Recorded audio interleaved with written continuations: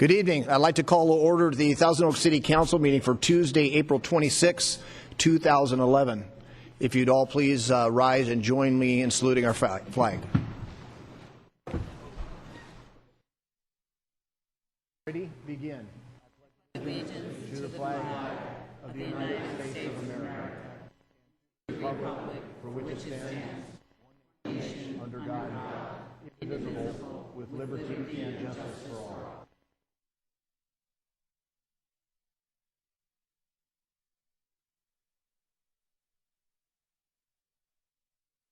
Ms. Lawrence, could you call the roll for tonight's meeting, please? Councilmember Gillette. Here. Councilmember Bill De La Pena. present. Councilmember Glancy. Here. Mayor Pro Tem Irwin. Present. Mayor Fox. Here. Item 4 is a request for a continuance of any public hearing or agenda item. We have none. Are there any items that council would like to call special for this? All right, hearing none, we'll move to item 5, special presentations. We have none of those this evening. And that brings us to item 6, that's public comment. Now tonight we have a number of people here, and as you know, you can comment under public comment on any item you wish. We have 2 items that are of particular interest on the agenda. We have the Thunderbird mobile home rent appeal, and we have the auto mall sign. Those are going to be fairly lengthy hearings this evening, and so I would ask those of you that are here to speak on those issues, if time permits, that you enter a comment card under that agenda item. And if you simply can't stay and you want to comment on those items under public comment, certainly those comments are welcome as well. So, Madam Clerk, could you call public comment, please? This is the time and place for public comments. A speaker card is available for those wishing to address the City Council regarding items on the agenda or on a subject within the city's jurisdiction. All speakers for public hearings shall be called and heard during the public hearing. Additionally, all speakers for the Rent Adjustment Commission appeal should be called and heard during the Commission report. Pursuant to Council standards of operation, the Mayor may assist any speaker from straying into areas not within the City's jurisdiction. All remarks should be addressed to the Council as a whole. Under state law, issues discussed under public comments can have no action unless listed on the agenda and may be referred to the City Manager for administrative action or scheduled on a subsequent agenda. All documents for City Council and the official city record should be presented to the City Clerk prior to speaking. Speakers are requested to state their name and community of residence for the record. So far, we have 10 people that have presented cards, and pursuant to Council standards, speakers are allowed 3 minutes. The yellow light displays when you have 1 minute remaining. All right, thank you, Ms. Lawrence. Our first public speaker is, without question, our most favorite county employee, with all due respect to the sheriff, and that's the Fire Chief, Bob Roper. Chief Roper will come up, and he's going to introduce Thousand Oaks' new Fire Chief, Division Chief Ted Smith. Well, good evening, Mr. Mayor, members of the council, Mr. Mitnick, Bob Roper, Fire Chief, Fire Protection District.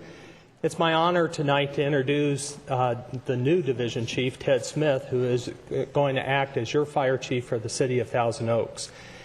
As a tradition for the Fire District, we offer to the City Manager for consideration the choice of Fire Chiefs, and true to form, we try to give you the best and the brightest. And what happens is, when we have a promotion that comes up, they get promoted, which offers an opportunity for the next person. So tonight, I'm here to offer Ted as your new Fire Chief. Chief Smith is a 46-year resident of the Conejo Valley. He was born, raised, went to school here from kindergarten up through secondary school. He's been heavily involved in community sports, the youth football, his neighborhood watch program, civic groups, the Conejo Leadership Academy. He's been actively involved in our organization for the last 30 years. He's worked on our hazardous materials team, our urban search and rescue, our planning unit, and our arson and our strategic planning unit. So combined with all that, and his family with his 2 boys and his wife, who's been a teacher in the Conejo School District for 20 years as a 2nd grade elementary teacher, Ted is a complete package, and I'm pleased to offer him as your new Fire Chief. Thanks very much, Chief. Chief Smith, welcome and congratulations. Thank you, Mayor, council members, and Mr. Mitnick. It's an honor to serve. Being a lifelong resident of the Conejo Valley, it's a dream come true, actually, to be able to serve my community and to represent the fire district. I hope to do it honorably and with all the respect that the city of Thousand Oaks get. And thank you, Chief Roper, for the kind words, and thank you for my brothers for showing up tonight and honoring this great city of Thousand Oaks. Thank you so much. You guys do a great job. Thanks very much.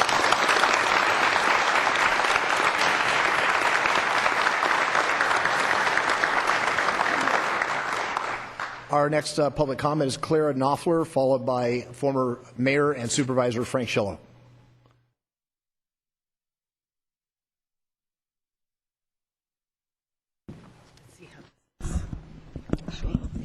Okay, thank you. Good evening. Good evening. I'm honored that I can be here today, and I am allowed to speak about an event of which I am very, how shall I say, impressed that I can and I will talk about the remembrance days of the Holocaust. I got in touch with Mayor Jackie Irwin, and she helped me to be able to tell you that it's a big event. It's not only the Holocaust of 6 million Jews, it's our interface program to prove that we can and we will live in a coexistence without hatred, without prejudice, without injustice. This event will take place May the 1st in Sunday at 3 o'clock in St. Maximilian Kolbe Catholic Church, and it will be open to the public, and we would like you to come. My name is Clara Knopfler, and I am a survivor of the worst genocide of humankind, the Holocaust. I survived 5 concentration camps and Auschwitz, a concentration camp and extermination camp. I owe to those people to speak up, to remember, to never forget, and fight against prejudice, injustice, and in our democracy, we have to be vigilant, and we have to be upstanders and not bystanders to those who don't want our freedom, who don't want our democracy. I teach and taught French and Latin. You can hear my accent, but the cause for which I speak and go to colleges, high schools, temples, churches, wherever I can reach people, I tell them not to forget and remember our cause. My accent doesn't bother me if the cause is just about what I speak. And I please ask you to come join us. It's an interfaith commemoration, and Catholic Jews, the director of Islamic education, will be present, and we will all remember together, and we will all promise that we'll never forget and fight against prejudice. That's all I wanted to tell you. Please come and hear the story. I wrote a book about it. I will present it, and please be with us and never forget. Thank you Ms. very Knopfler. much. Thank you very much.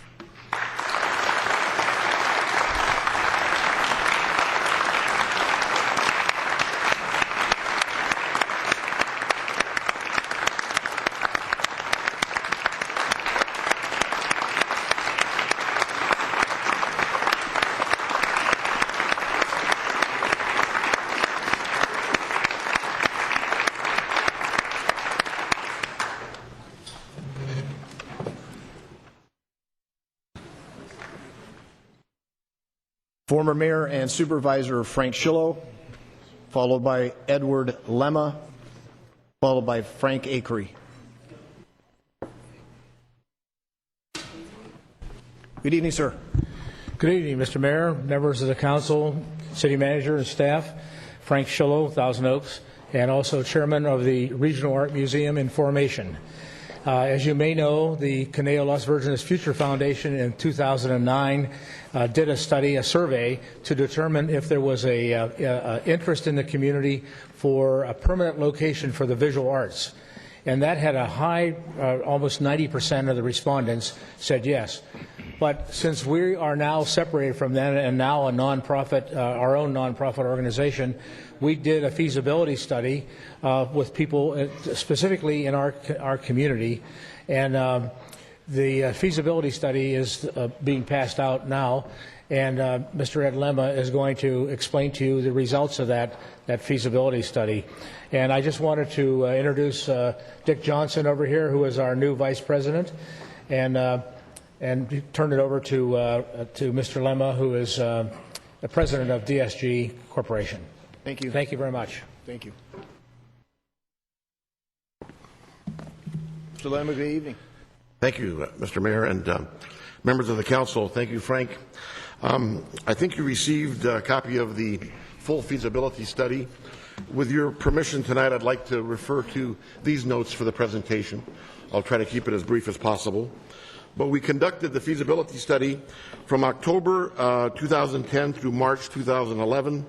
We were able to talk with over 50 members in the community. They are listed in the feasibility study, those that were who participated in the personal interviews.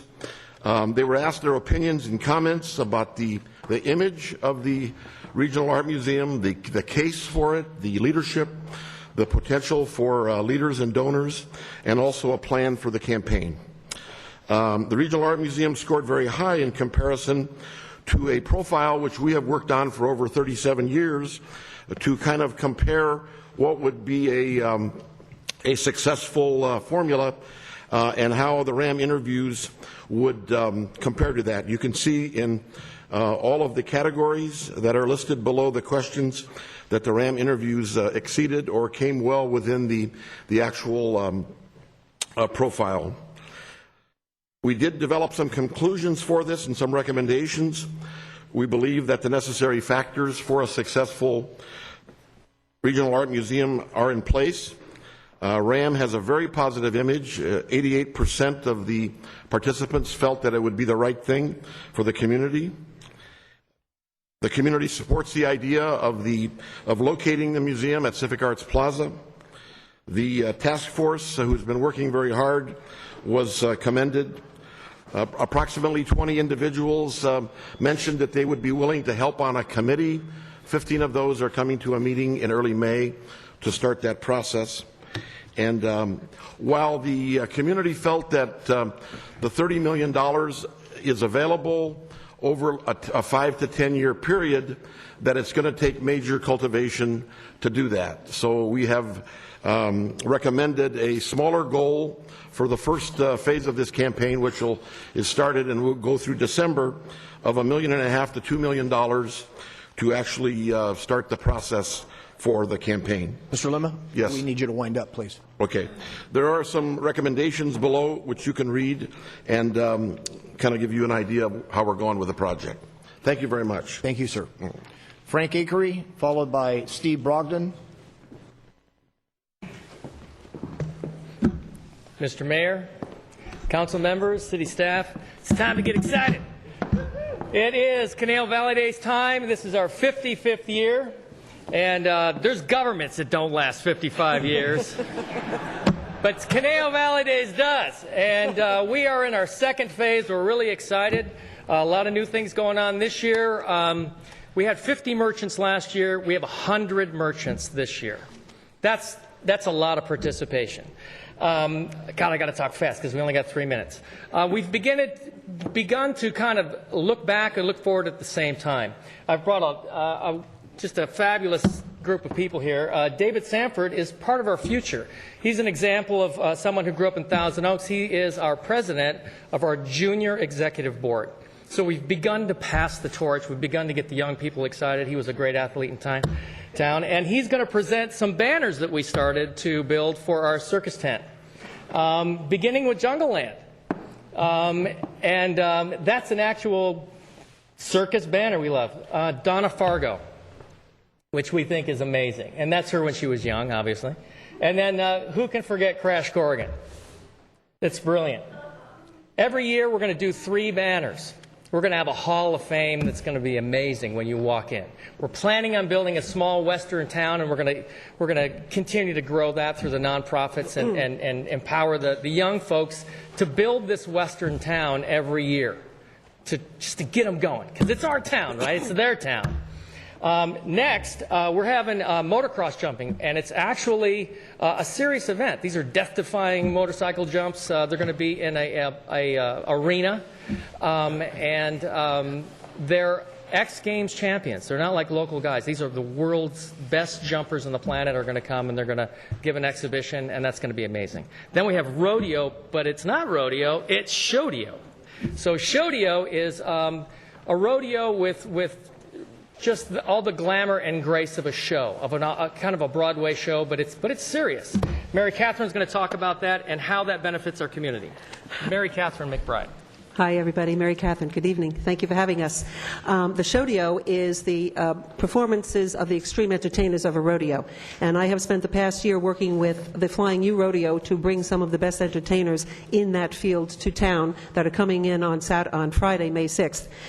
We have special performances by Thomas Garciliano, who is a famous Mexican chado with his stallions and performing stallions. We have the Riata Ranch Cowboy Girls. The local Westlake Village High School singers will be singing our national anthem as part of our opening. Our local military will be holding a 100-foot flag in the grand opening. But most of all, what's so exciting is that because we have these entertaining motocross and shodeo, we are able to reach out to our local equestrian group, the ETI Corral 37. And they will have Friday night free to do their own fundraising with all of the local equestrians to support their local horse programs and horse rescue and the ride-on program. That is a free program to the whole town, to anybody that would like to come and support the local equestrians. There's more. I got to go. That's all you got. May 1st, this Sunday, Thousand Oaks Rotary Chili Cook-Off, the best. That begins everything. Thousand Oaks Rotary does a great job. Questions? Thanks very much, Frank.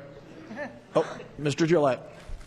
A question, Mr. Aker. Who is the Grand Marshal? I'm so glad you asked that question. Gee, the thought just flew in here. I'm going to give that to you. David Sanford and Mary Catherine McBride are going to present the Grand Marshal, and it shouldn't be too much of a surprise. It's someone that we love, someone that we talked about a lot, someone who has been chairman of Conejo Valley Days, somebody that is just close to our hearts. And if Tom Glancy would stand. Oh, sure.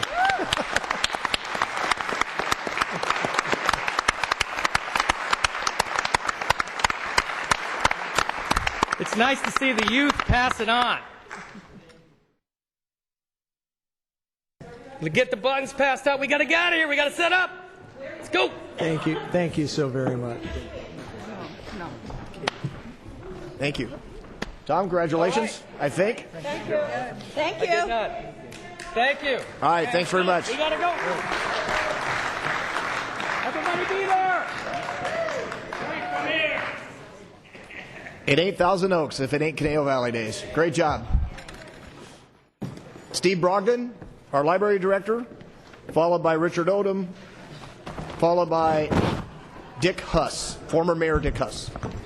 Thank you, Mayor Fox, council members. I am Steve Brogdon. I'm your library director, and with me is Margaret Douglas, who is one of our premier librarians. She's also heading up our One City, One Book program this year. And this fall will mark the 5th year the Thousand Oaks Library has sponsored Thousand Oaks Reads One City, One Book. And it's a month-long celebration of literature and the arts, and sponsored by the Friends of Thousand Oaks Library and many generous community sponsors. Now, in past years, this reading project has brought the community together to read about First, a little boy struggling with the meaning of the 9/11 attacks, the challenges faced by a lost boy of Sudan, a homeless, mentally ill, yet profoundly gifted musician, and a family fighting prejudice and poverty in 1930s Kentucky. Now, this year, the Thousand Oaks Library is pleased to add another book to the pantheon of novels we've read. It's called Hotel on the Corner of Bitter and Sweet. This year's title echoes the far-reaching toll of war on innocent lives and the lasting bonds of friendship. Now, we do use particular criteria to choose these books. First, they must have considerable literary value as registered by critics and popular readers. Universal themes. It must be available in multiple formats. That's just a practicality. We want it available in paperback as well as hardback. We also want the book's author to be available to come to our author presentation. And it must lend itself to creative program. We always have about 15 to 20 programs related to the book to help emphasize a lot of the themes.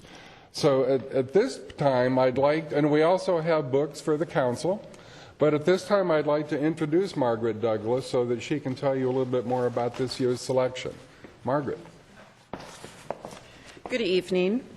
In the opening pages of Jamie Ford's debut novel, Hotel on the Corner of Bitter and Sweet, it's 1986.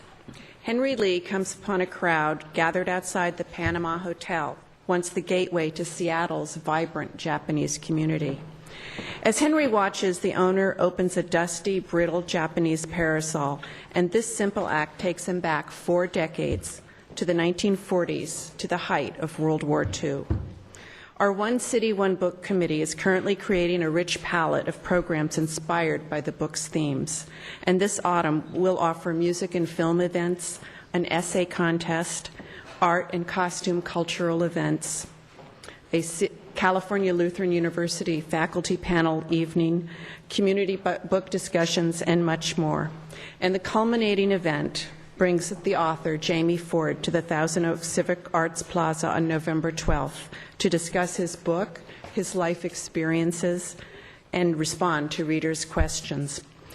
One City, One Book began 5 years ago, and it was kind of a risky experiment that we sort of made up as we went along, but now it's a real Thousand Oaks Library tradition. It's a wonderful way to celebrate a good book and a wonderful way to connect with friends old and new. So please, plan on joining us this October and November, because when we open a book together, we close it in greater harmony. Thank you. Thank you.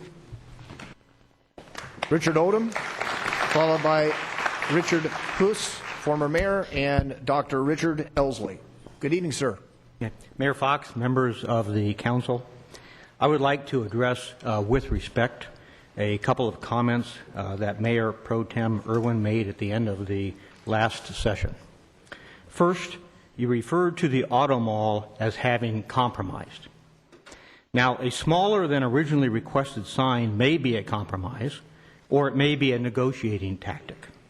However, having any LED sign is not a compromise. Our current beautiful scenic corridor does not have an LED sign. So having any LED sign is not a compromise. Rather, having any LED sign is a capitulation and a defilement of our scenic corridor. Second, you stated that dealerships on Thousand Oaks Boulevard, quote, deserve to be identified too, close quote. Now, I submit that it is the residents of Thousand Oaks that deserve something. The residents deserve for their scenic corridor to be preserved unless the auto mall proves a need to change the law. There is no evidence to support this new auto mall claim that it needs a sign to identify those dealerships not visible from the 101. We all know that people in Southern California do not shop for cars by driving around the freeways looking for dealerships. Now, if the auto mall that is here, and its representatives are here, have any evidence to support their argument that people shop for cars in Southern California by wandering around the freeways, I urge them to share that with us tonight.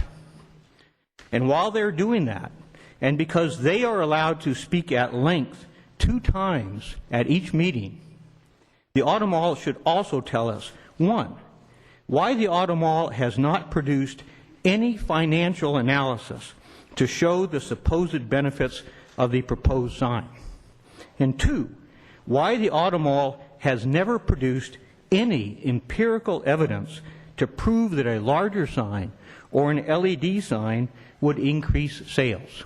And 3, finally, why the Auto Mall has not even responded to the many citizens of our community who have stated unequivocally that they will no longer do business with the Auto Mall if an LED sign is put up. Thank you. Thank you, sir. Richard Hoos, former mayor, followed by Dr. Richard Elsley, followed by Suzanne Duckett. Mr. Mayor, good evening. Good evening, Mayor Fox, members of the council, and members of the staff. My name is Dick Hoos, and I'm a long-term resident of the city. I have some new input for the council this evening and for the Auto Mall Association regarding their proposed new sign. I plan to present it at the public hearing later this evening. The information that I will present is based on a staff report dated April 12th. It was part of your agenda package for the study session on April 12th, but since you may not have it available this evening, I brought some copies, and I will ask the city clerk to distribute them to you. There are some extra copies also for the staff. When you receive your copy, you will see that I have highlighted a couple of sentences on page 2 regarding the revised sign proposals discussed at the study session.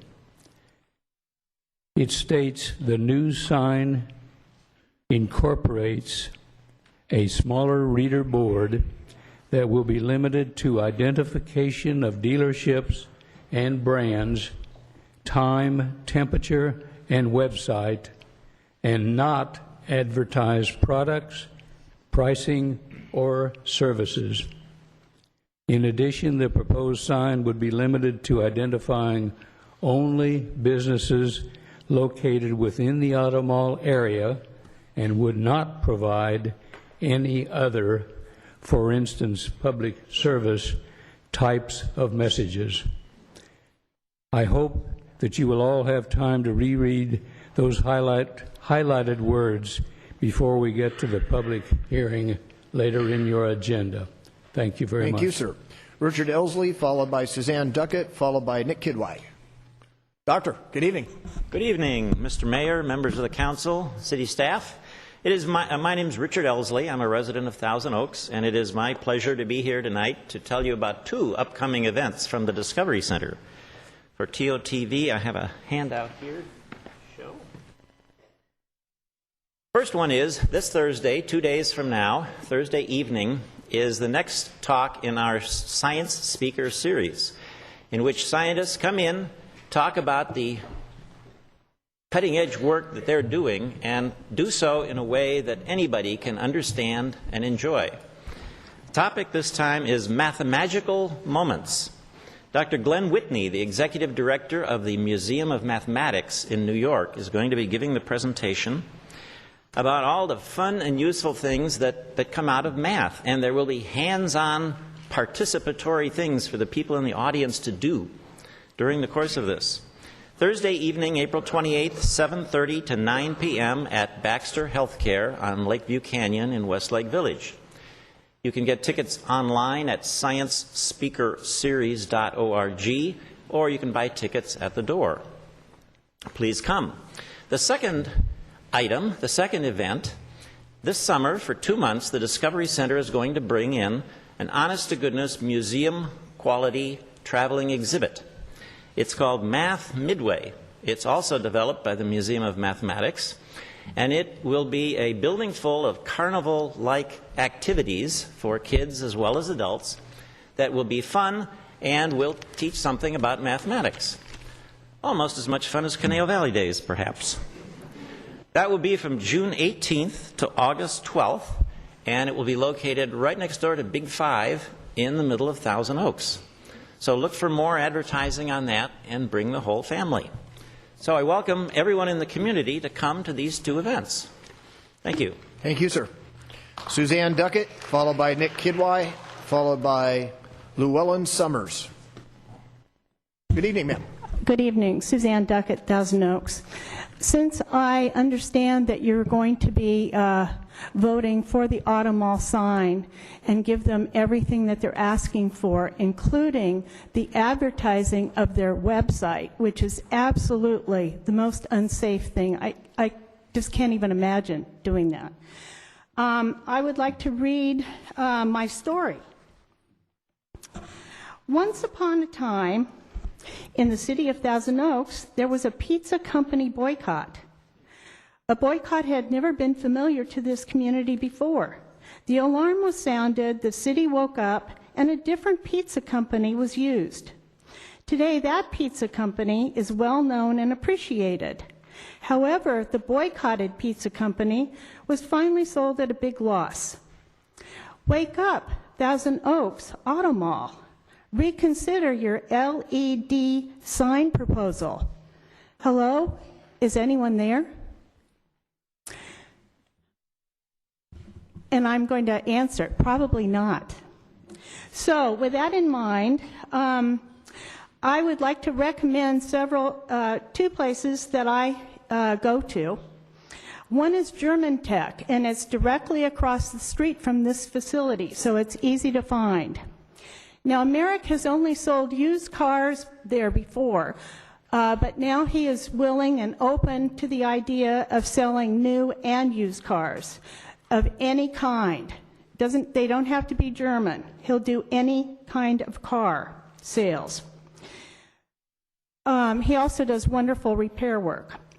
The other place that we go to a lot is Classic Tire. We buy our tires from them, and they also do wonderful repair jobs. So if you need two places to go to, one is German Tech, and the other is Classic Tire. There are other places out of town. We have run to Bunnan.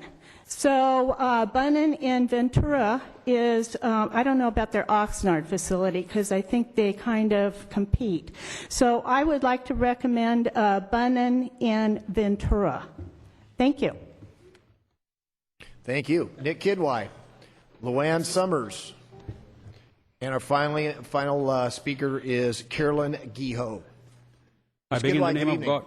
Good evening, Mayor. I begin in the name of God, who is most beneficial, most merciful. My name is Nick Iqbal Kidwai. Last time I checked, Dr. Glancy is still a small group, concerned citizens of Thousand Oaks. If TOTV will be kind enough to show the overhead, I had distributed this to the council. It's been about a month. I talked about it in the past. If you can see the graph, TOTV, people don't want to see me. Show the graph, please. This is about council members. TOTV, could you please show the graph? It's, I mean, what is this? I think they put it up, if TOTV could put the graphic back up again, please. Yeah, because, I mean, I took some time and effort to do this, and it's factual.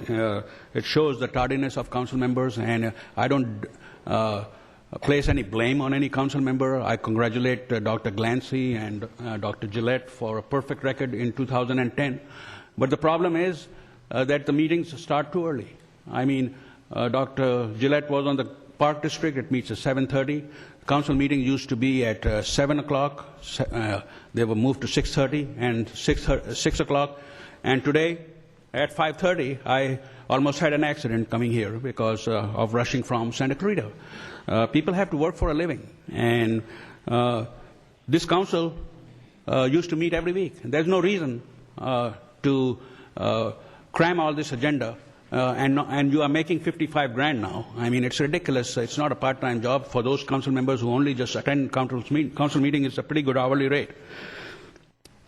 In fact, the green packet or the supplemental packet is not put on the agenda on the web because of so-called identity theft things. So any citizen comment is not there, and then it's only available 15 minutes before the meeting, and council members even don't have time to read it. That should be up at 5 o'clock or 4 o'clock. There's no reason to delay it. For example, at the last meeting in the study session, there were 37 emails from residents, all against the auto mall sign as proposed. And only 2 of the people were regulars. 35 people were, I never heard of them. I mean, so this is BS that is put out that it's just a few people that are against it. And I have sent to you my recommendation from a lot of our members is not to have the website. It is stupid because everybody knows any business, Spine.com, which was not allowed to have things, Giants Mall, all you have to do is Thousand Oaks Mall and the website will come up. And the Phantom organization doesn't even have a website yet. And then just put the logos. There's no need to put the names of the Camp Ford. Everybody knows it's one Ford dealer. They're not going to be shopping around for 3 Ford dealers at this mall. I hope you will do the people's business, and people who are watching at home, come down over here like the lady came last week in her PJs and participate. Thank you. Thank you, Mr. Kidwai. Llewellyn Summers, followed by Carolyn Guijo.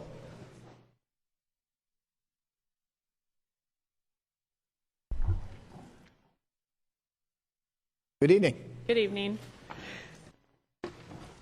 Good evening, Mayor, City Council members, and City staff. My name is Llewellyn Summers. I'm the Program Coordinator for Women's Economic Ventures in Ventura County, and I'm joined this evening by my colleague, Amy Fletcher, our Grants and Data Manager. As you know, WEAVE is a nonprofit organization dedicated to creating an equitable and just society through the economic empowerment of women. WEAVE is committed to serving business owners in the Thousand Oaks area and is asking for continued CDBG funding to help low to moderate income individuals create and retain jobs through self-employment in the city of Thousand Oaks. In the past 6 years, since receiving funding, WEAVE has established itself as a known resource in the community of Thousand Oaks. As we speak, our self-employment training course is taking place in the city. In 2010, 90% of the Thousand Oaks residents who attended this course received scholarship support. This year, we've served a total of 57 qualified CDBG residents of Thousand Oaks, far exceeding its intended goal of 10 residents, through self-employment training, business consulting, and loan counseling. In addition, nearly $30,000 in business loans were distributed to city residents. Over the course of the past 6 years, WEAVE has assisted 230 city residents, helped to start or expand over 65 businesses that have created or retained an estimated 93 jobs. CDBG funding is the only money WEAVE has to specifically serve the Thousand Oaks area. With support coming in the fiscal year, WEAVE plans to use CDBG funds to directly support program expenses. Additionally, WEAVE intends to use CDBG funds to leverage support from its other funders, including the Small Business Administration. WEAVE's goal in the coming fiscal year is to serve a minimum of 25 Thousand Oaks residents. We would like to thank the city staff of Thousand Oaks for your recommendation of continued funding of $10,000 to ensure our services are available. WEAVE calculates that for every $1 invested, $12 are returned to the local economy. On behalf of WEAVE and our clients, we thank you, Mayor, City Council members, and city staff for your serious consideration for funding this year. At this point, I'd be happy to answer any questions, and I thank you for your time. Ms. Irwin, you have a question? I guess it should be obvious, but I don't see you. Are you on the list that was distributed? Are you looking at the agenda or the Social Service Funding Committee recommended list? Or are you listed under something else? So in the fiscal year 2011-2012 draft budget, we have our own line item. Oh, it's over there. Okay. Okay, I got it. Okay. All right, very good. Different. Carolyn Guillot, followed by Todd Lundy, and that will be our last speaker.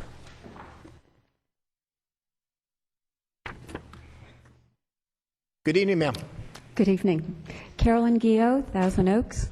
I wish to speak about the Auto Mall sign. First, I'll start with an article that appeared in the Los Angeles Times on April 9th, a two-page article. Car dealerships are feeling flush again. Isn't that good to know? Car dealerships are prospering. And here we want to put up a sign pretending it will sell more cars. The council said they wanted to hear from more people. So we came to speak in large numbers at 3 public meetings. We sent emails to the council, the staff, and the Auto Mall. We gave them factual data saying signs do not sell more cars. If they wanted to sell more cars, put the sign on the 118 freeway so motorists not driving by the Auto Mall on the 101 will see it. We gave them factual data saying only a few of their competitors have signs. We gave them factual data saying the signs didn't meet our city standards. But still, the council wanted a sign with an LED electronic reader board. So Councilmember Jackie Irwin, they went back to the drawing board. So Councilmember Jackie Irwin directed a smaller sign with an LED is what we want, the size of the sign at the Civic Arts Plaza. Yet they came back on April 12th with an LED much larger than that. Not the Civic Arts Plaza 72 square foot sign, but 156 square feet, more than twice the sign that the size of the sign Irwin directed. Either it was a false offer that you wanted to hear from the public more, or you wanted to hear from those only who agreed with you. Why have you not heard us? We can only wonder. I want to end with a quote from Samuel Adams. It seems fitting. The love of power, like the love of money, increase with the possession of it. I hope that doesn't apply to you.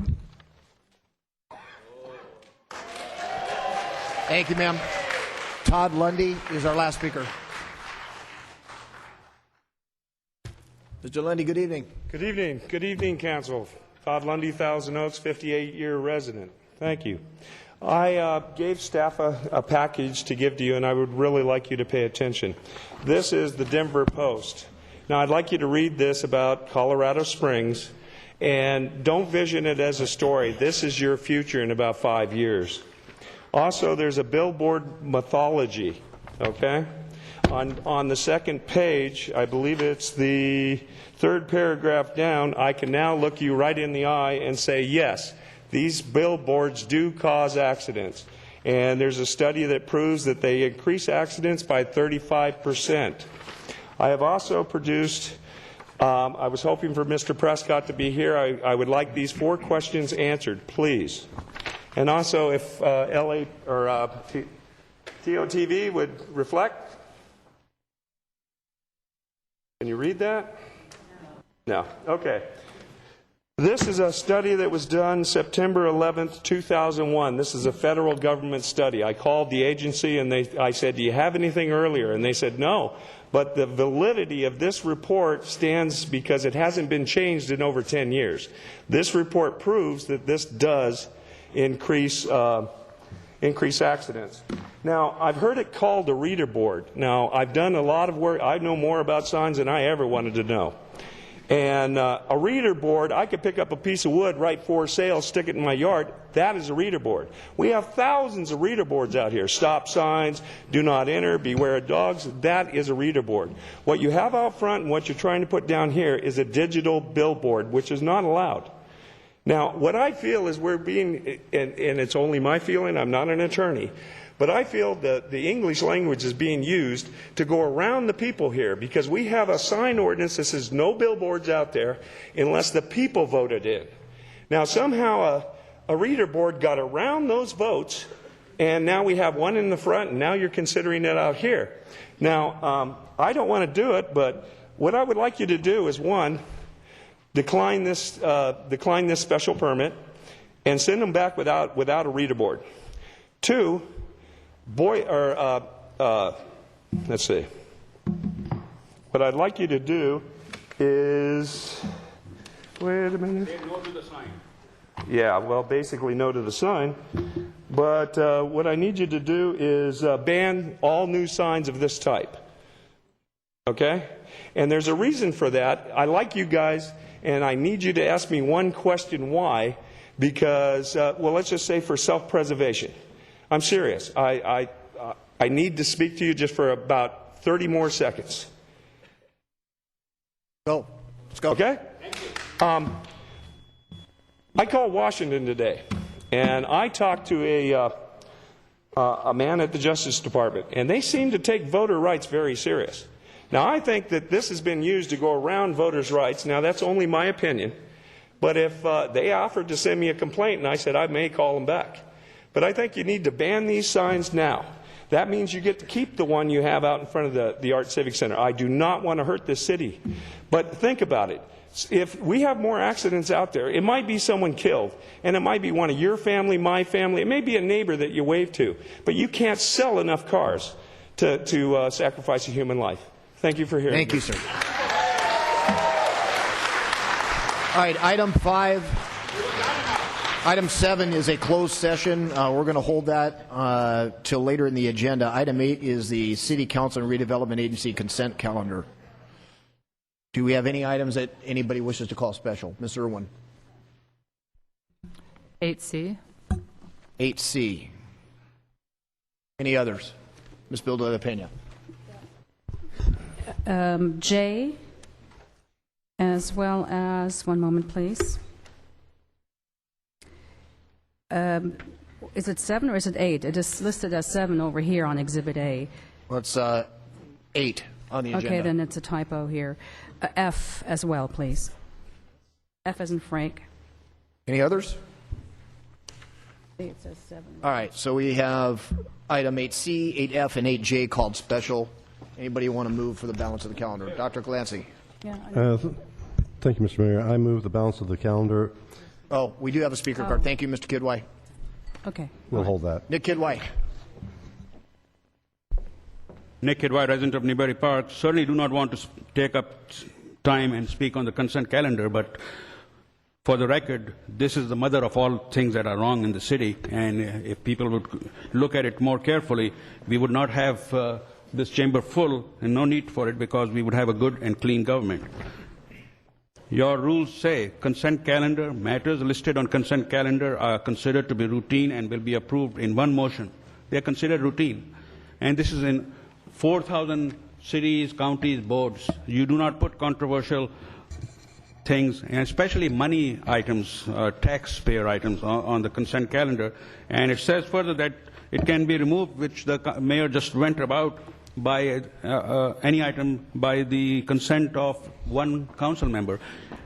For 25 years, Mayor Horner is here. I mean, for 40 years, it said any citizen, any U.S. citizen, any resident can come over here and ask, and that item would be removed from the consent calendar and voted separately. They've taken that out. I mean, Mr. Lundy, I mean, tell the Justice Department about that. I mean, this city is just, I mean, we are losing all our rights. I mean, I became an American citizen not to be treated like one of Gaddafi's minions. I mean, it's not funny at all. I mean, this is what is really happening. I mean, in the last council meeting, I mean, study session, 3 minutes, mayor gives 2 minutes. I mean, that's 33% off. I mean, listen to the residents. The minutes, I mean, this is just so basic. I mean, I used to come here, I've been coming since 92. There would be 7 copies of the minutes there, or 10 copies, so that while people are sitting over here, they read the minutes and say, oh, this is what their discussion, and they started talking about it. Now it's only on the internet. It's not available. And then being parochial. I mean, number C, you're taking care of the animals in the LA center for 60 grand. I don't know how much it costs. I mean, this decision was made a long time ago, but not using our county facilities in Camarillo. This is what is wrong with government, this infighting, and this is, I mean, people will say, well, we got a better deal here. If that's true, why is it that you put on the consent calendar stuff like, what is it? for the Hill Canyon waste treatment, a change order for $92,000. That's not pocket money, folks. That's our taxpayers, and no discussion on it. It's going to be voted on by, change order. To build this thing, there were $10 million of change orders. And the FBI, the grand jury, everybody looked, but they were so slippery that they got away. Nobody was arrested. But I think it's about time that some of the people in this chamber will have to pay for their bad deeds. Number K, a subscription for investments, $32,000 a year. $32,000 a year. Good Lord help us. Thank you, Mr. Kidwhite. All right, who wants to move the balance of the consent calendar? Dr. Clancy. Mr. Mayor, I move the balance of the consent calendar. All right, Dr. That is with 8C, 8F, and 8J removed. Thank you. Dr. Clancy moves the consent calendar. Discussion on the motion. Vote, please. Motion carries 5-0. All right, that is approved. Item 8C has been called special. Ms. Irwin. Thank you. Mr. Ware, I had some questions here on the county animal health and control services. I see that they're going to be charging us an additional $60,000, so I had two questions. The first is, have we looked lately at contracting with Ventura County instead of LA County? The answer to that, we've done no current study. We are, I believe, finishing up, the second year of a 5-year extension on the contract with LA County Animal Control. And so there's been no research at this point in time. It would probably more likely be looked at when we came to the termination of that contract period. I'm sorry, I couldn't hear you at the very end. When is the termination of the contract? There we go. I believe it's a 5-year contract through June of 2014, and generally we would look at it more closer to the end of that contract period. So Okay. We have a little bit of time. This was renewed, I believe, 2 years ago. Okay, well, it would definitely be worthwhile with those increased costs to look at if the Ventura County can do it less expensively. And then the other thing I see is that this year or this period, there is $30,000 less in fees collected in comparison to 2009-10. Is there something we can do more proactively to increase compliance? I've already had a meeting with LA County Animal Control. They do have a canvassing program. We've already had discussions with them about doing that within the next budget cycle, and we've looked at funding that in the next 2-year budget cycle to have that type of activity. Okay, great. Thank you. Any other questions on 8C? Ms. Bill de la Pena. Thank you. Mr. Ware, didn't the city used to contract with Ventura County before we switched over to LA County? We did. I don't have the exact dates when we were with Ventura County, but it's been approximately about 10 years now that we've contracted with LA County. And the reason for switching to LA County was? Was price. If I recall, that was part of it, and also the services that were delivered. We had a closer shelter that better suited the people of Thousand Oaks. Okay, thank you. Any other questions? Just for council, it was about 10 years ago, and we used to have Ventura County. It's my understanding staff did a very thorough staff report, and it was, I believe, unanimous decision to go with LA County. But Mr. Irwin brings up a good point. In as much as they're increasing fees, doing an analysis would make a lot of sense. So, any further discussion on that, Ms. Irwin? You want to move 8C? I'll move HC. All right. 8C has been moved. Discussion. Vote, please. Motion carries 5-0. That is approved. Item 8F. Ms. Bill de la Pena. Thank you. The Hill Canyon wastewater treatment plant has been is renowned and has made headlines because it is so unique using solar energy. And I know that we have had a number and a series of expenditures to make it a top facility. I was just wondering that perhaps over the next council meetings before the summer break, we could get a report on the expenditures and the revenues that we have spent so far on the wastewater treatment facility. Certainly. Are you talking about the energy project specifically, the treatment plant as a whole? We've got the operating budget study session coming up. We could sort of run through the operating budget at that time. If that's appropriate, or yeah, an outline would be nice to have an outline of the expenditures for the energy aspect of the facility. Energy piece. Okay. Thank you. Any other questions? And I move 8F. Okay. Ms. Bildo Pena moves 8F. Discussion? Vote, please. Motion carries 5-0. That is approved. Item 8J, Ms. Bildo Pena. Thank you. This is the City Arts Plaza security bollard installation against which I voted when it came up last year. And just for housekeeping purposes, I will vote against the change order and additional expenditure for this as well.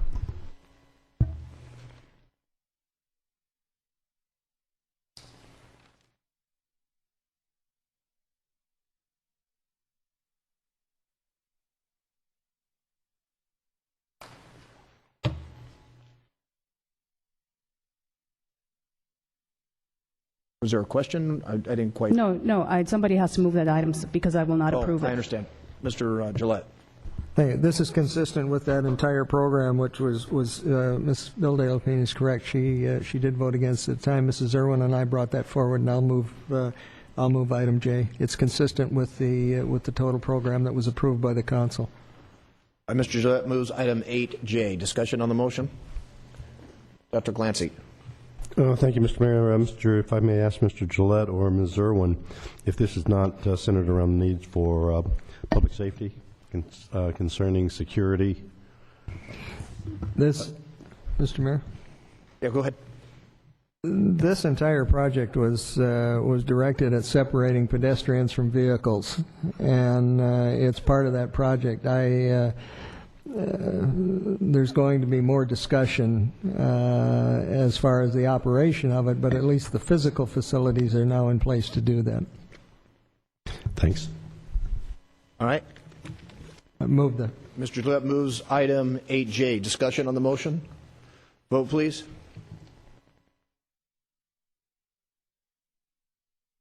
Motion carries 4-1. Councilmember Bill De La Pena dissenting. All right, that is approved. Before we move to 9, that's going to be the Thunderbird hearing. That is going to be a very long hearing, probably 3 hours. So for both the residents and council's comfort, we're going to take a very brief 5-minute recess, and we are going to reconvene here at 6:40. All right, start the hearing. We're in recess. No, we're not going to take that time.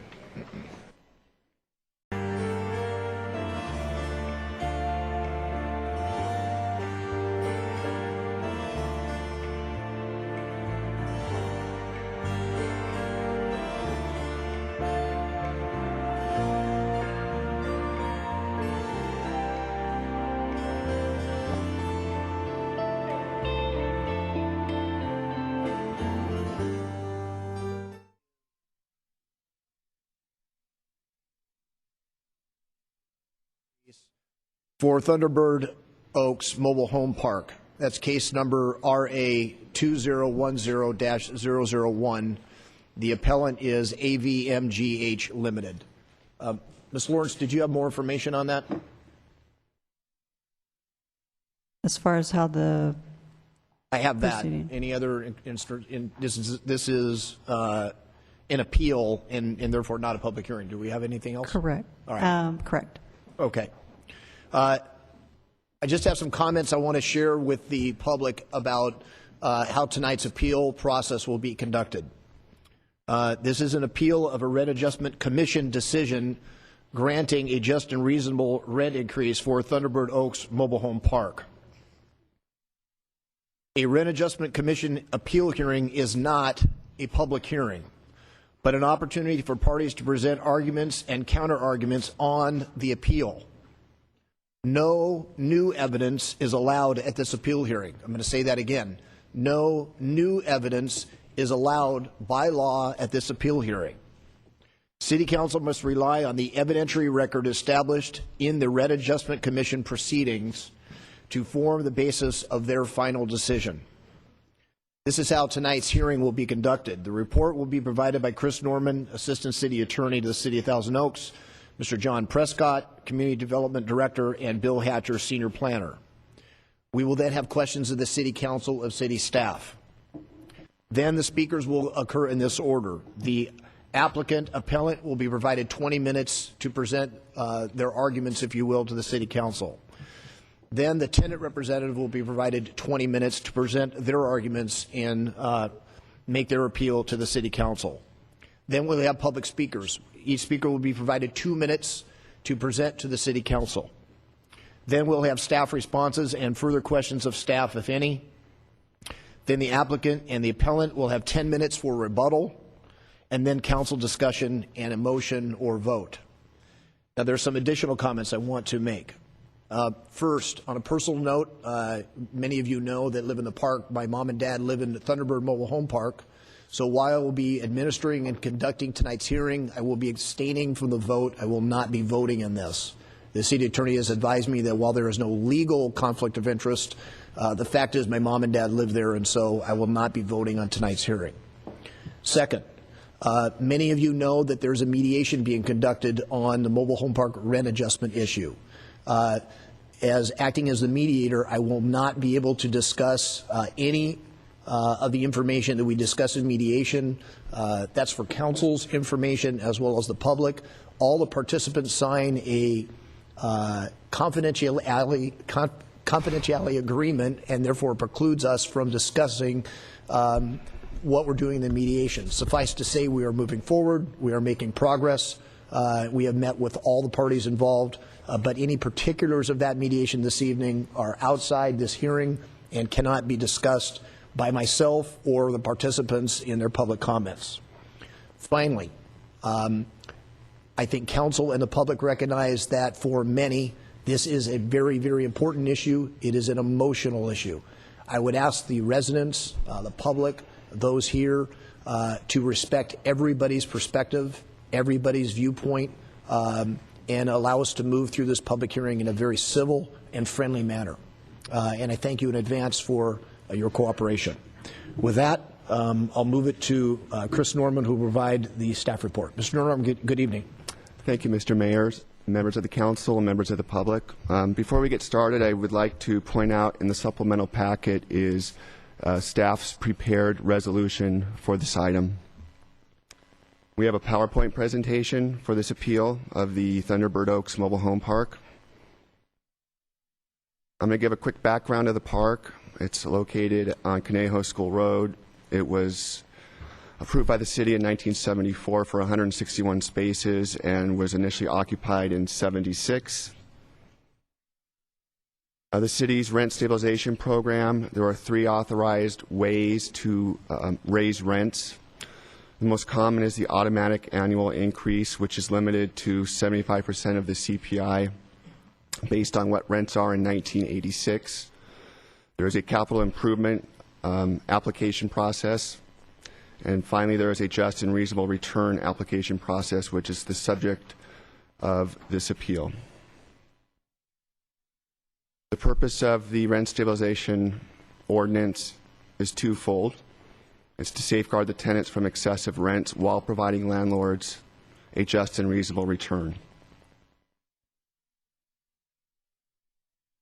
As part of implementing the ordinance, the Rent Adjustment Commission in the early 80s adopted 2 resolutions that are known as the guidelines, which authorize the use of something called the Maintenance of Net Operating Income method. It also provides other methods that the Rent Adjustment Commission can use to determine a just and reasonable application. It also describes and prescribes how you determine what maintenance of net operating income is. And we'll go over those in more detail later. There are several steps in implementing the MNOI formula. And the first one, which the Rent Adjustment Commission had to go through these steps also, is determine the appropriate base year. Then there needs to be determination of what the base year rent is and whether there needs to be adjustments. Also, there needs to be a determination of what the base year operating expenses are and whether there should be adjustments. There's also an indexing based of the net operating income to account for inflation. And then once that's done to the base year net operating income, there's a comparison done with the current year, which in this case would be 2009, the last year for which there was full data. As the mayor already indicated, there will be no new evidence allowed at this hearing. The City Council must rely on the evidentiary record established during the Rent Adjustment Commission proceedings. Those were provided to Council approximately a month ago in a 5-volume administrative record that was tabbed and bait stamped. Any decision of the Council tonight on the appeal must be based on that record. The application was submitted in June of last year. It was deemed complete a couple months later. Then a new amended application was submitted in October, modifying the rent increase down actually to $260 per space per month. The original application was for over $300 per space per month. And here's a graph of what the applicant has requested. A 1979 base year with something called a Vega adjustment, which we'll discuss later. A requested increase of $260. The current rents are just under $400, so if the applicant got everything they want, rents would increase to $650 approximately. In evaluating this type of application, case law in California requires an expert opinion to set the just and reasonable rent. In this case, the city hired 2 experts. One, Dr. Kenneth Barr, who is an expert in analyzing just and reasonable return applications and providing calculations under the MNOI formula. The city also hired an appraiser, James Brabant, who is an expert in appraising the values of mobile home parks. Dr. Barr prepared a report that analyzed the application, provided a basis and methodology for his conclusions about what constitutes a just and reasonable return for this application. There are 5 grounds for appeal. The first deals with what is the appropriate base year, whether it's 79 or 86, whether there should be adjustments to the base year income, whether adjustments to base year expenses were proper, what should be the appropriate rate of indexing, and whether the rent increase should be phased in over a 2-year period. The first part of determining an MNOI calculation is determining the base year. The city's guidelines stipulate that 1979 should be the base year if there's documentation for all of the income and expenses for that year. In this case, the owner did not provide any data on the expense side. The guidelines also provide that the Rent Adjustment Commission can choose a different year from 1979 based on the first year there was complete data. In this case, the park owner was able to provide expense data for 1986 based on a tax return.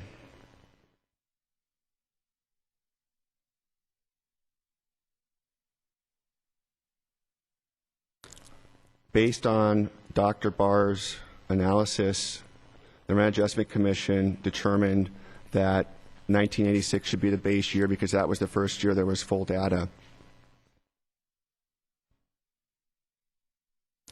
Now, the park owner has challenged that determination on several grounds. They claim that 1979 should be the base year. The rationale is that the Rent Adjustment Commission does not have the discretion to grant another base year based on a section of the guidelines. That 1979 expense information can be calculated by imputing 1986 data, taking out the inflation component to make it match up with what the expenses would have been in 1979.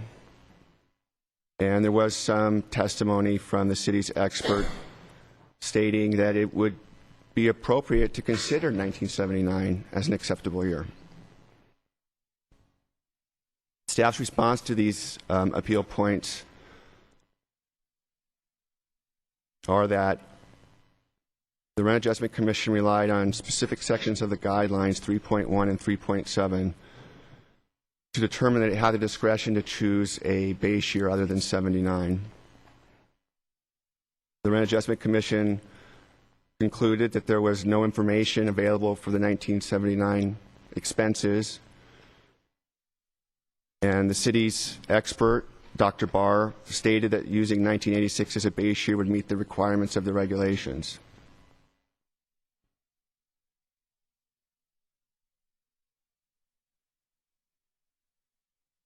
The second part of calculating the MNOI formula is to determine whether base year income should be adjusted. There was a case called Vega versus the City of West Hollywood, which basically states that under the MNOI formula, the park owner should have an opportunity to show that the rent it was charging in the year that rent control was first implemented in a city was providing that park owner a fair return. And normally how this is done is to determine what the market rents were for the park at that time. In this case, the applicant provided an appraisal with his amended application, which indicated that the fair market value for spaces in 1979 was $225 per space per month. The city's appraiser, Mr. Brabant, concluded that the market value for 1979 rents in Thunderbird was $205 per space per month. The actual data provided by some of the tenants indicated that the average rents in Thunderbird in 1979 was approximately $198. The city's expert, Dr. Barr, concluded that the difference between $198 and $205, if the Rent Adjustment Commission were to use the city's appraisal numbers, would be a normal market variance and nothing exceptional to warrant an adjustment to those income levels. Now, because the Rent Adjustment Commission used 1986 as the base year, the determination about how to and whether to adjust 1986 base year income is a little more complicated. One of the problems is in 1986, Thunderbird and all the other parks in Thousand Oaks had been under rent control for 6 years. That makes doing a market rent analysis for 1986 almost impossible. What Dr. Barr concluded in looking at the city's guidelines was that there could be an adjustment based on something called a price level adjustment rather than an appraisal. Dr. Barr concluded that in 1986, the average rent in the park was $273 per space per month, but that rents had increased only 10% between 1983 and 1986, where in other parks, and what was authorized under the ordinance at that time would have allowed a 21% increase. The price level adjustment allows a catch-up. It basically increases the income by including the automatic rents that could have been taken but weren't. In this case, if the park owner had taken all of the automatic rent increases it was entitled to under the city's ordinance, that the average monthly space rent in the park in 1986 would have been $298 per space per month. The Rent Adjustment Commission determined that this price level adjustment was appropriate and that the 1986 rent should be adjusted to $298 per space per month. Part of what the Rent Adjustment Commission relied on was Dr. Barr's opinion that this adjustment would provide a fair return for the owner in 1986. The park owner challenged this conclusion of the Rent Adjustment Commission and basically said that the price level adjustment was not appropriate based on the fact that they claim that the guidelines require that base year rents must be adjusted to full market value, and that the city's appraiser, Mr. Brabant, had opined that comparable rent in 1986 was $320 per space per month. Now, the city's appraiser did do an appraisal in 1986 for comparable rent, but I want to point out that comparable rent is not market rent. He looks at the rent-controlled parks in Thousand Oaks and slots in Thunderbird where he thinks it fits in within the city's mobile home parks. And in his opinion, in a rent-controlled structure, that's what the comparable rents were. But again, that is not a market rent calculation.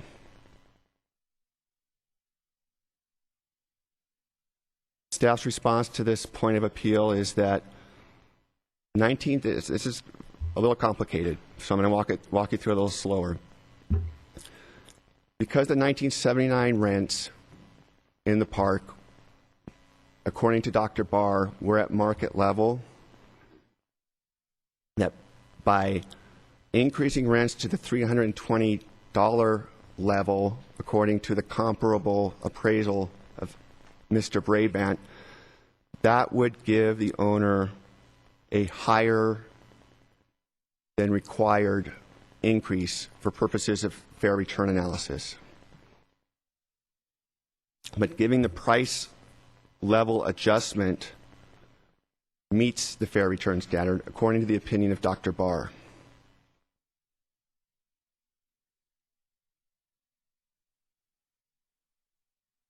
Again, the next step in doing the MNOI formula, once you've looked at the base year and you've made adjustments to base year income, is to determine whether there needs to be any adjustments to base year expenses. And in this case, Dr. Barr recommended an adjustment of management and administrative tasks that the park owner performed in 1986, but were not recorded as expenses.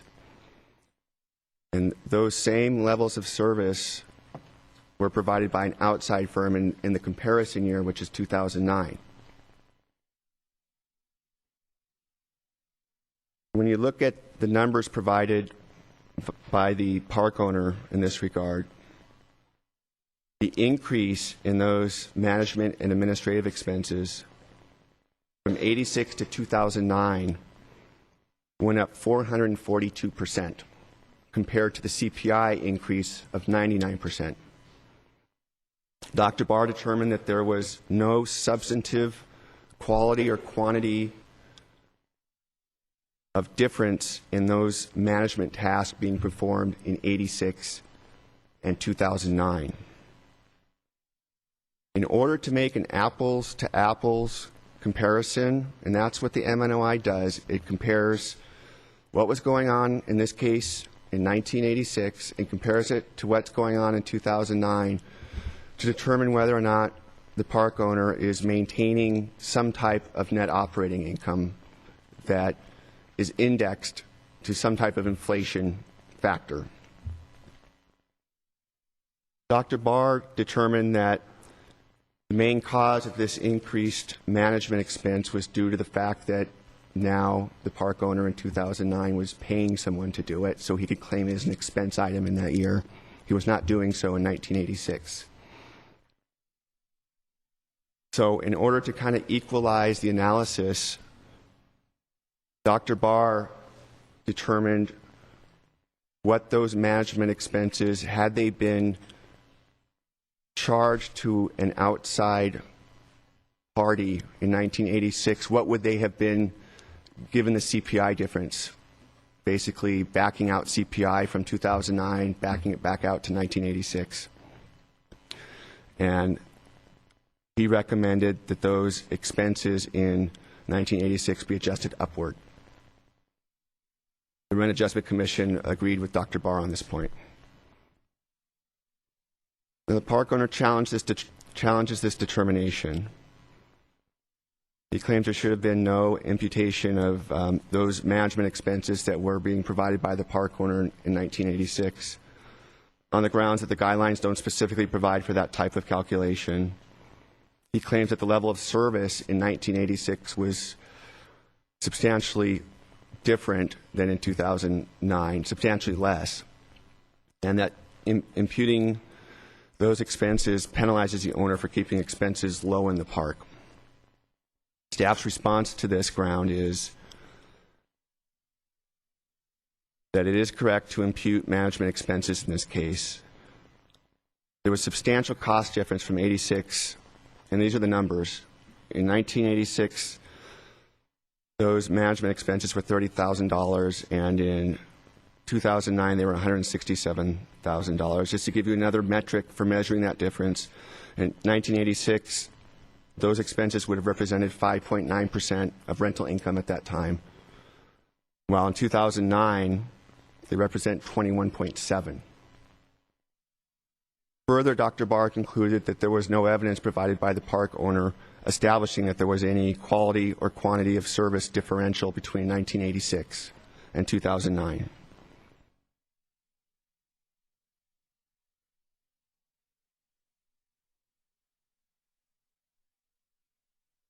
So again, Dr. Barr's adjustment adjusts the expenses more in line with what the CPI would have been of 99%. The guidelines, also section 2.11, provide the policy to make this type of adjustment. And the reason it's important is if the park owner had been doing those management tasks and duties in 2009, they would not have been an expense. When you do the M&OI formula, because that's not an expense, the net operating income calculation winds up being higher in 2009. And therefore, the amount you would need to adjust the 2009 rents would be less. So if you don't do this calculation, there's a chance for a park owner to reap a benefit even though nothing's substantially changed in the park.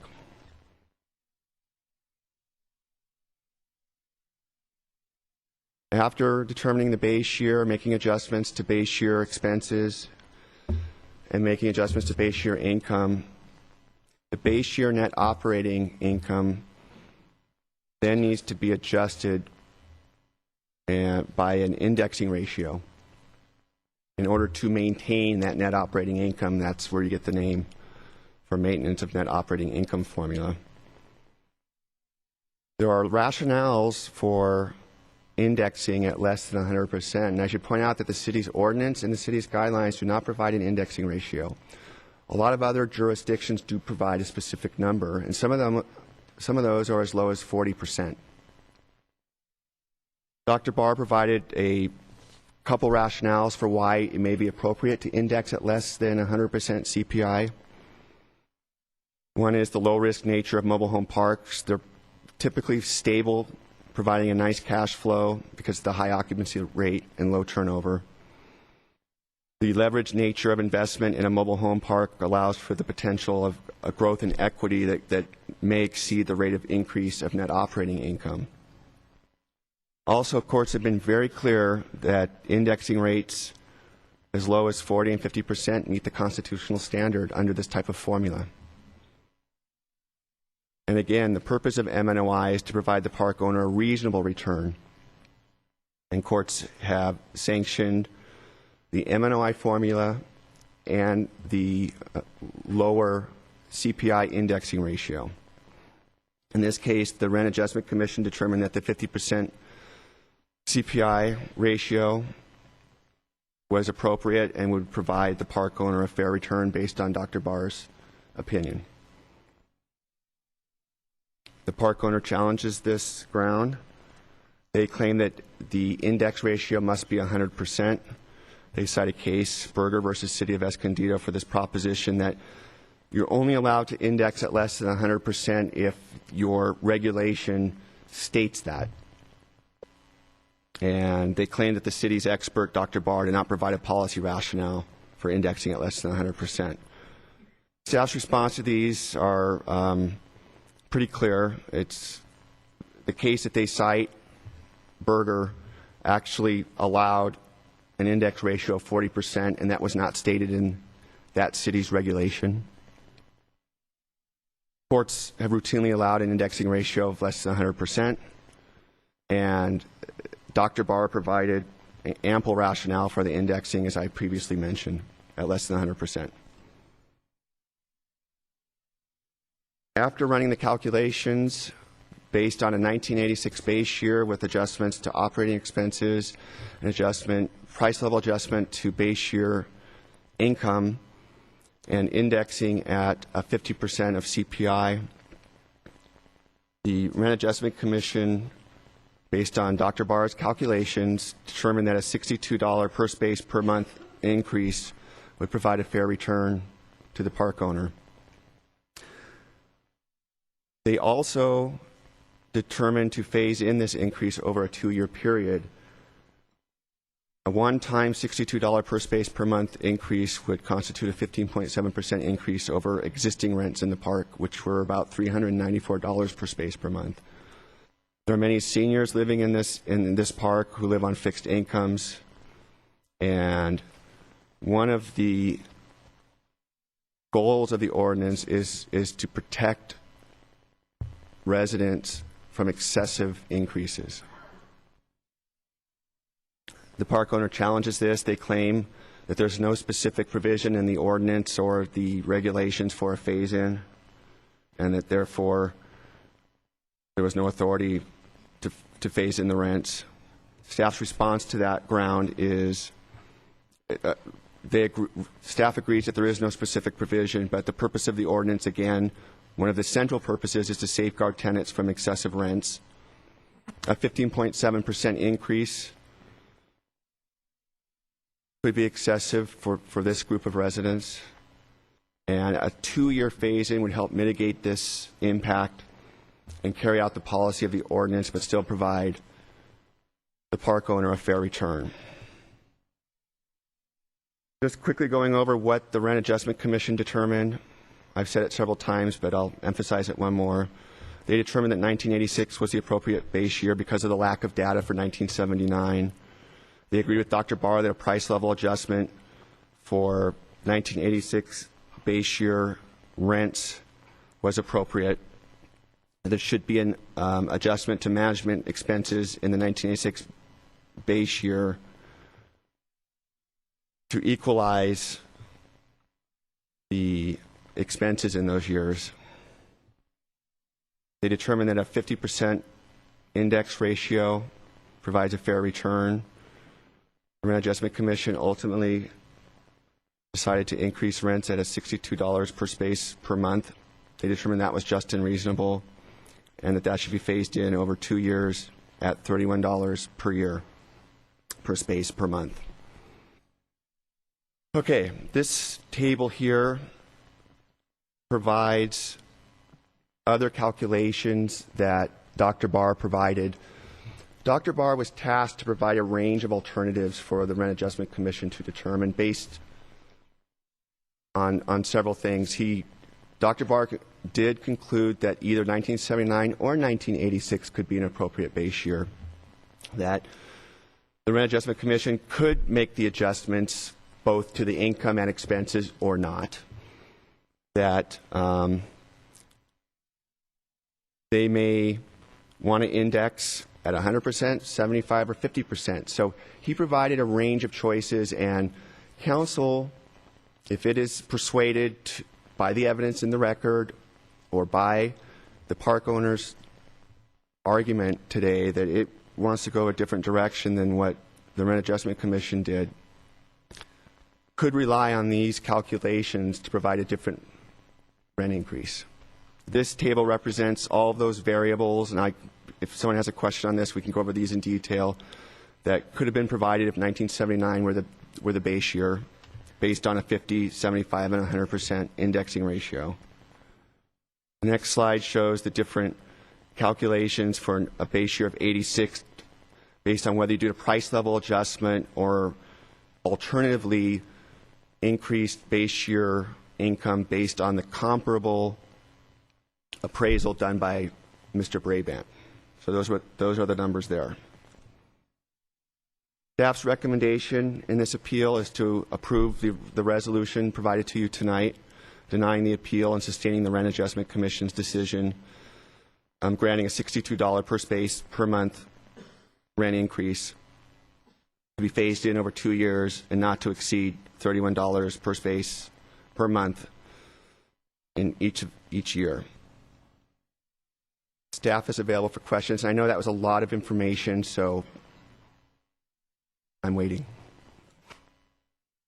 All right, questions for Mr. Norman? Mr. Gillette. Thank you, Mr. Mayor. Chris, I should have asked you right at the beginning of this. We're dealing in an area where alphabet soup becomes very critical and very germane to the discussion.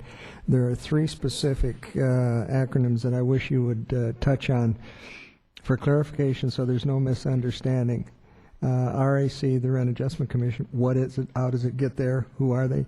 NOI, exactly what is it? And CPI, what do we use for the Consumer Price Index? If you would clarify those 3 points, I think it would be helpful and, as I said, germane to this discussion. Absolutely. RAC stands for the Rent Adjustment Commission. Under the city's rent stabilization ordinance, the Rent Adjustment Commission is tasked with determining just and reasonable rent increases under the city's ordinance. The Rent Adjustment Commission is 5 members. They're appointed by council, and their job is to look at these applications and make determinations based on the guidelines and ordinance and expert testimony. The NOI stands for net operating income. Net operating income is a calculation based on a year. For example, we've been talking about 1986. So to figure out what net operating income is, you would take the income for that year, the total income, and subtract out the expenses from that year for the operation of the park, and that number should provide the net operating income for that year. CPI is a consumer price index, and I'll have to look up which index we use, but I believe it's the LA Riverside Index, which is the one that's typically used for Ventura County, LA County, and most of Southern California outside of San Diego. Thank you. Any other questions for staff? Ms. Bilda La Pena. Thank you. Good evening. I'm wondering, in going and reading through the appeal application, the main charge or the number 1 charge that the appellant makes is the abuse of discretion by the Rent Commission. That's one of the main points. Why would such a claim be made? Well, I mean, that's something I suppose the appellant could answer, but that is typical in challenging an administrative proceeding under state law. There are a few ways to do that. You can claim that the proceedings didn't proceed in a manner required by law. You can claim that there wasn't substantial evidence to support the decision of the body, and you can claim that the discretion was abused. And really what that means, in my mind, abuse of discretion means that there wasn't evidence to support the decision. Typically is how it plays out. Thank you. And the other question I have is regarding Alternative 79-4. Can you explain that or compare that to the final recommendation by the RAC? Yes.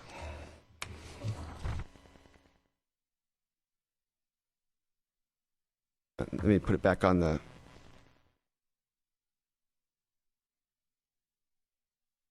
I'm going to try to get it back up on the screen so people can follow along.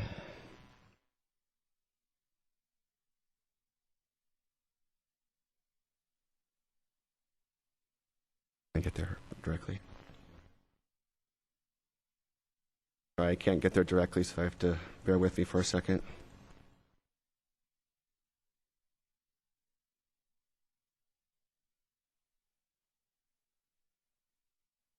Okay. 79-4 would be if 1979 were the base year, and then you looked at you used the income provided for 1979 without any adjustments. In other words, no Vega adjustment, no price level adjustment. And there would be the adjustment to the management expenses based on the imputation of management expenses in the base year that were done by the park owner instead of by a third party who was paid. That's the difference. And let me state that all of these on this chart, in Dr. Barr's opinion, meet the fair standard requirement. And what was the discussion or reasoning to choose 86-2? My recollection of the hearing was that the Rent Adjustment Commission, well, staff recommended it, and based on the policy decision that having full year's data to analyze was the primary impetus for that determination.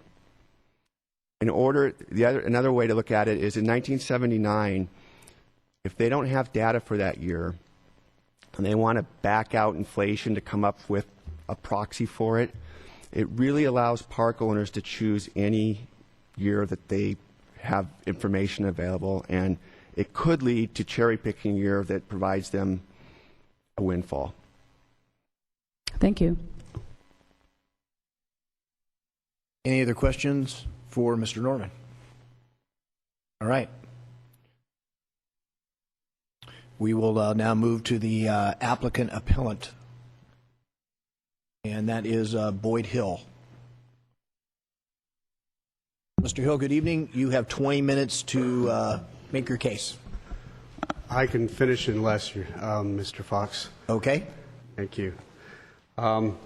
Thank you for the opportunity to address you, Mayor, and members of the City Council this evening regarding the appeal by the AVMGH, who is the owner of the Thunderbird Oaks Mobile Home Park.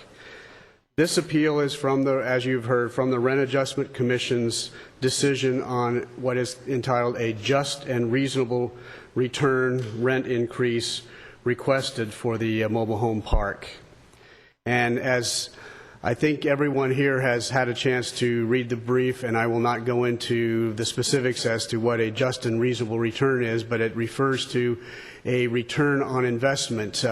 The city is allowed under its police powers to enact rent control, or it's been held by the courts that the city is allowed to enact rent stabilization ordinances such as the one that we're dealing with here tonight, but the city's authority is tempered by the need for the property owner's right to receive a just and reasonable return on its investment.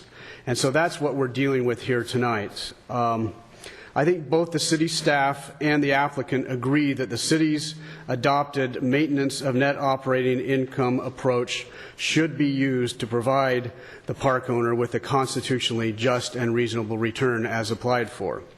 I think both city staff and the applicant agree that the MNOI formula is or should be simple.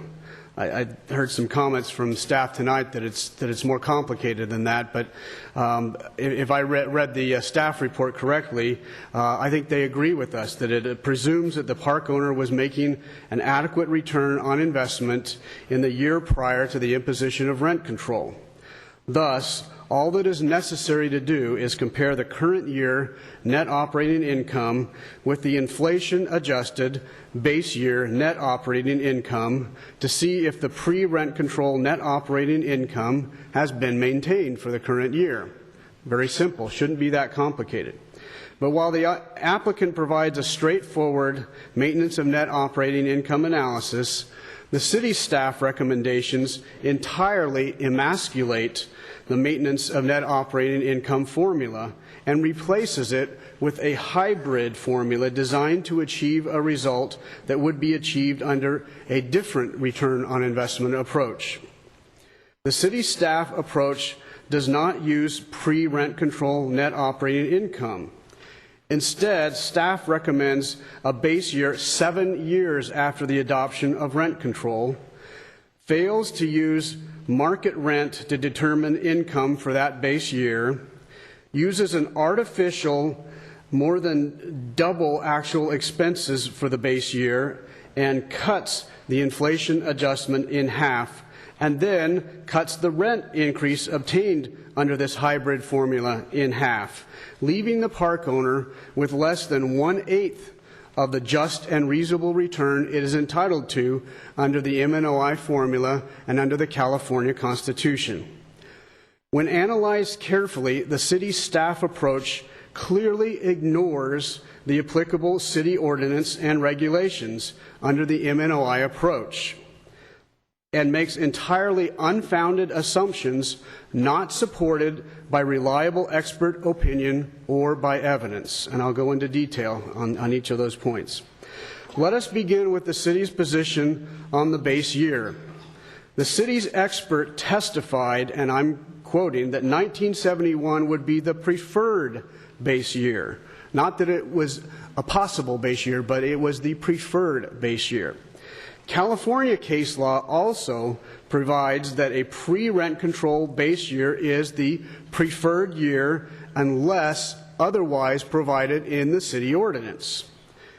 The city ordinance here does not provide for a different base year, but instead expressly references the year of 1979 through June of 1980 as the base year.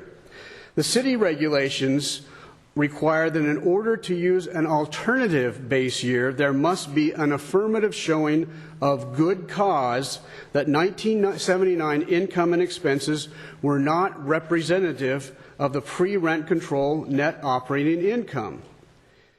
City staff here claims that merely because there is no actual expense data for 1979, that is good cause. City staff misreads the applicable guideline and the case law and is totally at odds with its own experts' interpretation thereof. City staff does not make a finding or provide evidence that the park owner methodology of estimating 1979 base year expenses using CPI adjustment to 1986 expenses is not representative of the 1979 expenses under Section 3.07 of the guidelines. In fact, case law based on the city expert's own prior opinion holds that the park owner methodology is both appropriate and lawful under the MNOI formula, and that's the MHC operating limited partnership versus City of San Jose case that I cited to in my brief. In summary, regarding the base year, city staff fails to make a finding or present evidence that 1979 net operating income asserted by the park owner is not representative of the 1979 net operating income. To the contrary, the city's own expert testified that 1979 is an appropriate and even preferable year, base year. Therefore, the city will abuse its discretion if it uses any year other than 1979 as the base year. Let's move on now to the city staff's adjustment of base year rents. First of all, the city contends that the actual 1979 rents are close to market base year rents. However, the city's appraiser ignores that the ordinance defines the base year as up to and including June of 1980. His market rent appraisal of $205 per space for 1979 thus is for the wrong time period.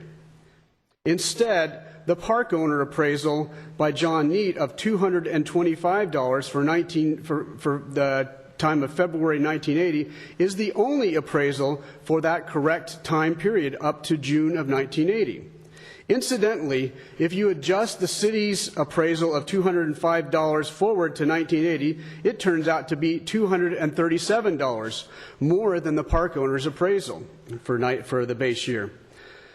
There is a significant difference between the park owner appraisal of $225 and the city's deemed actual rent of $198. According to the city guidelines, the city must use market and not actual rent to determine base year income. That's section 2.05 of the guidelines. The city's own expert, Dr. Barr, agrees that market rent must be used according to the city's guidelines, section 2.05. Assuming that 1986 were the base year, the city's use of a formula computing something other than market rent to establish base year rent is not authorized by the city's guidelines. Section 2.05 of the guidelines controls. Base year rents must be used and requires the use of governs what base rent should be used and requires the use of full market value. The city's appraiser testified that market rent for 1986 was at least $320. And of course, as explained, he used a post-rent control comparable rent approach. City staff ignores its own appraiser and contorts the language of Section 3.04 of the regulations in an attempt to ignore the provisions of Section 2.05.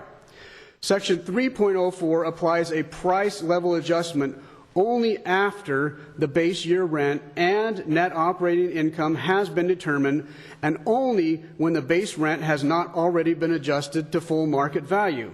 In essence, Section 3.04 previously acted as the CPI adjustment to base year net operating income under a prior version of the ordinance. In summary, regarding base year income, the city abuses its discretion if it uses anything other than market rent to determine base year income. Now, you've heard Mr. Norman say, well, comparable rents may not be full market rent, but it's at least part of the way there, and there is no excuse for using Dr. Barr's numbers that goes below the comparable rent estimate or income approach of Mr. Brabant to determine the base year income for 1986, assuming that 86 were the base year. The only evidence of base year market rent is the $225 neat appraisal if 1979 is used as the base year, and the only evidence of market rent in 1986 is the $320 Brabant appraisal. The city's attempt to rely on an opinion of Dr. Barr that the city's expert appraiser did not give an adequate opinion of market rent is absurd, given Dr. Barr's testimony that he is not qualified to give an opinion on fair market rent. Price level, to emphasize, price level is not equal to market rent. It is an artificial fixed percentage adjustment. Regarding the adjustment of base year expenses, the city staff report is entirely incorrect. Contrary to the staff report statement that Dr. Barr, quote unquote, found that administrative and market and management expenses were the same for 1986 and 2009, Dr. Barr made no such finding. Instead, Dr. Barr incorrectly reversed the presumption that actual park owner administrative and management expenses were correct, and instead claims that it is the park owner's burden to justify its base year management and administrative expenses. Dr. Barr presents no evidence to support his legal conclusion that base year and current year administrative and management expenses must be presumed to be the same if the park owner does not present evidence to the contrary. Indeed, the park owner provided statements and evidence that its base year operating expenses were minimal because it had, number one, a new park with new infrastructure, and number two, because the regulations applicable to mobile home parks were almost non-existent in the base year as compared to the volumes of regulations that a park owner must confront in the current year. The park owner also presented 2 years of financial statements for 2007 and 2008 showing that management and administrative expenses were higher under park owner management than in 2009 under suburban park outside suburban park management. Therefore, Dr. Barr's conclusion that significant increases in the percentage of park management and administrative expenses from the base year to the current year are due to a switch from park owner management to an outside management company are incorrect. Quite to the contrary, that switch actually saved money. Dr. Barr's approach of adjusting upward base year management and administrative expenses to factor out all but increases due to inflation does great violence to the MNOI approach, which seeks to capture not only increased expenses due to inflation, but also due to increased costs of operation. And I quote from the Kavanaugh case that I cited to on page 9 of my brief. It states, "In order to maintain this net operating income at a constant level, the law permits rent increases that will enable the landlord to recoup increases in ongoing operating expenses." In summary, regarding administrative base year expenses, the city abuses its discretion if it uses other than actual expenses to compute base year expenses. The city must accept and presume that the park owner actual expenses, unless the city or tenants can present good cause evidence to change the actual expenses. Excuse me. Here, the city and tenants did not provide any good cause evidence to the contrary, but instead ignored park owner evidence supporting base year expenses and incorrectly placed the burden of establishing good cause on the park owner. The city's reversible of that burden creates an insurmountable burden of identifying each and every component of identifying and proving each and every component of increased expenses. That's not what the MNOI approach requires. That's not what the guidelines require. That's not what the ordinance requires. That's not what case law requires. Regarding the use of less than 100% CPI indexing for base year net operating income, Dr. Barr expressly testified that the city ordinance and regulations do not provide for any less than 100%. Dr. Barr, city staff's apparent expert for all seasons, is not qualified to give an opinion as to what the city might, in its legislative capacity, adopt as a percentage of full CPI adjustment in the future. Nor would such testimony be relevant to what the city currently requires. Nor did Dr. Barr present any policy reasons why an amount less than 100% should be used other than to use non-MNOI formulas, which the city regulations do not accept in implementing the MNOI formula. Indeed, Dr. Barr testified that there were sound policy reasons in support of using 100% of full CPI. Dr. Barr's reliance on the Berger case for the proposition that the Commission could willy-nilly adopt its own percentage CPI adjustment without provision therefore in the city's ordinance and without any express findings as to the basis therefore is contrary to the Berger opinion.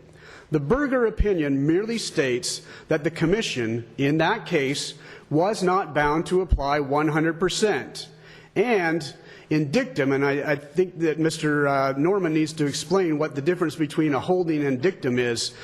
Dictum is merely statements of legal propositions, whereas the holding is the facts as applied to that case.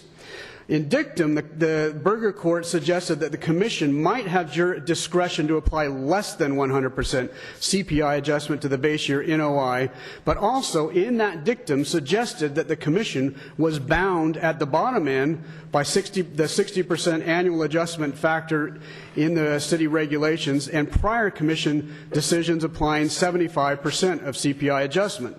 Therefore, if the Berger dictum were applied, as Mr. Norman suggests, in this situation, the Commission would be bound at the bottom end to apply 75%, its 75% automatic adjustment percentage as a CPI adjustment factor, and at the top end to apply the 100% percentage it applied to previous it has applied to previous applications considered by the city.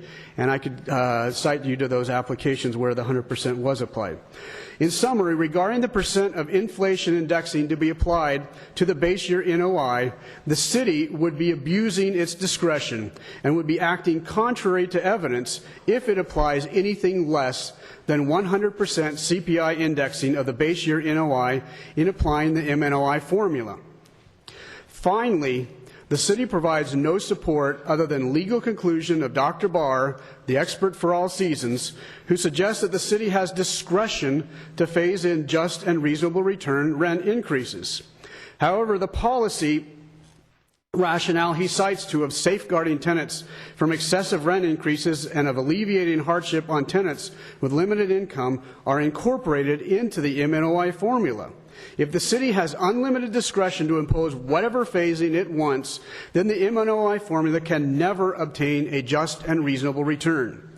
The city's ordinance also cites to the countervailing policy considerations of providing the park owners with an adequate return on their investment.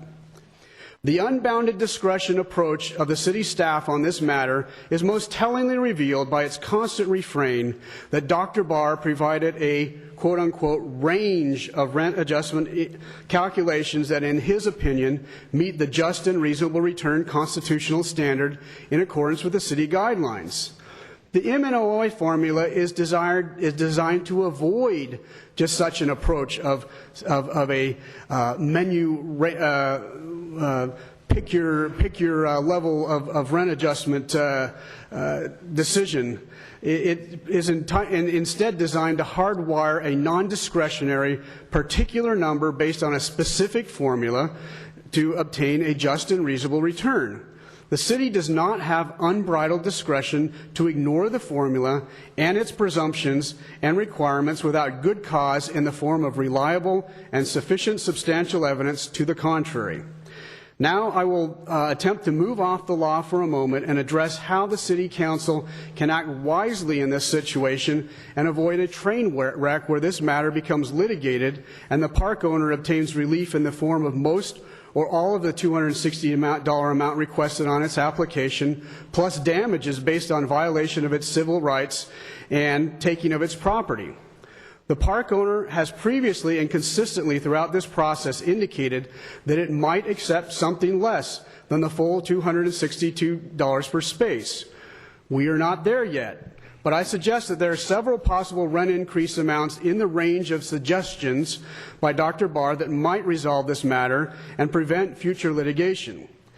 In particular, one that, assuming that the city, You got to wind it up, Mr. Hill. Half a minute. That's fine. In particular, if you look on page 9 of the staff report, on 86.4, it concedes the city's appraisal and Barr's adjustment in the amount of $147 for 75% CPI adjustment.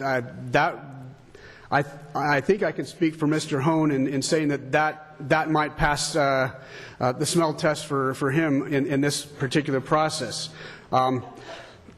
Let's see if we can't resolve this matter for this part tonight. To do otherwise might seriously impact the potential to obtain a global solution for all mobile home parks and might seriously impact the upcoming mediation for all mobile home parks. Thank you. Thank you, Mr. Hill. All right, there are no questions for Mr. Hill. We're strict guidelines here. We're now going to hear from Mr. Sellers, who is representing the tenant, for 20 minutes. Mr. Sellers, good evening. Good evening. Mark Sellers, representing the tenants. I think it's important to keep in mind why there's so many tenants here tonight. We submitted a declaration that estimated that the investment the tenants have in this particular mobile home park is in excess of $14 million. These coaches are immovable. Many of these tenants are on fixed incomes, and there's a great feeling that they're trapped. When we looked at this originally before the Rent Adjustment Commission, we approached with the idea that let's look at the actual investment that this park owner has in this park. Let's not talk about maintenance of net operating income. Let's look at what he had invested in this park. We took that. We adjusted that investment by inflation to today's date. We then found that he was making, with the rent he's now getting, a 6.5% return. The people we talk to say that is very reasonable. It's even better than some other parks are making on the returns. In fact, the expert that the city retained said that is a normal return for this park.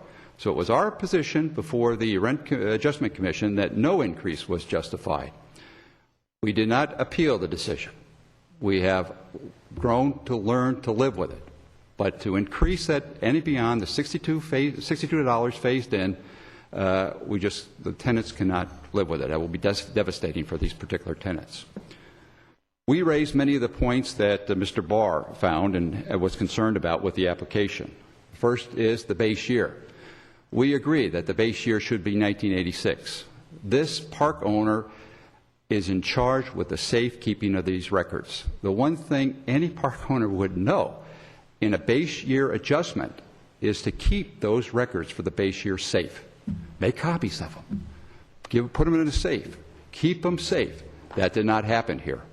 What the park owner is asking the city to do is to give park owners an option to say, all right, the records are lost for the base year. Therefore, I will take the year that I choose that will become the base year. That is not how the game should be played. We feel that if you don't have the records for the base year, you can't use a CPI reverse adjustment and speculate what those expenses and income were. You go with the year in which you have actual records. And we found in this situation that the records of the tenants were actually better than the records of the park owner. We showed that the park owner in the application under the penalty of perjury swore that there were no rent increases between 1979 and 83. That wasn't true. The tenants provide evidence that there were rent increases. That, to me, shows exactly why you shouldn't take what the park owner says and tries to manipulate, says is the rent for 1979, use what the actual data is, and that's 1986 as the base year. We feel that there should be no Vega adjustment for the simple reason that this was a new park in 1979, that a long time ago I learned that the best indication of fair market value is what a property sells for.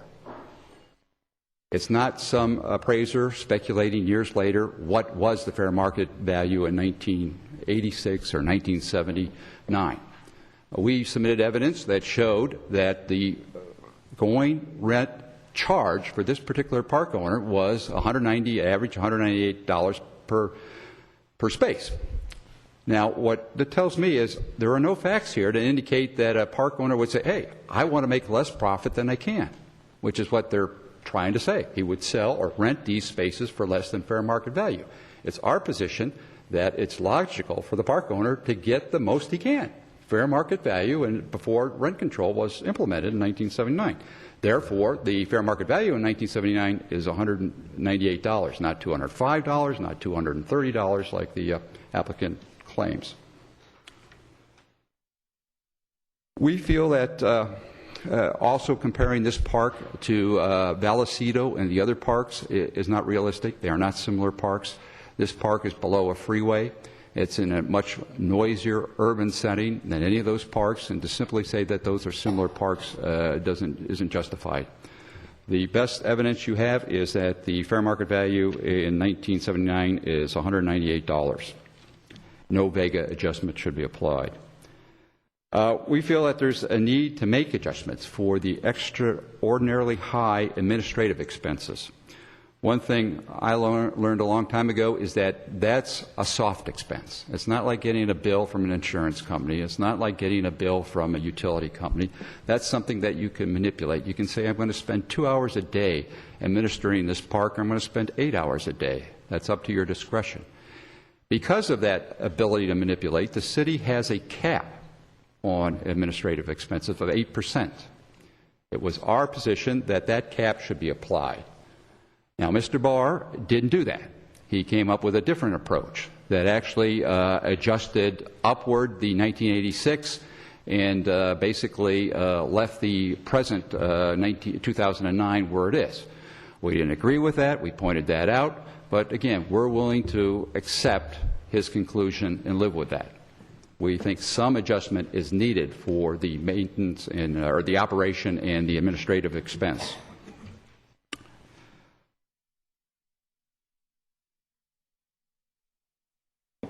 50% of the CPI is justified. I think we all know that we're in extraordinary times. We're in a recession. We have prices of homes dropping. We have rental rates dropping. We have people with their 401ks returns are dropping. We feel that that situation, a 50% adjustment on the CPI is justified. And I think it was pointed out by staff that this is a very low-risk investment. This is a park where there's, I believe, maybe only one building. This is a park that is seniors only. There are not a lot of wild parties by the seniors, at least that I know of. But anyway, it's not like an apartment building where you have greater chances of vacancy, greater chances of disturbance, greater need for management. So it's a very low-risk type of operation. So we feel that the 50% is clearly justified. In conclusion, I think you set up a rents commission that spent a lot of time on this. You went out and hired probably the best expert in the state to advise that commission and provide recommendations. That commission took his advice, and we feel that there has been no glaring smoking gun or evidence saying how that decision was wrong, which is the applicant's burden here tonight. And we ask that you stay with that decision. Thank you, Mr. Sellers. We'll now move to the speakers.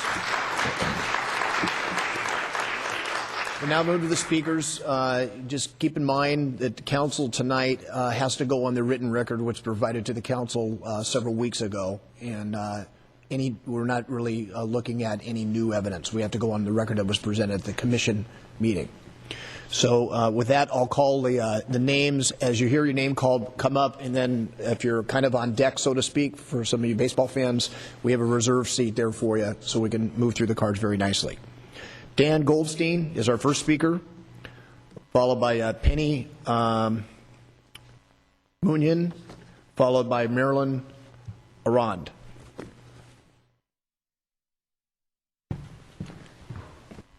Good evening. I'm Dan Goldstein from Newbury Park. The rent adjustment application should be rejected as incomplete by city staff. Imagine filing your 2010 tax return using your 2004 W-2 statements. That's basically the equivalent of what's been done in the situation. The application is not based on adequate and relevant information. In his original application dated May 25, 2010, Han's attorney claims that, quote, Thunderbird Oaks can establish that 1979 financial information is available and cannot establish by clear and convincing evidence that 1979 records are lost. Just 3 months later, in a letter dated August 26, he said, quote, the applicant does not have operating expense information for any of the years preceding 1986 or any of the following 4 years. So that's about 11 years worth of missing information. Thus, everyone, including Han's attorneys, agrees that Han did not retain basic financial information required by Resolution 2 of the Rent Adjustment Committee from dated 30 years ago that requires a 1979 base year, quote, when the financial information for that year is available. Yet Han and his attorneys continued to claim that it's available. It just simply isn't.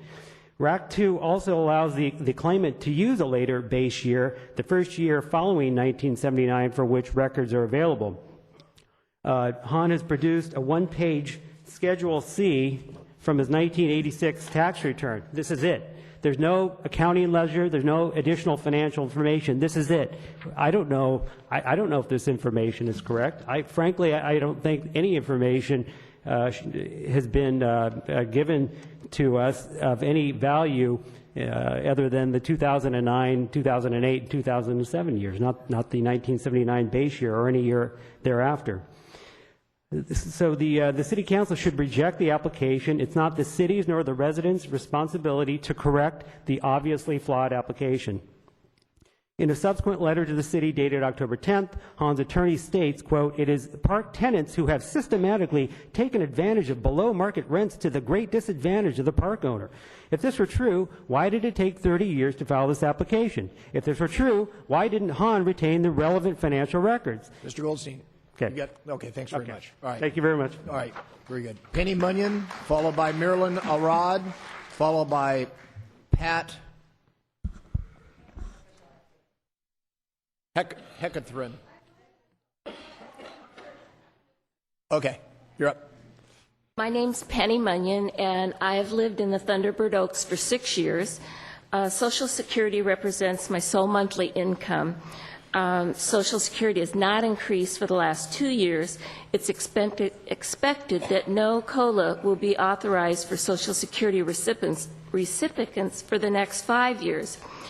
My age doesn't preclude me from working. I'm 62 and a half, but health reasons do. I'm a cancer survivor and polio survivor. So I don't have the ability to increase my monthly income. However, through no fault of my own, my living expenses increase every year, and I have to adjust my budget accordingly. With the current rise in inflation, I expect my living expenses will continue to increase dramatically while my income will remain fixed and flat. The park tenants do not believe that a rent increase is warranted, and I'm asking the City Council not to raise my rent. If the City Council authorizes the recommendations of $62 a month rent increase, I'll do my best to adjust my budget to accommodate my additional expenses. But I want the City Council to know that $62 monthly represents a significant sum that I would otherwise use for food, medicine, utilities. To you, the $62, might not be a lot, a dinner, movie, popcorn, but to me it's the difference between a roof over my head and food in my cupboard. Mr. Hahn and his attorneys do not live in this community or vote to elect the City Council. They do not spend their shopping dollars in Thousand Oaks or pay local taxes. I do live here, I shop here, I pay taxes here, and I vote in Thousand Oaks. As a resident of Thousand Oaks, I expect you to protect my interests and my elected officials. If you don't, I will work to vote you out of office. Thank you. Thank you, ma'am. Marilyn Arad, followed by Hi, my name is Marilyn Arend, and I have lived in Thunderbird Oaks for 1.5 years. You know, many years ago, Thunderbird Oaks was known as Jungle Land, and I was lying in bed this morning and I thought, I feel trapped, I feel caged, just like the animals did 35 years ago. I'm just a different species today, but it's the same situation. We're totally trapped. We can't move our homes. We can't go anyplace. We just have to beg of you. Warren Buffett and Sam Zell are now investing in mobile home industry. Mr. Buffett and Mr. Zell are some of the most savvy, wealthiest men in the United States. If it was not lucrative, Mr. Buffett and Mr. Zell would not be investing their money in such a market. The average monthly rent for mobile homes in the United States is between $200 and $300 per month. And when rents are raised, it's usually in affordable increments because many of us are over 55. If mobile home rents exceed affordable living criteria, people will choose an alternate home such as a stick-built home. I might have done that if I had known this was going to happen 1.5 years ago.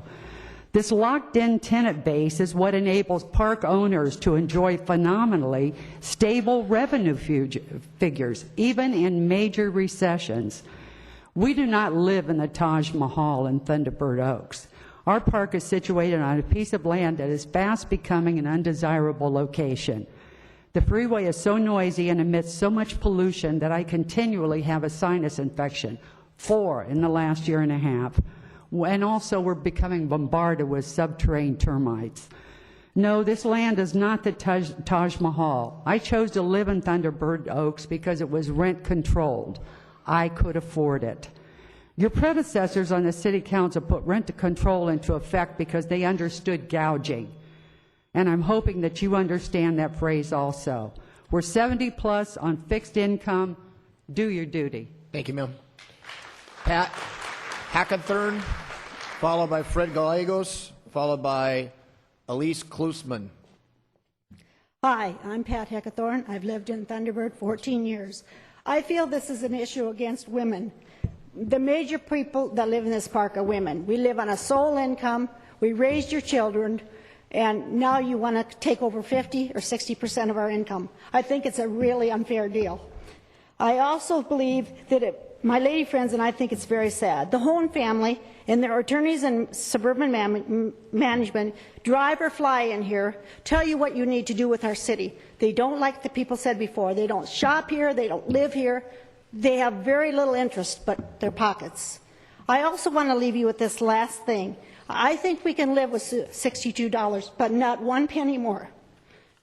This is my last point I would like to leave with you. On January 1st, 2011, the first of 78 million baby boomers turned 65, only to be followed by one every 8 seconds. That's 10,000 a day for the next 18 years. By the time the last baby boomer turns 65 on December 31st, 2029, the population 65 will have doubled. I think the Golden State of California and this city must prepare for this with it giving us affordable senior housing. Thank you for your time. Thank you, ma'am. Fred Gallegos, followed by Elise Klusman, followed by Herb Berger. Fred, followed by Elise, and then Herb Berger. Good evening, sir. Good evening. My name is Fred Gallegos, and I've lived in Thunder Oaks for 11 years. And I've been retired for 10 years. During this time, I've had a lot of medical issues. I watched my medical expenses and health insurance increase 10% each year. Now the cost of gas and groceries are increasing. While the owners of Thunderbird continue to receive an above-average return on their long-standing investment, my pension and Social Security are not, and will not increase to keep up with these expenses. To ask for the expenses and rent that they are asking is unfair and hardship for me and all the other senior residents who are now living on fixed income. Thank you very much. Thank you, sir. Elise Klusman, followed by Herb Berger. Good evening, Mr. Mayor, council members. My name is Elise Klusman. I've lived in Vallecito Mobile Home Park for almost 9 years. First, I wish to inform you that I was appointed as an alternate delegate to the Rent Adjustment Commission last year, but I resigned when my park owner applied for a rent increase. I did not participate, nor was I privy to any of the discussions in regard to Thunderbird Oaks. So I am free to discuss tonight's issue without violating any interest, without having a conflict of interest. However, I want you to know that I do hold 2 other housing positions in the city. I'm chairman of the Senior Adult Master Plan Housing Committee, and I'm also a member of the delegation which is meeting with the mayor and Ms. Albano in order to reach some agreement with the park owners in a fair and just rent control agreement. I am therefore an advocate for adequate and affordable housing in the city of Thousand Oaks. I'm here tonight to support my friends and neighbors in Thunderbird Oaks. I want you to know that the delegation that we have been meeting since March 2nd, we have accomplished a great deal, and we are at the point where, as the mayor can tell you, we are ready to meet with the park owners, and it is hopeful that out of this agreement, out of this hard work, that we will find a really good, fair, and just a fair and just rent control ordinance. So for that reason, I'm asking the City Council, at the very least, to postpone any action on this appeal until after we meet with the park owners and something new is put in your hands, or preferably to dismiss it out of hand as totally unfair. Thank you very much. Thank you, ma'am. Per Berger, followed by Lucy, either Nye or High, can't tell. Good evening, Mr. Berger. Good evening, Mayor Fox, and good evening, ladies and gentlemen, and good evening to the City Council. My name is Herb Berger, and my wife and I have lived in Thousand Oaks for 34 years. We've lived in Thunderbird Oaks for 34 years, our mobile home park. I retired 23 years ago. My wife reminded me, 23 years ago. Yes, we happen to be 80 or more years old, and I'm a senior citizen, of course. I believe we all live on fixed incomes. We all feel that the sting of inflation, such as food and gas prices that are continually rising. The term a mobile home is a misnomer. Our homes are immobile. Our homes are like your homes, anchored down. Yes, anchored down, cast in place with years of money and our labor. We continue to landscape our yards and upgrade our homes. My fellow park neighbors, rent a space not much bigger than your car space.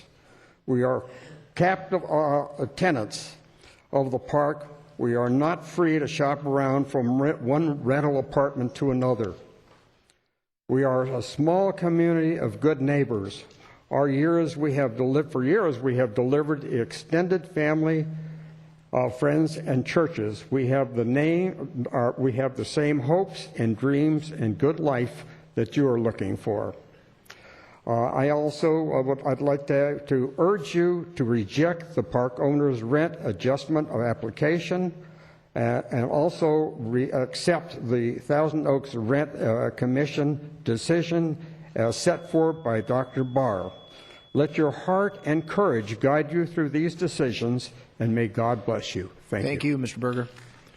Lucy Nye, followed by Nick Kidwai. Good evening. Hello.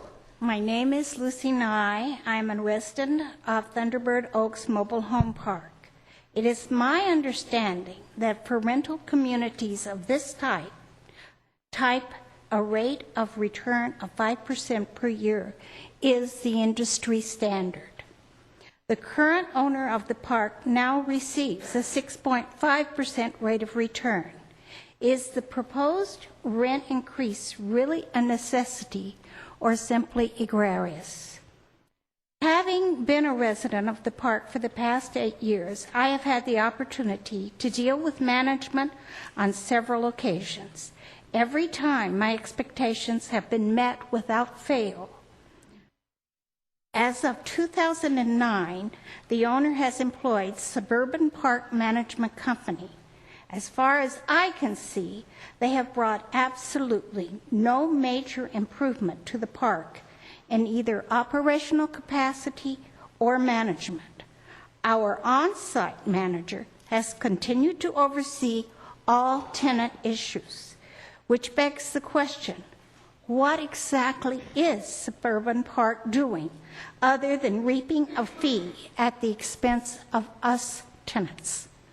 As a voting, tax-paying resident of Thousand Oaks, I am asking you to consider the effects that this rent increase will have on your constituency. If you will not consider these issues, I cannot, in good faith, continue to give you my vote. Thank you for your time. Thank you, ma'am. Nick Kidwai, followed by Daryl Lafferty. Mr. Kidwai. Daryl Lafferty, followed by Marty McCoy. Good evening, sir. Good evening. Mayor Fox, council members, and staff. I hope I'm not a little redundant, but I probably will be. My name is Darrell Lafferty. My wife and I have lived in Thunderbird Oaks for over 10 years. We've been in the Conejo Valley since 1960. Because of finances in the 90s, we chose mobile home living because it was more affordable. We felt comfortable and secure with the term rent control. We are now looking at rent out of control. We're on Social Security and have a small pension from private industry, which is in $1988 and has no cost of living allowance. Our home, like many others in the park, is too old to be moved or accepted by another park. So the bottom line is we are all more or less, as it's been said, trapped. Over the years, I have spent a lot on repairs and upgrades, and like most homeowners, it is my largest investment. Little did I realize that my equity would be as fragile as what we are facing today. This application is like the Rip Van Winkle story, waking up after 30 years and saying, we're not making enough profit, we'll just have to ask our tenants to pay us some more money. However, over this period of 30 years, people have moved in and out of this mobile home park, so how is it fair that the current tenants are responsible for this total rent increase?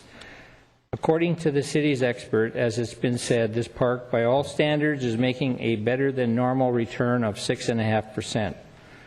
Also, I would like to hear the park owner's response to justify the need for both a management company and an on-site manager, as was just previously mentioned.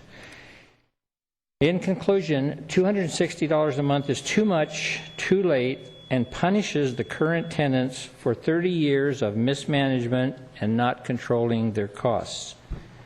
Pending Council's approval, I believe the Commission's recently adopted phased-in increase of $62 as fair and reasonable. Thank you. Thank you, sir. Okay. Marty McCoy.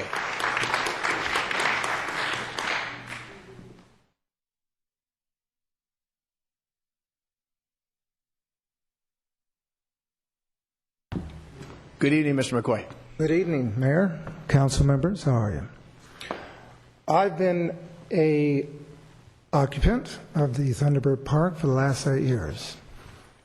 I'm one of the younger ones, as you might say. But I will say, when I first came here, the first meeting with the discussions that were going on, when I heard that a originally $300 per month increase was needed, then I heard about a $265 increase was needed per month needed for each space. I was a little concerned about the owners. Are they going broke? What's wrong? Do they need some extra money to be profitable? Because they deserve to be so. Then I found out, I believe it was Dan Goldstein. Dan brought up the fact that $480,000 a year is being made by the owners after all expenses. Okay, over $400,000 a year.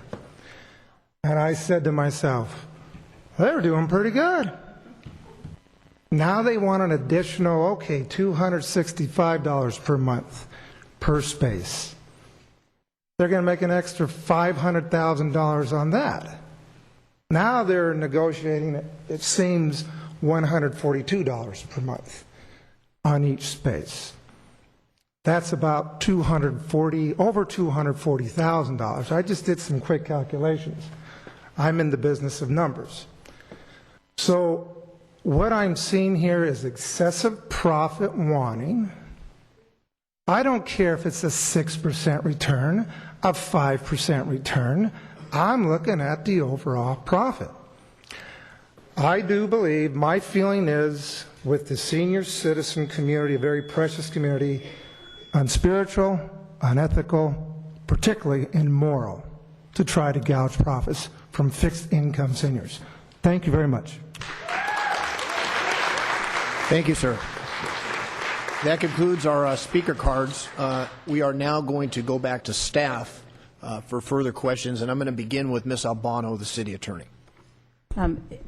Part of what we're going to do now is, in a sense, respond to what we've heard. I'm going to go first, then Chris Norman's going to go next, and if council has questions for us, we'll also answer those. But maybe some of that might be answered as I just go through it very quickly. First, I just wanted to react to a couple of the statements by speakers suggesting that because the applicant didn't come in with 1979 data that we should have rejected his application, and that's really not how it works. The guidelines clearly provide otherwise, and we did follow the guidelines, and it would not have been appropriate just to reject the application and not move forward with this process. As to the base year, there's been a lot of discussion. The applicant, park owner, contending that we should have used 1979. They cite you to case law, they cite the guidelines, but unfortunately, they misread both case law and the guidelines. 1986 was a very appropriate year to pick. The guidelines clearly say that if financial information is lacking for 1979, then you go to the next year that those financial data is actually there where you have it. We have 3 books filled with financial data, and that is why the 1986 was appropriate.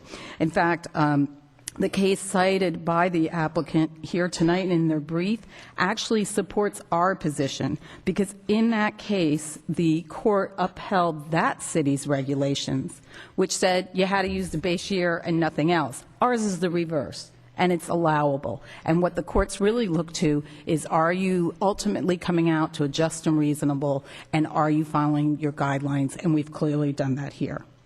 So 1986 is the appropriate year to have chosen. As to the rent adjustments, there was ample evidence. We had our own appraiser. We then have our expert, who the courts say you have to rely on an expert's opinion. That's what they say. You can't just make it up from the dais. You have to rely on the expert. And it's very clear that the evidence showed that in 1979, the rents were at market value. That was the date that pre-rent control. So in 79, we had rents that were market value. We fast forward to 86. We did allow a adjustment to those rents. We did not go as high as this comparable appraisal went, because, and this again is evidence. He is an expert. Dr. Barr said those rents were overboard. They were more than what would be allowable for a fair rate of return. Yes, if there could be some adjustments, we use the price line level adjustment, which is provided in our guidelines. Again, we are following the guidelines and the spirit of just and reasonable, but I think the important point is that the starting point of 1979, they were fair market rents. Next is, as to the adjustments to the management administrative expensive, it is up to the park owner to come in with evidence explaining why this huge difference in the price and what happened, the services that were provided in 1986 compared to 2009. We can't guess at it. Conclusionary statements in their application saying, oh, the regulations have become more burdensome, and there was, I think the other reason, and somebody can correct me from staff if I'm wrong, was that that it's also the park is aging.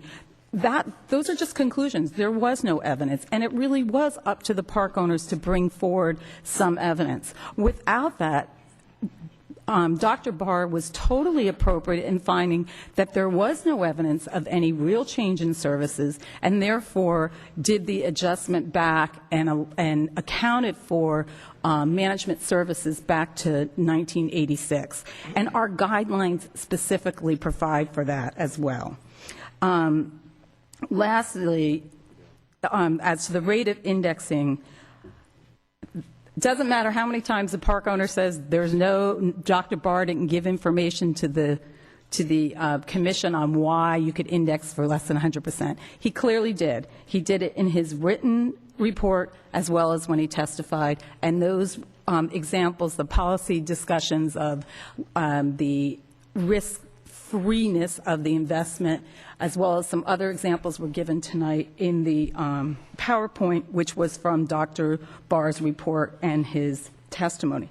So there is more than ample evidence in this record to support Dr. Barr's opinions and conclusions and what your Rent Adjustment Commission actually did. I'm just going to state I believe the park owner has misreading both our guidelines and the case law. And I want to just end with something because their statements concluded with basically threatening this council with inverse condemnation and a lawsuit. And so I would just like to read out of a case that they relied on called Berger. And at the end of that case, because in that case they also threatened the same type of litigation, and in the Berger court, they actually quote another case, but the upshot is when the remedy of future rent adjustment is available, which is the case here, as a matter of due process, as here, there can be no taking or other civil rights violations. And the fact is if any side doesn't agree with what the decision that the council ultimately makes, they can file what's called a writ action against us. They may try to bring an inverse. They may try to bring all kinds of stuff. But the reality is, the remedy is to follow the ordinance and to come up with a just and reasonable compensation. That's why we have the term.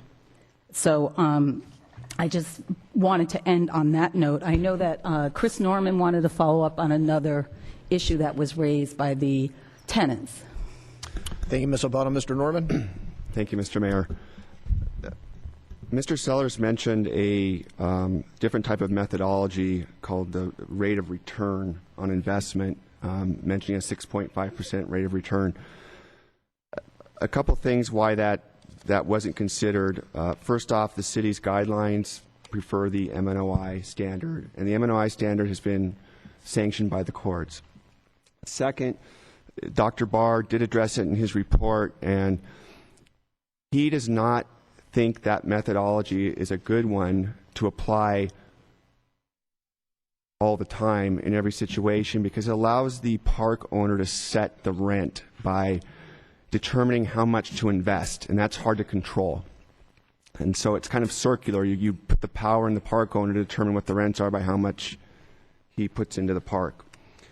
Also, Dr. Barr did not opine in this report, and there is no expert evidence in the record to indicate that any type of calculation was done under that type of standard, and Dr. Barr did not determine that that type of standard would meet the just and reasonable return standard. One other thing, I believe it was Mr. Goldstein mentioned, and I know Ms. Albano touched upon this, but I want to add to it that staff did have many discussions with Dr. Barr about relying on the tax return expenses from 1986, and based on a lot of reasons, legal reasons, and trying to avoid potential lawsuits, and Dr. Barr's opinion that there was enough information for him to do the analysis, it was determined to go ahead and deem the application complete with that expense data. I have nothing further. Thank you. All right. Thank you, Mr. Norman. We can now ask questions of staff from the council, and then we'll have a rebuttal from Mr. Hill. Questions? Ms. Bildo-Pena. Thank you. Mr. Norman, did you touch upon the cap of 8%, I believe it was, that Mr. Sellers mentioned? Yeah, sure, I'd be happy to. The regulations, city's guidelines do have an 8% cap on management expenses in section 2.11 of the guidelines. Dr. Barr determined that he could get to the same place that the cap would get you to by imputing the expense data into the 1986 base year. So from his perspective, his adjustments get you basically to the same place as capping both the 2009 comparison year and the 1986 base year. So he chose a different way to get to the same result. And what was the reason that he did not go with a recommendation by the tenant's attorney?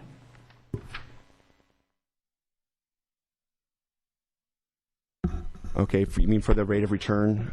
I want to make sure I understand what you're asking. Well, the cap, and why he arrived at a different, at basically the same, using a different methodology rather than going with what was requested by the tenant's attorney.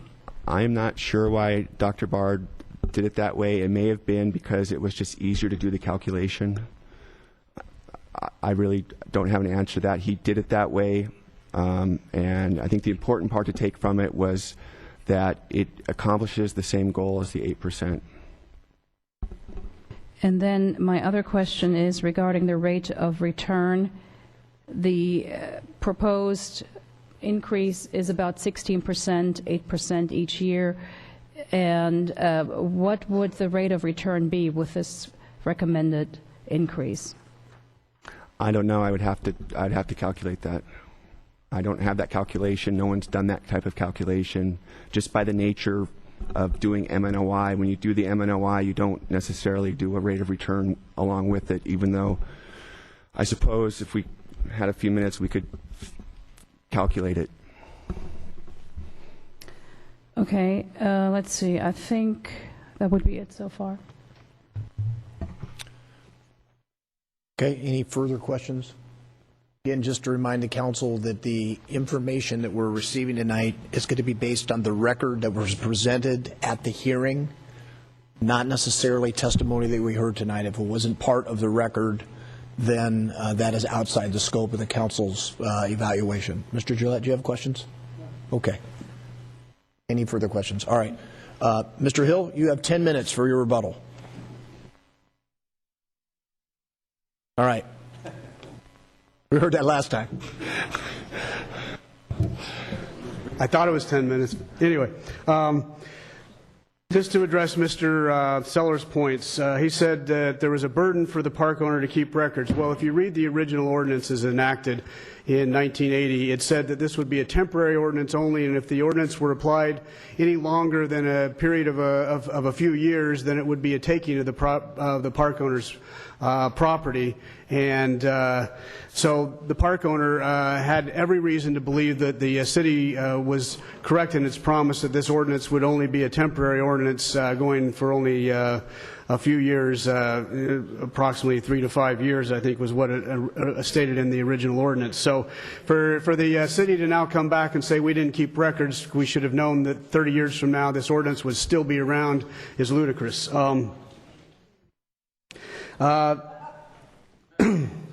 Now, Mr. Sellers also said that no Vega adjustment should be made because this was a new park and the park's sale price should be determinative of market rents, and he's got his concepts confused. There's a difference between market rents and comparable sales prices, and the two are not the same, and Mr. Sellers should know better than to try and distort this and not point out this distinction.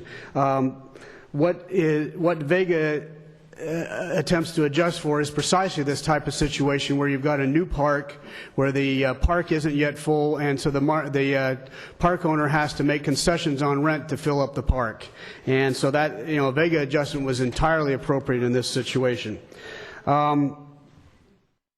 Sellers is not an appraiser. He's not qualified to say that this park is not comparable to Vallecito's. He has no expert credentials to make that statement.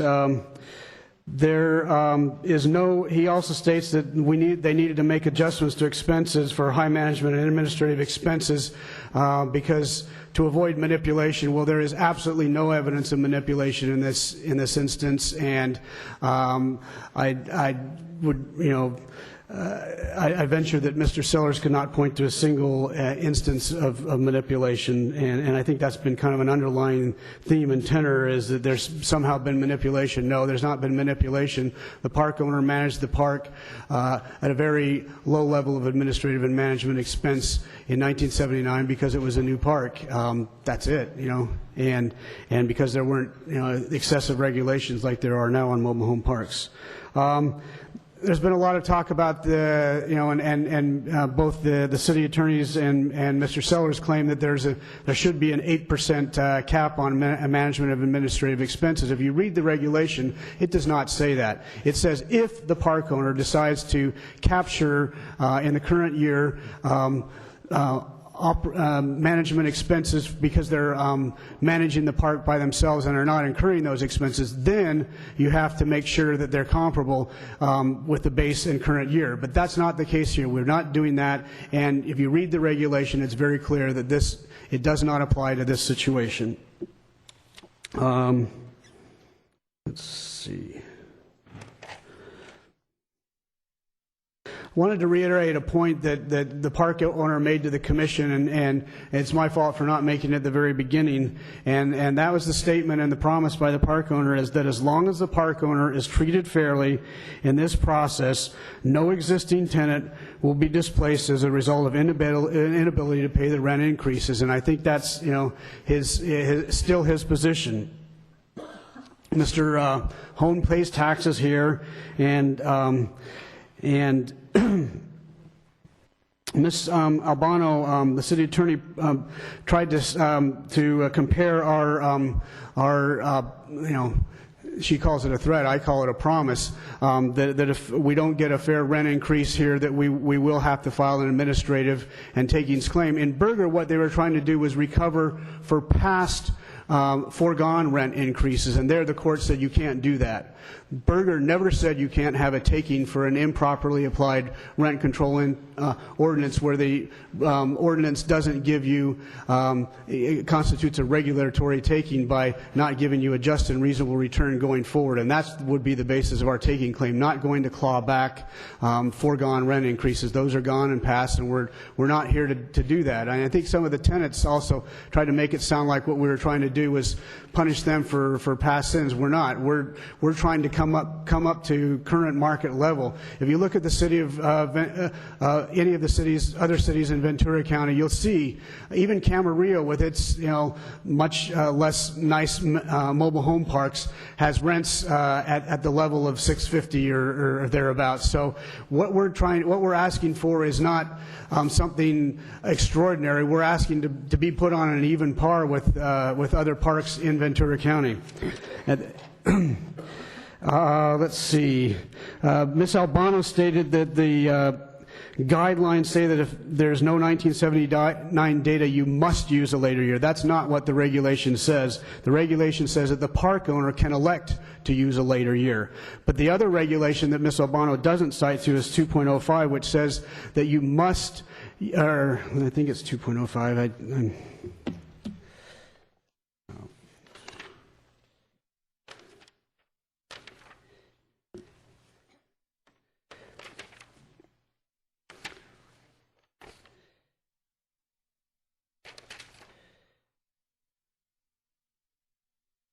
It states that you must use 1979 as a base year unless there is good cause evidence to the contrary. I believe it's 2.05. Anyway, it's cited to in my brief. 3.07, I'm sorry, it's section 3.07. So the only mandatory is that you must use 1979. The regulation that Ms. Albano was citing to, which I believe is 1. I can't remember the one that she's citing to, but the one that she cites to only says that the landlord can use another base year. But anyway, I'll get off that point. Let's see.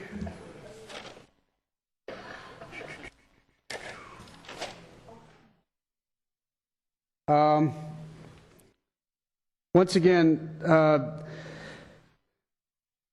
the city claims that they must rely on an expert's opinion, but the city attorney fails to state that it must be a qualified expert.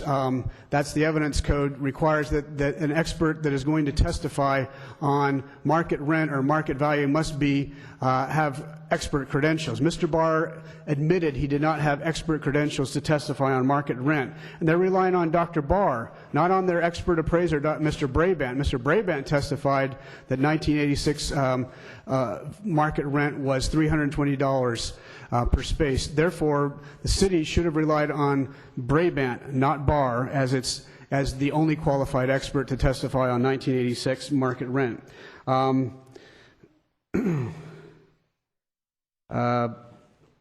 Ms. Albano states that there must be adjustments to management expenses, but she does not cite to any single regulation that says that there must be adjustments to management expenses. Let's see.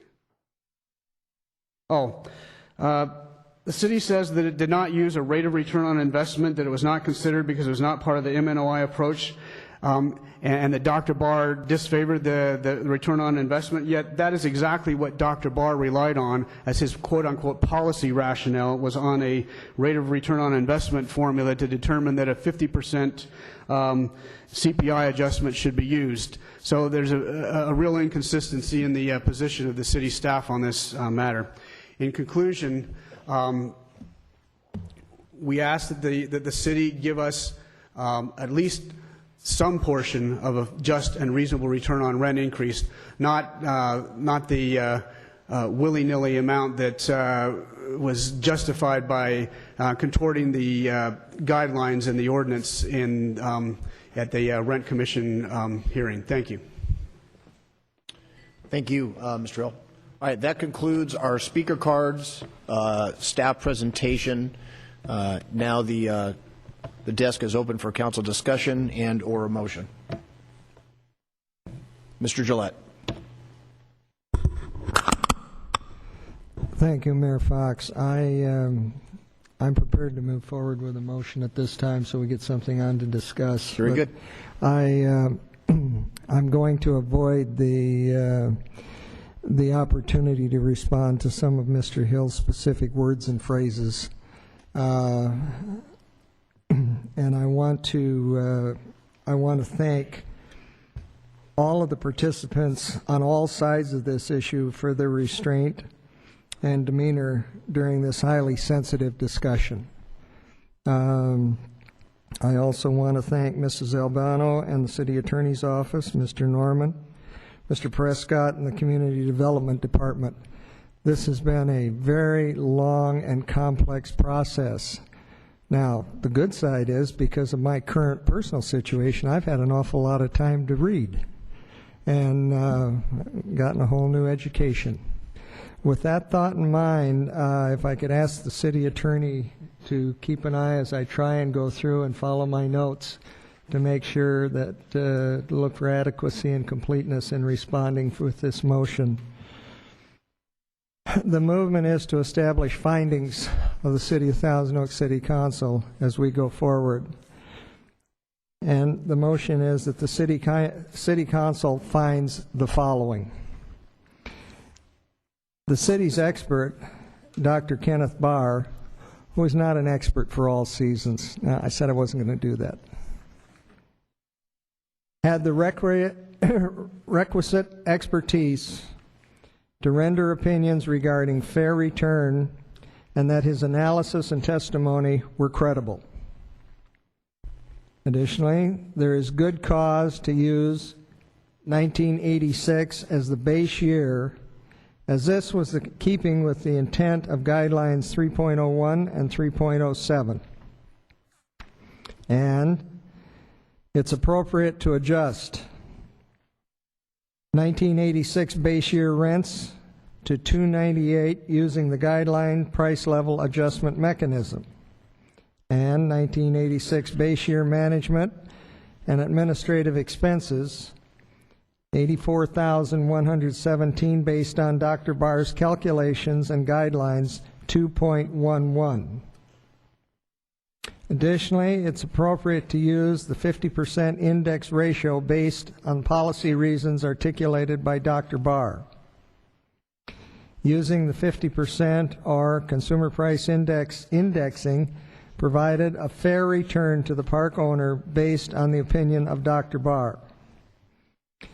The 2-year phase-in of the full rent increase is in keeping with the intent of the city's mobile home rent stabilization ordinance to safeguard residents from excessive rent increases while providing the park owner a just and reasonable return. Based on these findings, and those findings as more fully articulated in the council resolution provided to us this evening, I ask the City Council adopts the resolution denying the appeal in its entirety and sustaining the Rent Adjustment Commission's decision, granting a just and reasonable rent increase of $62 per space per month to be phased in over a 2-year period of $31 per year. That would be the motion. Mr. Gillette moves to deny the appeal. Discussion on the motion. Dr. Clancy. Mr. Mayor, I don't have really discussion. I just want to echo Dr. Gillette's thanking of staff for the labor that they put into this, and particularly call out the Rent Adjustment Commission, who really did stellar service with it. This wasn't the easiest thing to do. Regardless, it would be my pleasure to support the motion. Okay. Ms. Irwin? I'm also going to support the Rent Adjustment Commission's decision and Dr. Gillette's motion. And I really, of course, I know our staff has put in an incredible amount of effort, and the commission did too, but I really want to commend the residents for the way that they have dealt with this. I have spoken to a number of residents that are going through this, and I know that it has created an incredible amount of anxiety. And even the $62 for some of you who are on a fixed income is a very significant monthly increase. I'm hoping that maybe the city manager can talk about some ways that perhaps the city can help. We do have utility subsidies that maybe some of you qualify. There is some redevelopment that's specifically for helping people maintain their coaches. So I'm hoping that maybe after we can mention some of those programs that are already in existence. But we're not just telling you that $62 is nothing. It's that we are. I understand what the staff is saying. This is I think legally defensible, but I still understand that it's a burden for you. So again, with that, I will support the motion. All right, Ms. Bilda-Lapena. I will certainly support this motion as well. I think that the Rent Adjustment Commission has done extensive research and has taken in hours and hours of testimony from both sides. And the residents have done so much research as well that I find it the decision by the Rent Adjustment Commission legally defensible as well. I feel very comfortable with the support of the motion and am not going to be intimidated by any promises of lawsuits. And if it goes that way, then so be it. Hopefully that will be avoided. And I do feel that for some, $62 a month is quite a bit of money. And but the Rent Adjustment Commission has arrived at a fair and reasonable return, which $62 will be eventually 2 years from when this takes effect. And I hope that many of you will be able to make the adjustment in your very, very, very tight budget. Mr. Gillette, any final comments to your motion? Only, Mr. Mayor, to reemphasize what I've heard from a number of folks and what we've seen come out of this process. The community and its citizens owe a significant debt of gratitude to the Rent Adjustment Commission for their time, effort, energy, and how well they served the residents of this community with their work, and how much we appreciate their service. That's the motion. All right, very good. Just I want the record to note, I'm not going to be voting in this, but from a procedural standpoint, I want to thank Mr. Hill and Mr. Sellers all the residents for how you handle yourself during the hearing. I recognize there's information shared that maybe some didn't agree with, but we moved through this hearing in a very civil and very nice manner. And so on behalf of the council, we want to thank all of you for participating. All right, if there's no further comment, vote please.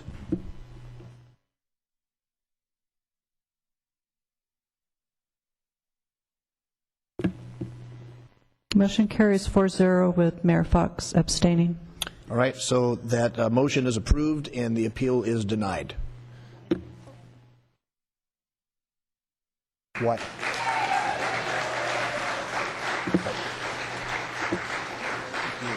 Yeah, just leave it. All right, with that, we're going to take a brief recess, handle our closed session, and let the chamber clear out. Ms. Albano, go ahead. Put your mic on. Yes.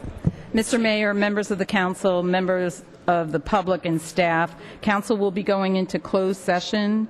There are 2 potential cases for anticipated litigation, which is significant exposure pursuant to Government Code Section 54956.9, subsection B, and 1 case on anticipated litigation, initiation of litigation pursuant to Government Code 54956.9, subsection C, and that's 1 case. Thank you.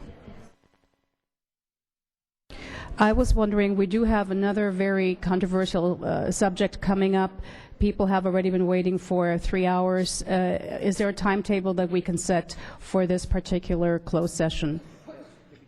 20 minutes? Okay, then we'll be back in 20 minutes.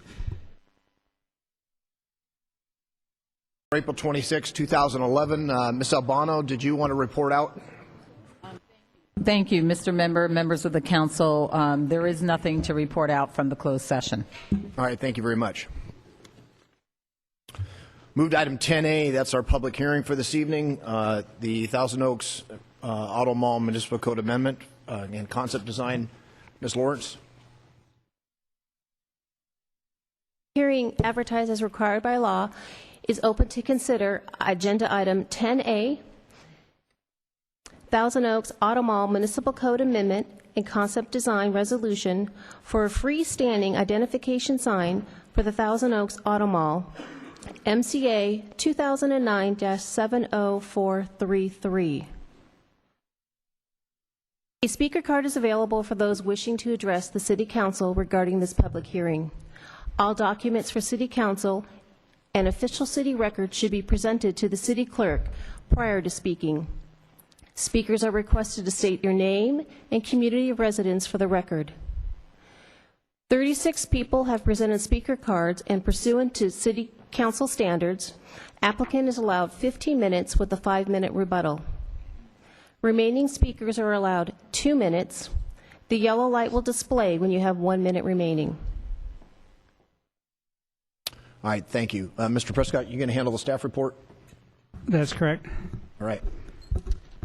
Mr. Mayor, members of the City Council, this is the public hearing on the proposed auto mall identification sign, replacing the one that is there existing.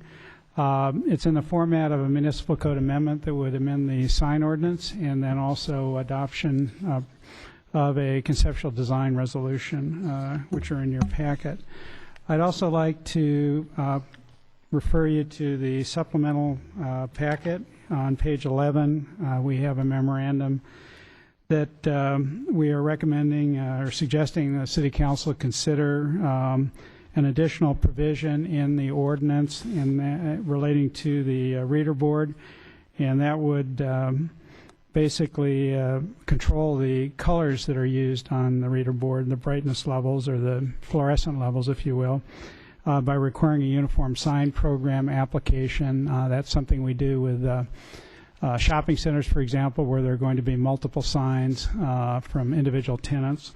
And it's a process that could be used here to, if the council approves this sign as proposed, to regulate the colors and avoid overly garish and vivid or incompatible colors.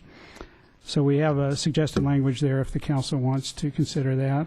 Secondly, also in the supplemental packet, we do have a memo covering a previous email that was submitted by Al Adam and Francisco Bear of an alternative design for the sign that was provided to you at your last study session.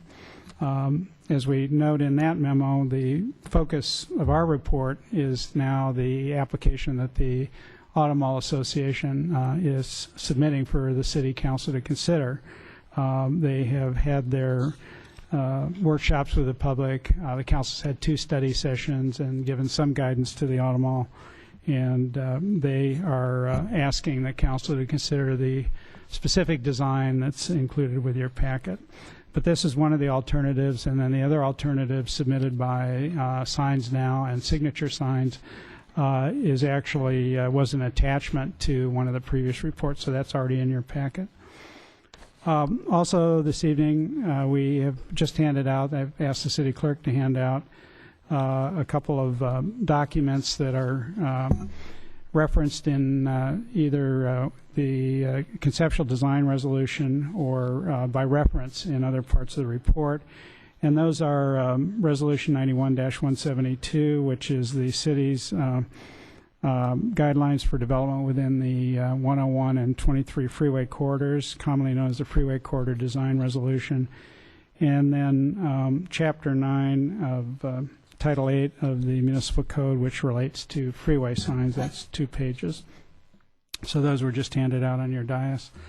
So at this point, I'll go into our PowerPoint presentation. As I mentioned, we have two items for council consideration. One is the municipal code amendment, which would actually change the sign ordinance part of our code to establish specific criteria and allow one freestanding identification sign within the auto mall zone. And I'm going to show you I think you're all familiar with where that is, but I have an exhibit coming up showing that location. And then the conceptual design resolution, which does include exhibits with dimensions submitted by the auto mall that would be a guide to interpreting the language, the text of that code amendment. Thousand Oaks Auto Mall located adjacent to the Ventura Freeway, just west of Westlake Boulevard on the north side. This shows some of the existing signage in the area that's referred to in the different reports. The label freeway sign is the location of the existing sign. I'm sorry, it's a sign advising of upcoming off-ramps, Hampshire Road and Route 23. Then the auto mall sign itself at the basically opposite the end of Court Avenue is the existing sign. And the Amber Alert sign that's referred to in the reports is about halfway between the auto mall sign and the Westlake Boulevard overcrossing. There's the picture of the existing sign, which was approved in 1993 by the City Council. By way of background, and I know the council's familiar with this, but the city and the auto mall have been working for quite a period of time to address parking deficiencies, upgrading in the streets and landscaping in the auto mall area, providing new wayfinder signs and other amenities. In December, the council approved the plans and specifications and authorized the bidding for that project. The identification sign was submitted separately by the Auto Mall Association, and the existing sign that's there now would be removed because of the improvements that are stated above. The new sign was proposed to replace the existing sign that was recommended by a Citizens Advisory Committee last summer, went through the Planning Commission. Commission had recommendations, came to the City Council in December, and at that time the Auto Mall Association asked the Council to defer a decision on the sign, and they embarked on a program of getting additional community input and outreach and considering alternatives to that design. Those outreach meetings were in January and February. The Council had 2 study sessions, February 22nd and April 12th. During that whole process, the Auto Mall refined the design and submitted that for the study sessions. Yesco was the name of the company that prepared it. It was known as Option 1 in the study session. And then there were 2 alternate designs presented, one by Signature Sign Masters that was actually part of the Auto Mall Association submittal, and then the other provided independently by Al Adam and Francisco Beres, the designer. The council reviewed these designs at those 2 sessions, took input, and provided feedback to the Auto Mall. And since that last study session 2 weeks ago, the Auto Mall has made some slight changes to the YESCO design, the principal one being reducing the width from 37.5 feet to 35 feet. And that's the schematic design that was presented. And this is the proposed sign as refined and with the specific dimensions. 35 feet overall width. The reader board component is 18 feet wide and 8 feet 8 inches in height. And the height to the top of the reader board, 18 feet 8 inches. The height to the top of the sculptural oak trees, 24 feet. And I do have a comparison table that I'll go through these dimensions in more detail in a bit. This would be a side view and a plan view looking at it from above. You have the curved element with the water feature close to the freeway. And then 2 panels, one facing each direction. This shows the proposed new sign overlaid on the existing sign. And the outline of the new sign is in yellow, and you can see the existing sign there. These are the principal dimensions, comparing the proposed sign to the existing sign. The overall height, 24 feet, that would be the top of the sculptural oak trees compared to 20 feet to the top of the globe on the current sign. The width, 35 feet compared to 30 feet. The total structure area, that's looking at the surface area from one direction. Current sign about 435 square feet, including all the supports and the base, etc. And the proposed sign, 596 square feet, doesn't include the sculptural oak trees. Kind of hard to figure the area of those, but the gross area would be another 160 square feet. Part of that additional area is attributable to the width, the extra 5 feet in width, and then also the structure of the proposed new sign, because it is wider, goes further down the slope towards the freeway, and there's more square footage of surface area in that location. The copy area, which would be the area that if you drew lines around on the current sign, the reader board, which is about 25 square feet, and the text where it says Thousand Oaks Auto Mall, and the globe, which is an emblem or symbol, about 176 square feet. The proposal, 195 square feet. And the reader board, those dimensions you're familiar with. The current one's about 2 feet 9 inches by 9 feet, just shows date, time, and temperature. And then the proposed sign, 8 feet 8 inches by 18. And the reader board area, 25 square feet compared to 156 square feet. The code amendment would amend the city sign ordinance, which regulates signage in the city, but just for the Auto Mall zone, and it only applies in that zone. Also, a provision in the ordinance is that it would not become effective until and unless the financing for the public improvements is improved. So that is a tie to that overall project, because the current sign would be replaced in order to provide room for parking in that project. It allows just one identification sign, and it would be through the building permit process if it conformed to the provisions of the ordinance. And the ordinance, which I'm going to get to in a minute, does require the specific design elements, certain materials, water, trees, landscaping, etc. And it also sets the maximum dimensions for the sign and the reader board. And the text of the ordinance, I think, is attachment 3 in your packet, starting at page 50, so you can see the specific limitations there. On the reader board, the commercial messages would be limited to the dealer and brand names and logos, Auto Mall website, one website address, date time and temperature, the 8-second dwell time with a 1-second image change time. Those are as they've been all along. Automatic dimming.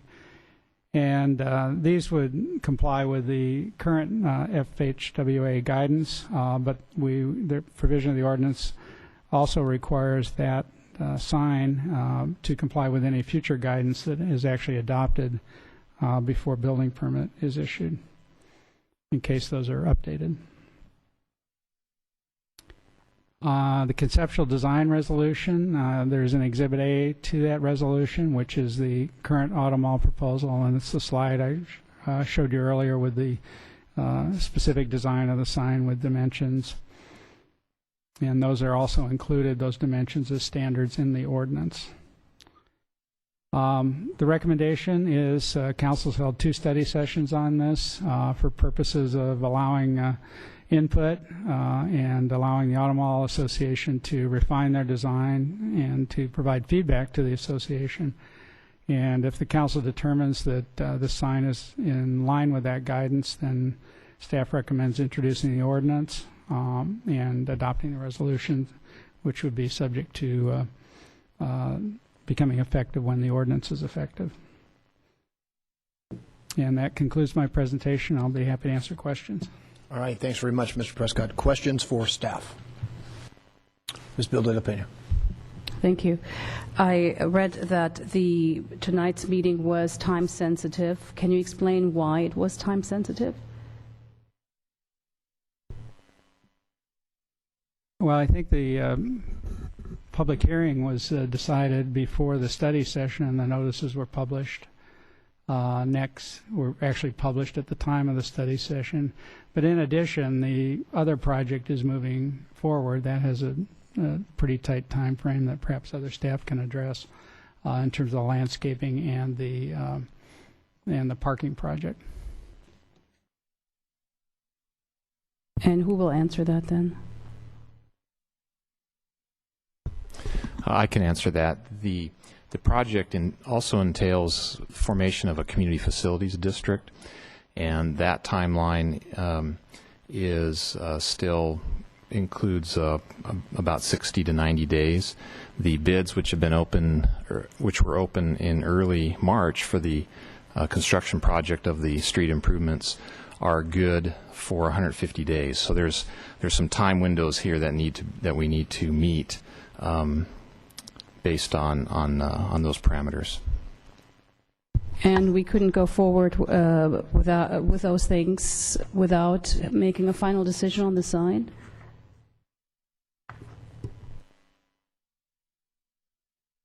I don't understand why the sign is holding up everything else.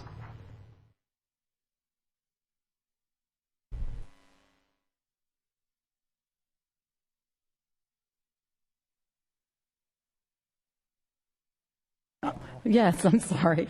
I mean, part of the thing is that the whole project as we move forward, because the old sign has to be moved, there has to be a decision on what's going to be replaced. The Auto Mall, as you know, has been partners with the city all of this time in terms of we shared all the costs for the design.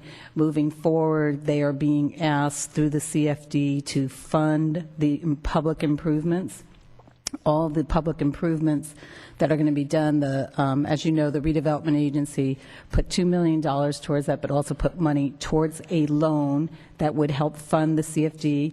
The Auto Mall dealers have to agree to assess themselves, and for all of that to take place, for them, part of what they came forward is to have what's going to happen with their sign, and they're paying for that part of it, but it impacts their decision on how we move forward in this process. So in a sense, they're tied together for decision-making points by the auto dealers, and the dealers are the ones that are going to take the burden of paying for these public improvements. Okay, then how do we remedy the fact that there are 2 parcels that are not owned by the city or the Auto Mall? How are we anywhere close to, or is any party close to purchasing those parcels, especially the one where the sign is supposed to be? Without the purchase of those parcels, everything will be moot according to the agreement that was voted on last month with 30 minutes notice?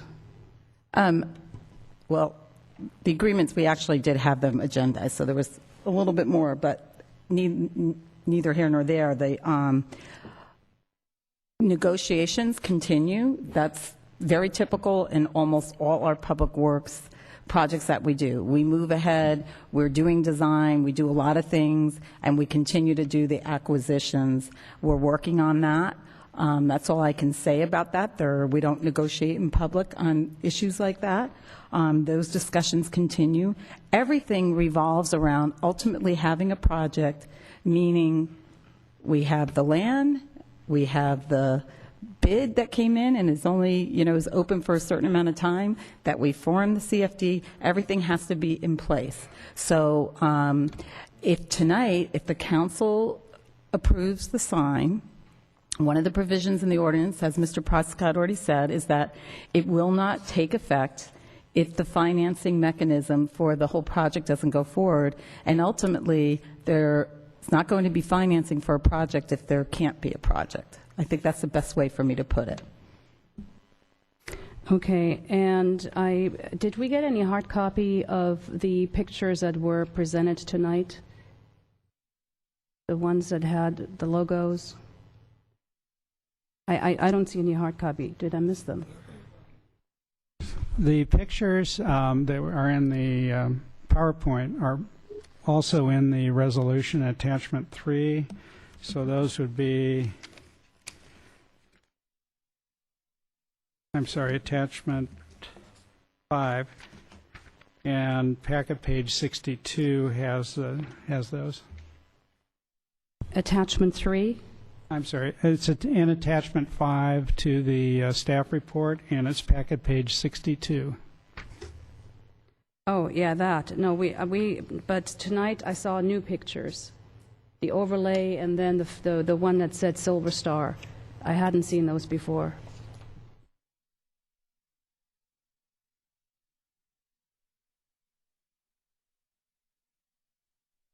Slide 9.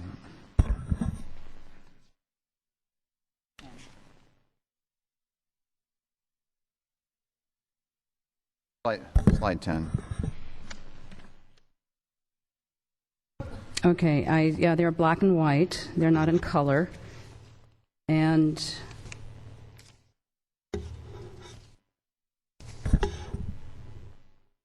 yeah, but we normally tend to receive nice color photographs. I don't think we got them tonight.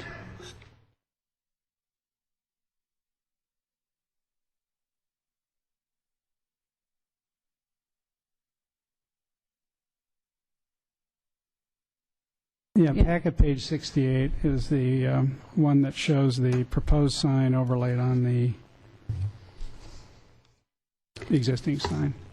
I see them in the PowerPoint. But also in the packet is an attachment to the staff report on packet page 68. Okay. All right.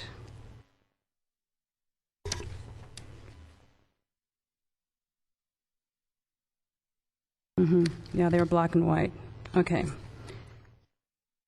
One of them is. No, both of them are, but the other one that had some of the logos already on there, like we saw tonight, is not in the staff report.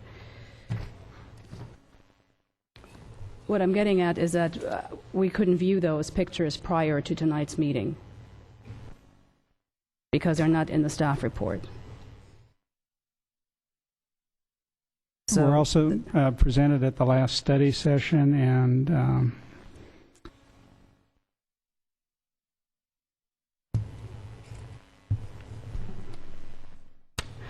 well, okay, so we don't have that.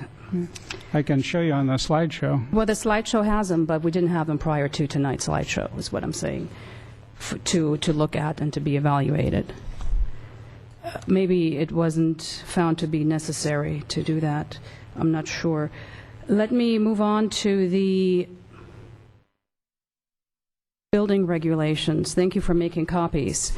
I'm still trying to reconcile the fact that there was direction given to the Automall at the study session that also suggested the same size of reader board as is currently the existing sign has. And that was not the case. That was not done. And the way it is proposed tonight, I'm trying to reconcile the fact that a sign that advertises is in direct violation of the Article 1 of freeway signs, as well as our guide for orderly development along the freeway. Staff argues against that and says that is not the case, yet tonight we are proposing to change the law in order to make that sign fit our code. And please help me understand why we're changing the law to accommodate a sign that is currently against the law, and then say that it's fine to do that, that it's not precedent setting, and it can be done. Well, I think one way to respond to that is, you know, there's always been a sign there. I mean, not always, but ever since the Automall was there. And the sign that you see now was approved by the City Council in 1993, but there was an earlier, more rustic type sign at that time. So the City Council itself has said that that sign in that location is consistent with the scenic highways element, with the they found it consistent with the freeway corridor design guidelines, which were adopted about 2 years before that existing sign was built there. So it's really a matter of what you now have is a different design that the Automall would like to place there instead of the sign that's there now. And what you see now is quite a bit different than the one that was presented out of the Citizens Committee last summer. And the council's had 2 study sessions and has given feedback to the association. And this is the one that they are asking the City Council to consider. I do recall you mentioning that you took your cues from that previous council back in 1993, but that was a different council, and yes, the sign was controversial, but we need to deal with today's reality and not what a council thought was the right thing to do back in 1993. Now, regarding the municipal code changes, there is a strike-through on page 56 of our staff report. Ms. Bildea-Pena, I think the city attorney may have a more clear answer to your previous question. Okay, thank you. Okay. Thank you, Mr. Mayor, members of the council, and members of the public and staff. I did want to respond in part to your question to staff about one ordinance and how can we have a new ordinance that somehow changes things, but that's the whole purpose. The ordinance you were referring to is in the building code. It has to do with a building regulation, and it pertains to signs. There is arguably an exception to that, which we feel meets this, but so that there would be no question, what the council would doing tonight, if the majority agrees, they're adopting a new ordinance, and the council has the ability to make rules for the Automall. It's very articulated specific findings in this proposed ordinance that would only apply to the Automall, and that's because the council's already made all those findings when it adopted the Automall zone. It's not precedent setting, and by a later ordinance, a council has the right to say, notwithstanding what else is in the code, you can do this at this location for these reasons. And that's what's being articulated here. So it's not a matter of this sign is somehow illegal. This sign will be appropriate and allowed by our code if you adopt this ordinance. It also articulates reasons why it's just for the Automall. It makes it very clear what the sign is and isn't, is and it is not. And as we've opined before, it is not a legal precedent for other places in the city. And I think, especially because of the findings in the past that the City Council has made concerning the automall zone itself and its purpose, this really does fit within that. So thank you for letting me expand on that answer. Thank you. You did state that this sign will be legal once we change the code. Yeah, that's exactly what I'm getting at. So we still have to change the code in order to accommodate the sign. On page 56 of our staff report, section 9-4.2308, subsection C, we strike out off-site freestanding signs. And why do we strike that through? That's just the title of that particular subsection, and there is no text there other than the part that was added. Actually, that was taken out. Yeah, it was taken out.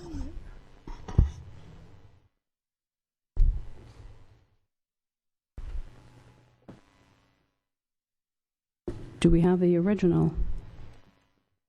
I think what we're basically doing there is using an unused code section that previously had text in it, because it's in the same part of the main section is 2308, dealing with commercial and industrial zones. Yeah, that's the one when the code said off-site freestanding sign, which this is. It said that there was no... Right. The current code, off-site freestanding signs, subsection C, was repealed by a previous ordinance. So it's subsection C of the section on commercial and industrial zones is where you would put this. The text of that section was previously repealed. Just the title, off-site freestanding signs, was a kind of a leftover. So this cleans it up. There was no text in there. Okay. So we're using subsection C, which is not really used now, to have the whole sign program for the automall zone consisting of the identification sign in part 1 and the wayfinding signs in part 2, which is over on packet page 58. And that section was added by the ordinance you adopted. Okay. I think in December. The resolution of that establishes the guidelines for development within the 101 freeway states that vehicle parking lots within the freeway should be screened from view to reduce the visual impact of rows of glittering automobiles. And obviously that was never the case with the automall.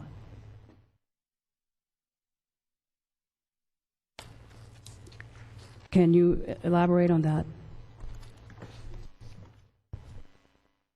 Well, I don't think there's anything in the proposal on the sign that alters that. I do know that the automall existed before the freeway corridor guidelines were adopted, and part of the landscaping project and parking improvement project that was adopted in December, the plans and specifications were approved by the council in December, did have a landscaping element there that I think would help with softening the impact of the additional parking there. Okay, it was supposed to soften it, but that really hasn't happened over the years. Okay, going to building regulations, again, page 501 of our municipal code. No advertising display shall be placed on property within 660 feet of any freeway. We are saying that this sign is for identity purposes only, yet we are advertising the website. And how do we reconcile that? How can we say that that is not in violation of section 8-9.102? I will jump in first. There's two different reasons why. First, There is an exception, which is on page 502 of the code, which is 8-9.103. And subsection C says to advertise the businesses conducted goods manufactured or produced or services rendered upon the property upon which the advertising display is placed.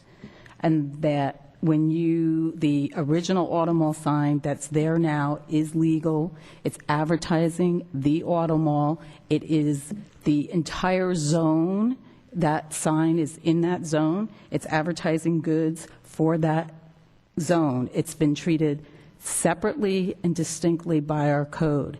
That's why the interpretation is the current sign is legal under this exception, and the new sign would be legal under this exception. Furthermore, by adopting the ordinance, it makes it clear that it falls within this exception and within the purview of the council's authority to say the new sign, this is what it's doing. And it's not a billboard, it's not anything else, and it doesn't conflict with this code section. It doesn't conflict with it. The current sign doesn't conflict with it now, and the new sign wouldn't because of this exception. There are no issues with the current sign. The size is absolutely fine. The size of the reader board, as well as the size of the sign. The concern is the proposed increase in size.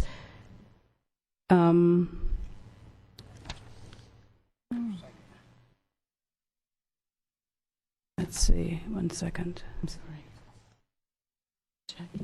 Oh, just for clarification, because I'm getting a little confused myself now with this legal discussion.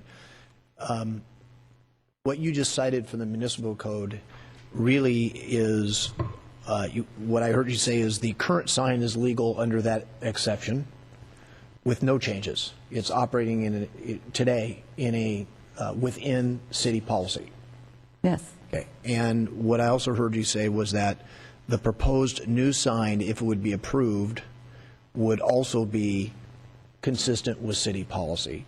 Now, why is that? Does it have to do with size, what Ms. Villalpena is talking about, or does it have to do with the advertising component, which is what I thought you just discussed?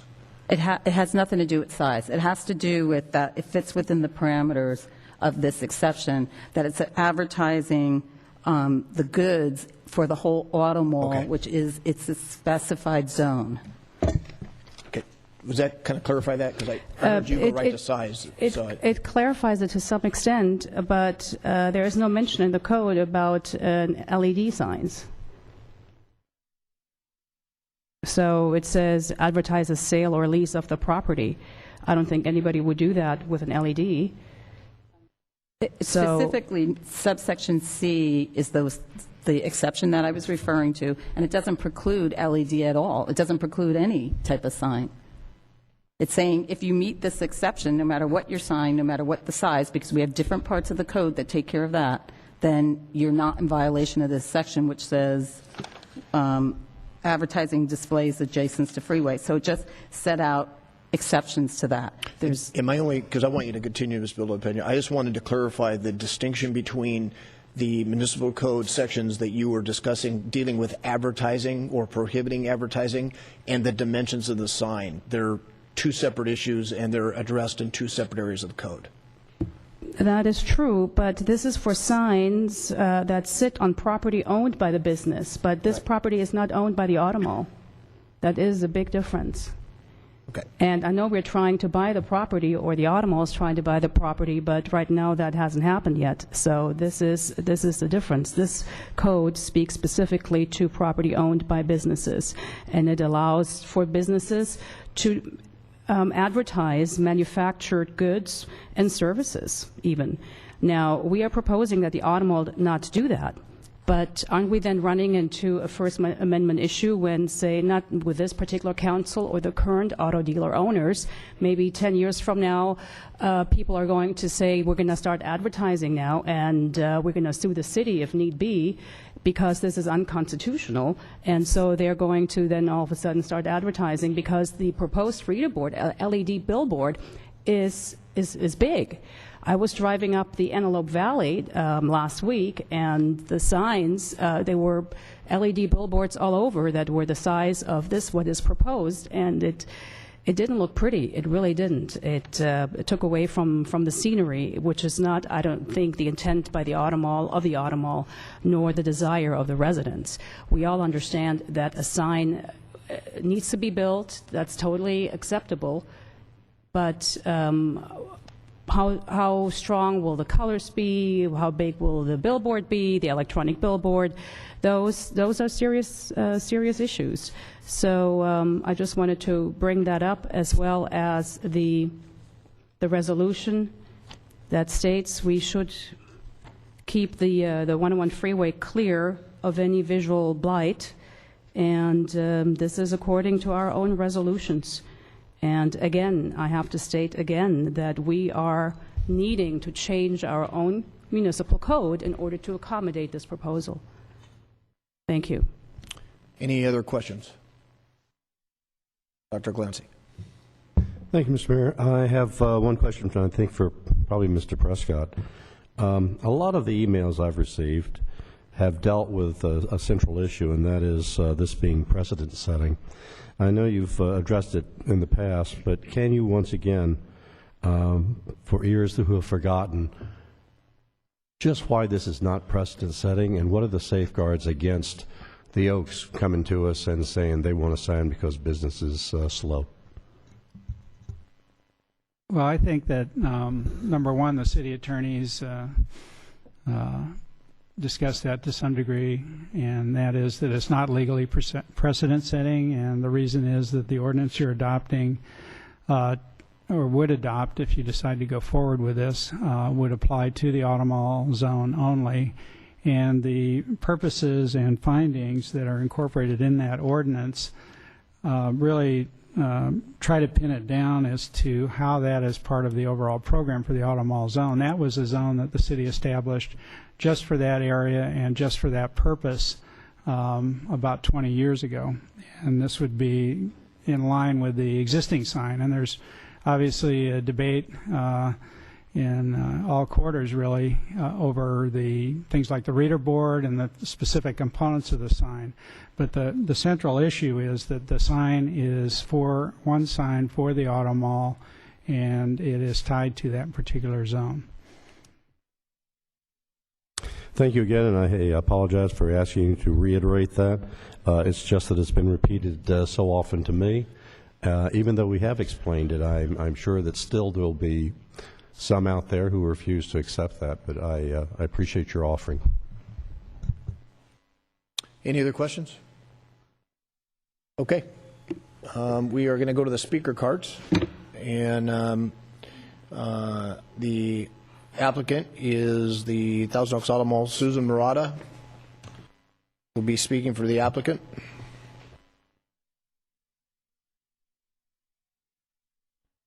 Oops. Good evening.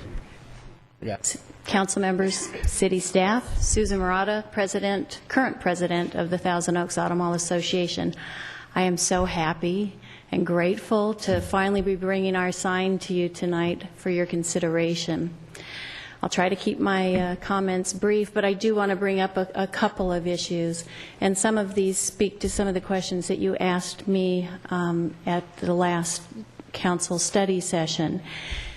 And you had said, you know, Susan, the Automall dealers have seen the emails that come into the city opposing the sign, and you've heard some of the speakers tonight opposing the sign.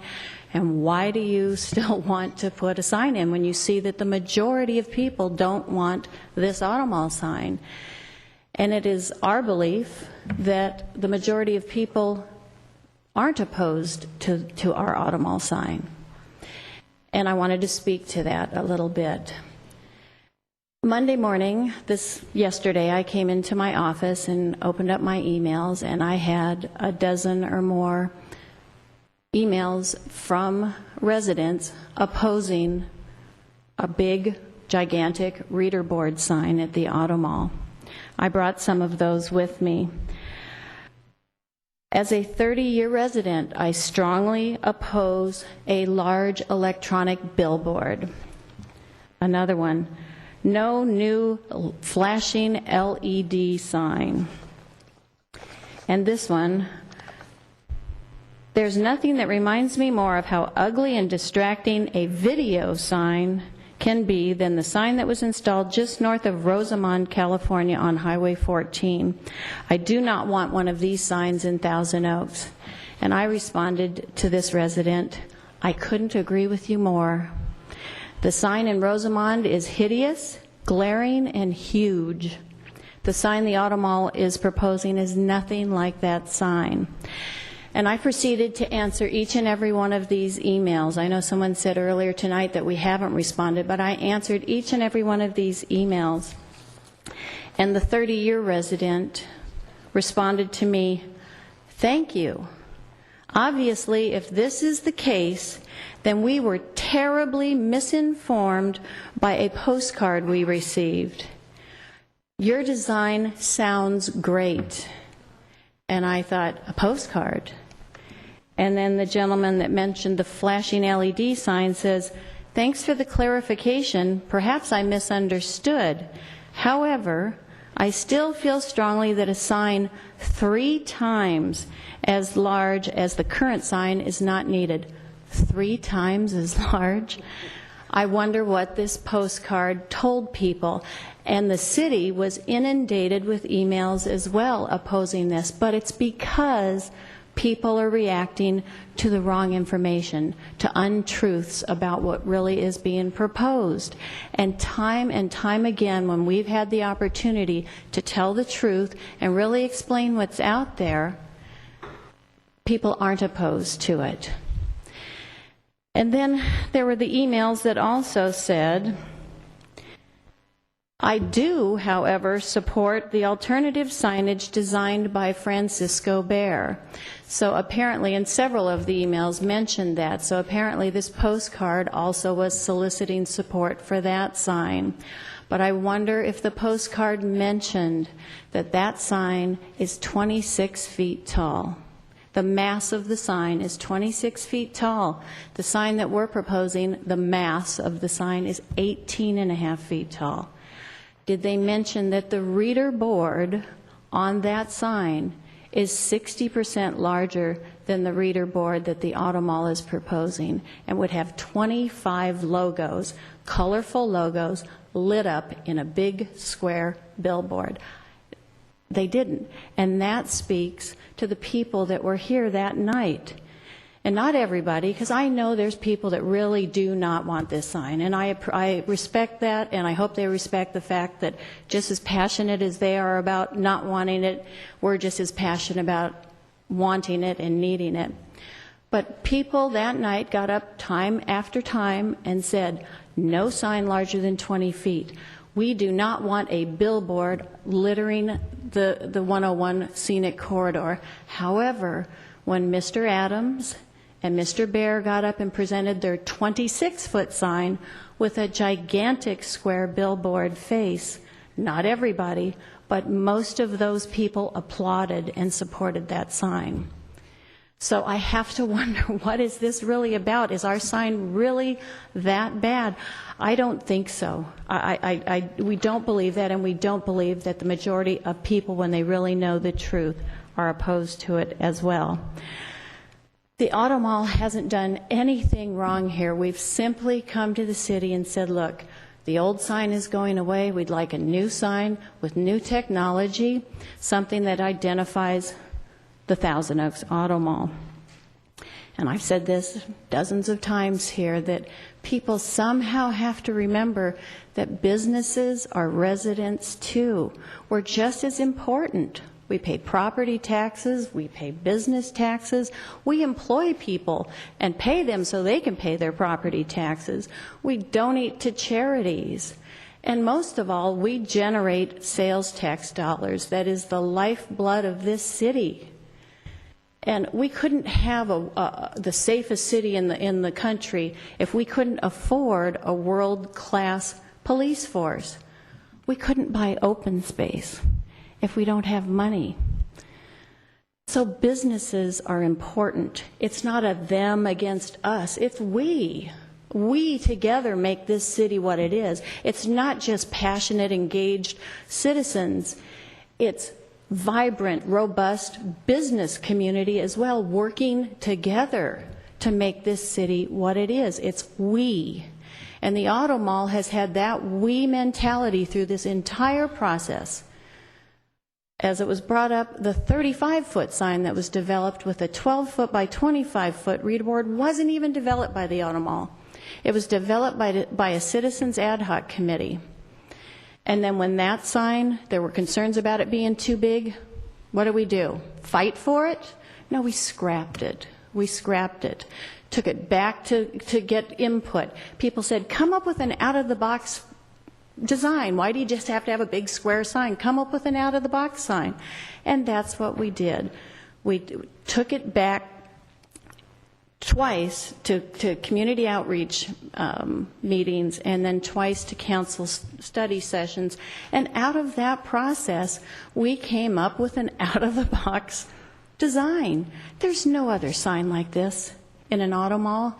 This isn't the 405 freeway. There's nothing like this. It's 18.5 feet tall. It's got 5.5 feet of decorative trees on the top. If that makes it too tall, take them off. Take them off. It's Thousand Oaks. It's oak trees. It makes it look attractive. And as far as the reader board, the direction that we got, and if you remember what was said, you were talking about the board out in front, and you said, come up with something, because I think the one we were proposing at the time was maybe 10 feet by 20 feet. We'd reduced it somewhat from the 12 by 25. But you said, come up with something that's closer to that. And somebody mentioned, I believe it was Scott Bailey was talking at the time, and you were asking him questions, and he said, well, remember, it's on 8 lanes of traffic. And you said, of course, keeping the safety issues in mind, come up with something that's smaller. And that's what was said, and I know if you look back, that's what was said. And so we directed our sign company to do just that. Reduce this down as much as you can and still keep it safe, so that it can be easily seen and not that distracting from the freeway. And that's what we did. And I just wanted to bring up that the sign out in front is 4 feet by 17 feet. The actual reader board of our sign isn't the 8 feet by 8.5 feet by 18 feet. That's the box that it's in, but it's actually 7.5 feet by just over 17 feet. So it's a little wider, but it's the same length. So I just wanted to bring that point up. So that's pretty much all I had to say tonight. Thank you very much for your attention. I did want Ken Person from YESCO to come up and just say a few words about some of the specifics on the sign, and he has some comments to make. And you got a few more minutes. So this is Ken. Thank you. Thank you, Mayor, council members, and staff. I just wanted to address a few of the issues that have been discussed throughout this process that we've been able to observe, and hopefully add some clarity to the design that we're submitting for approval, or that the Auto Mall is. One question being constantly asked is, why do they need a sign? The Auto Mall needs a freeway sign as a means to identify, inform, and direct their customers. The mall needs to be visible to their largest potential target audience that drives by the mall each day. An on-premise digital sign is the simplest, cleanest method to accomplish these objectives, capable of communicating each of the 25 brands on the property on a single display, many of which would be functionally invisible without the help of a sign. The exposures generated by the on-premise sign not only cost far less than other media exposures, they are also far more effective. The on-premise sign is right there on site, marketing the very location in which the purchase could occur and only communicating to those who actually move through the trade area. Other forms of media have a high waste factor, advertising to people who are far outside a business's trade area. The topic of the alternative design using a multi-tenant panel display versus a single LED reader board to advertise the 25 brands has come up several times. Why don't we consider doing that? The space that would be required for each brand to be visible would make the sign so large as to be impractical and, in my opinion, out of scale with the surroundings, as well as a challenge aesthetically. There are many examples of such signs as these, and almost always the individual sign panels are sized so small and their appearance so condensed and crowded that the sign is rendered unreadable. And frankly, more of a distraction as people driving by at a high rate of speed try and read those signs. Invariably, what happens then is the new panels that have as dealer brands change, we need to keep in mind the long term. Invariably, what happens then is the new panels that have fresh paint and acrylic material do not match the existing panels due to fading and yellowing and other environmental effects, and you end up with a patchwork of mismatched panels that becomes very unattractive over time.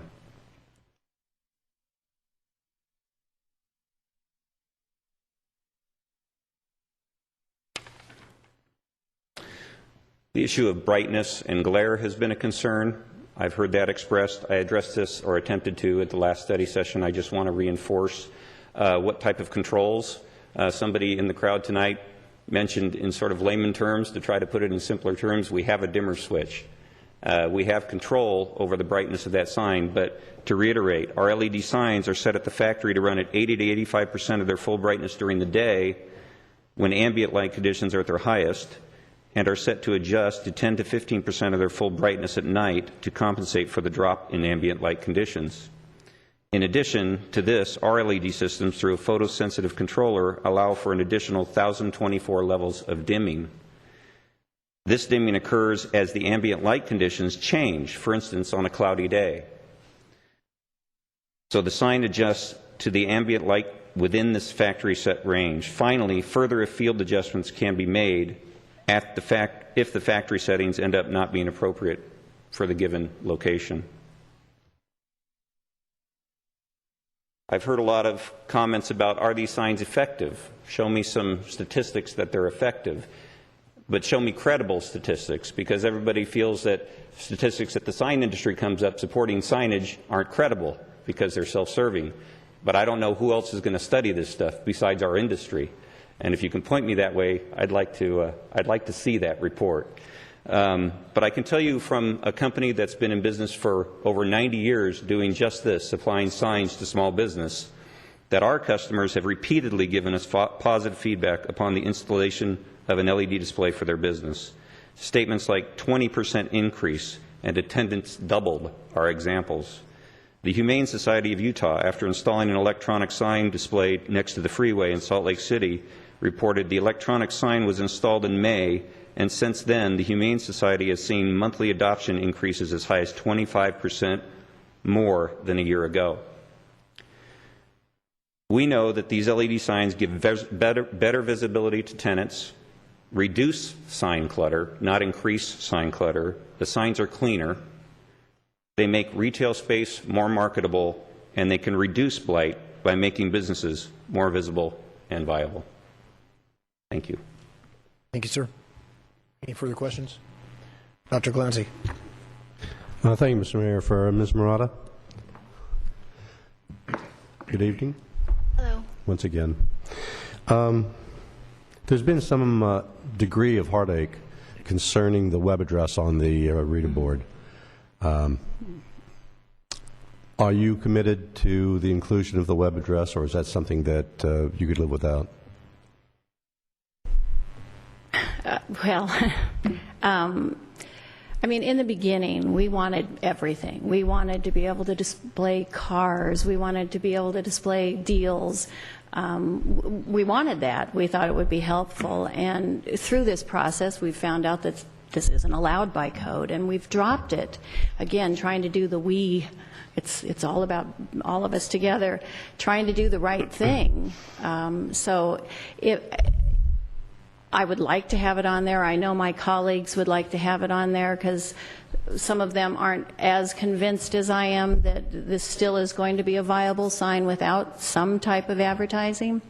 But if it's that big of a deal, I don't think it is that much of an issue because people can Google Thousand Oaks Auto Mall and find our website. So I think it's important to constantly keep showing logo after logo, and just get the message out there. It's kind of a subliminal thing. This kind of advertising isn't the kind of thing that somebody's going to pull over and drive and buy a car. It's the kind of thing where every time you go by, you go, oh my God, they've got that franchise. Oh, I didn't know that one. And it's just subliminal. So eventually you realize, oh my God, they've got everything in one location. And I think that that's why this sign is still important to the auto mall. So yes, we could probably live without it. Okay, I appreciate your comments on that. The sign itself, by nature of being a sign, is advertising. Having a name up there is advertising. Having the brands up is advertising. However, it's very important, in my mind, it's very important to have the brands up there and have the logos of the cars. I think you need written description of what's there, because not everyone can recognize what a logo is, what that logo represents. So I have no issue with that. I'm a little ambivalent about the web address, though, and I wanted your thoughts, so I appreciate your answer. Thank you. You bet. I'm not ambivalent at all about it. I think the discussion has been about the ability to show what dealerships are there. I think that's reasonable. I recognize that the Auto Mall has come a long way from their original proposal of wanting to advertise versus now a sign that identifies what is there. That seems reasonable to me in light of any business would want to be able to do that. It's also my understanding through prior testimony that there are a number of dealerships there that are not visible from the freeway, and I think fair-minded people would recognize if it were not for some type of identification, they would not know that those dealers exist there. So from my perspective, I think that's a reasonable compromise. I don't believe the website is part of identification. I think that it is advertising, and so good to hear you say you can live with it, but I'm going to ask staff to put a condition in to remove that component of it. I think the time, date, and temperature, I think you have testified a number of times. If we don't include that, people will miss it. It's a unique, quirky part. If that's a marketing aspect of the Auto Mall that people expect to see the time, date, and temperature, I think that makes sense. It's consistent with where we've been. I think the addition of brand or dealership is a reasonable approach and not inconsistent with what I've heard even from folks that are against the sign. And so I think that's the direction that at least, I don't know what the rest of the council, but that's the direction I'm going to go. Any other questions for Ms. Murata? Okay, thanks very much. Thank you. All right, we're going to go to the speaker cards. 2 minutes per comment, and we have a bunch of speaker cards, so I'm going to do my best to move folks through it. Mr. Gillette. Consistent with council policy, at this time I'd ask for concurrence at this meeting go past 11 o'clock so that we can conclude tonight's agenda. Okay. If there's no objection, that'll be the order. Thank you, Mr. Gillette. Thank you. Good housekeeping. All right, Norma McCary, followed by Rick Lemo, followed by Bob Engler. Norma. Okay. Rick Lemo's here. Bob Engler's not here.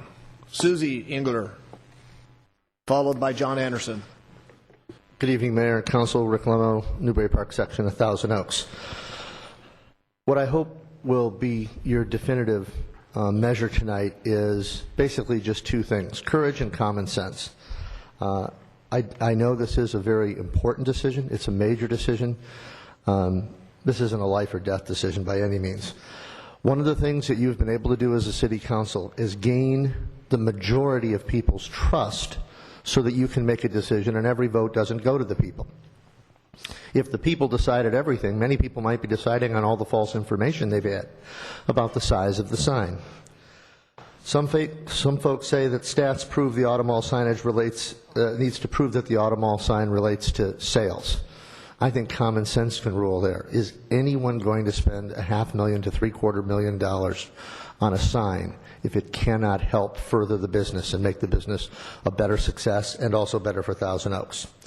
Committee Chair Goldsman has told us many times that the Auto Mall Group was quite easy to work with, and they constantly, as you heard tonight and other nights, amended what they were looking for. That's the mark of a good citizen. I have a different approach than the Auto Mall. I really don't care that much about the Auto Mall. I want our city to compete with other cities. I want our city to have our fair share of all the business that drives through here. And so I hope the sign does that. I also tend to think that most of you already believe in the necessity of a sign. Because if you didn't, then we could probably take away all those things that identify you tonight, and every meeting we can come and just guess who's in charge. So with that, I would hope that you seriously use some common sense and move this forward and follow staff's recommendation. Thank you. Thank you, Mr. Limo. Susan Engler, followed by John Anderson, followed by Richard Hoos. Good evening. Susan Engler, Thousand Oaks. I came down tonight to let you all know I am in favor of the Auto Mall sign as proposed tonight. I've been along the ride. I've come to several of the public meetings. I've been here once before and stayed late to listen to all of your comments and everyone's feelings. And I've learned a lot, and I've come a long way. I was really concerned in February. And my thought now is I really see that this process has worked and gotten us to a point where we have a beautiful design and we meet the needs of the Auto Mall, but we also address the concerns of our beauty and our community. So I'm here to say, please support the Auto Mall. Thank you. Thank you. John Anderson, followed by Richard Hoos, followed by Suzanne Duckett. John Anderson. Oh, okay. Take your time. There are two John Andersons. There is. I think there's another one here. All right. So it's a pretty common name. Mr. Mayor, council members, and city staff, thank you for the opportunity to meet with you this evening. I live in West Los Angeles. I get to work in Thousand Oaks. I oversee the Silver Star Automotive Group. And we are a family-owned business that has operated in Thousand Oaks for about 25 years. We started out with 2 franchises, and we have continued to invest our profits and invest in other franchises such that we have 12 franchises today. Our companies are great companies. They're not perfect, but they are great companies to work for. We provide our employees with competitive salaries and benefits, and we provide an outstanding environment in which to work. We operate out of clean, safe, and attractive facilities and provide high levels of service to our customers. In addition to being an excellent employer of 550 employees, we, along with the rest of the Auto Mall, have been outstanding corporate citizens. Over the years, our companies, along with the other companies or dealerships in the mall, as Susan said earlier, we have donated millions of dollars to local schools and numerous charitable organizations. And, as Susan said also, she kind of stole my thunder, the companies in the mall, year over year, have been the largest contributor of sales tax dollars to the city's general fund. We, along with most other Thousand Oaks businesses, have been good for the city, and we've been good for the city's budget. As you know, we have an old and outdated sign. It's about 18 years old. The Auto Mall paid for the sign, and it pays rent every month for where the sign is located. At our expense, we're asking to replace it with a sign that is made of stone, water, and tree elements that we think represent what Thousand Oaks is all about. It's an attractive sign and one in which the city should be proud. The first rendering of the sign was too large, and the Auto Mall listened to our community's concerns. Anderson? Yes, sir. You got to wind it up. Pardon me? You got to wind it up. I will do that, sir. Okay, thank you. The sign being proposed now is a little wider, but about the same height as our current sign. It's an attractive sign. It's a reasonable and fair request of the Auto Mall to replace its sign. It's good for the Auto Mall, and it's good for the city of Thousand Oaks, and I ask that you each vote in support of allowing us to put in a new Auto Mall sign. Thank you very much. Thank you, sir. Richard Hoos, followed by Suzanne Duckett, followed by Chris Schaefer. Former mayor. Good evening, sir. Good evening again, Mr. Fox, members of the council, and staff. My name is Dick Hoos, and I am a longtime resident of Thousand Oaks. I hope that all of you had an opportunity to reread the highlighted comments in the staff report that I made available to you earlier this evening. The report says that the reader board will be limited to identification of dealerships and brands and not advertise products, pricing, or services. It also, if we assume that the council agrees with the 6-second dwell time that was requested by the applicant at a prior meeting, and that there are approximately 30 dealerships. I know it's 25 at the moment, but it goes up and down. If there are 30 dealerships or brands, that means that each logo would appear for 6 seconds every 3 minutes. Think about that a minute. As you drive along the freeway at 60 miles an hour, you can view the sign for approximately 6 seconds before you pass it. That means that you would see either one or at the most 2 logos each time you went by that sign. Think about that a moment. What are the odds that I will, I'm sorry, I got a little ahead. Let's assume for a moment that I'm a commuter from Ventura, driving to work in the San Fernando Valley and home again at night every day, and have been wondering if there is a Fiat dealer at the auto mall. What are the odds that I will see on the reader board that there is a Fiat dealer at the mall? I'm not capable of calculating that number, but the odds of my winning the lottery are a heck of a lot better. Even if you double up the logos on any given, the odds are still fantastically high. I urge the dealers to think about that reality and remove the reader board from their proposal. All they really need to do is to continue to declare on the sign that the Thousand Oaks Auto Mall is the world's largest. Thank you. Thank you, sir. Suzanne Duckett, followed by Chris Schaefer, followed by Scott Bailey. Suzanne Duckett. Chris Schaefer, Scott Bailey, Summer, looks like Branham. Good evening, sir. Good evening, Mayor Fox and City Council members. I appreciate the opportunity to talk to you tonight. My name is Chris Shaver. I'm a resident of Thousand Oaks for over 20 years, and for full disclosure, I also operate a family business in the Thousand Oaks Auto Mall. It's not, I don't have any flowery words tonight or angry rhetoric. I just wanted to share with you some basic concepts. As a resident, I do understand the community concern about the sign issue. I really do. As a citizen of Thousand Oaks, I'm also concerned about the dwindling resources and city revenue that's taken place over the last few years due to a lot of different reasons.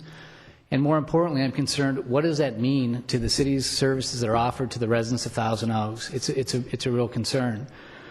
As a member of the Thousand Oaks Auto Mall Association, a different hat that I wear, I truly believe that sign identification will help us sell more cars and will help us offset some of this loss of revenue. I truly believe that. We would not be investing the time, energy, resources, or money if we didn't believe that. In our own case, and I hate to be a selfless promoter here, we are one of the dealerships that are off of the freeway. We are on Thousand Oaks Boulevard, and we do not get any freeway exposure. The Shaver family in the last week finalized a deal with Chrysler to bring back the Chrysler, Dodge, Ram truck brands back to the Thousand Oaks Auto Mall after 2 years of being away. I think it's a big deal. We also, as a company, have added the Fiat brand in the last month. So we're bringing in 4 brands that we need to get exposed. We're not on the freeway, we're on the boulevard. and this brand identity will help us sell more cars, which will generate more sales tax dollars. And finally, I just really want to urge the City Council to, if possible, approve this unanimously. I think it's an important message for the community. We've gone through a lot of time, energy, everybody, the residents have, the Auto Mall Association has, the committees have, a lot of time, money, energy, and I think it's time to get this going and get it done. So I urge you all to vote unanimously to approve the sign. Thank you. Thank you, sir. Scott Bailey, followed by Summer Branham, followed by Karen Brankham. Good evening, sir. Good evening, Mayor, members of the City Council, Scott Bailey, Newbury Park. Well, we're obviously disappointed that our design option didn't move forward. But as they say, beauty's in the eye of the beholder, and the Auto Mall Association are the ones footing the bill for this, so they have to be happy with what they're presenting to tonight. It doesn't change the basis of the argument for their sign. It remains the same as when we were actively involved, and that is that they do need a sign. As one who did the original one 18 years ago, I'm intimately familiar with the attendant arguments here. The two that come to mind that stand out largest are the ones that one is an outright lie, misinformation that's being propagated once again, and the other one is just silliness. The silly one is that that they don't need a sign. Anybody driving by can see they're selling cars there. Well, duh, Ray Charles couldn't miss their selling cars there. The point is, who is selling cars there? They spend a lot of money on advertising. They spend a lot of money on other forms of marketing, and to make them operate with one hand tied behind their back just doesn't make sense. If we're serious here about shoring up local revenue sources and supporting local business, then I think it's incumbent upon the council to support the association in their quest for a newer sign. The last thing was that this is going to be the first of many. They said that exact same thing 18 years ago when we did the first one, and it's still the only freeway-oriented sign of its type. And it's because they're selling cars. They're not selling toasters or tires or donuts. It's a regional product with a regional marketing message. The sign it's critical as a focal point for their identity, and that's how we feel about it. Thank you, Mr. Bailey. Summer Branham, followed by Karen Bracken, followed by the other John Anderson. Good evening. Good evening, Mayor Fox, City Council members, and also staff. My name is Summer. I live in Simi Valley, and my father started working for Kemp Ford over 20 years ago. My mother got her job for the Ladden family over 15 years ago. Needless to say, the Auto Mall has been a part of my life for as long as I can remember. I had the opportunity to grow up in a safe neighborhood, to go to college and get my education. I even had my first job at Ladden as a file clerk. All of this was made possible because of my parents' employment at the Auto Mall. All of us here this evening share one common goal. We all want what's best for the city of Thousand Oaks. And more business for the Auto Mall means more tax money for our schools, roads, police and fire departments, all the things that make this city so great. More business for the Auto Mall also means more jobs for our local community. And maybe the parents of another little girl will be employed there. Parents who want the same thing for their daughter that my parents wanted for me. A safe place to grow up, a great education, and maybe a great first job as well. I love this city. I love being a part of this community. And I want this city to stay safe and beautiful for generations and generations to come. Thank you. Thank you. Karen Branham, followed by John Anderson, followed by Nick Kidwai. Good evening. Good evening, Mayor Fox. My name is Karen. I'm from Simi Valley. I grew up in this beautiful city, and while I no longer live here, I've been employed by the Auto Mall since 1989, and specifically for the Ladden since 1997. Most of what I was going to say has already been said tonight, so I just wanted to make a few comments on things that I listened to. One of them was the dwell time being 6 seconds and how you can drive by for 25 years and never see all of them.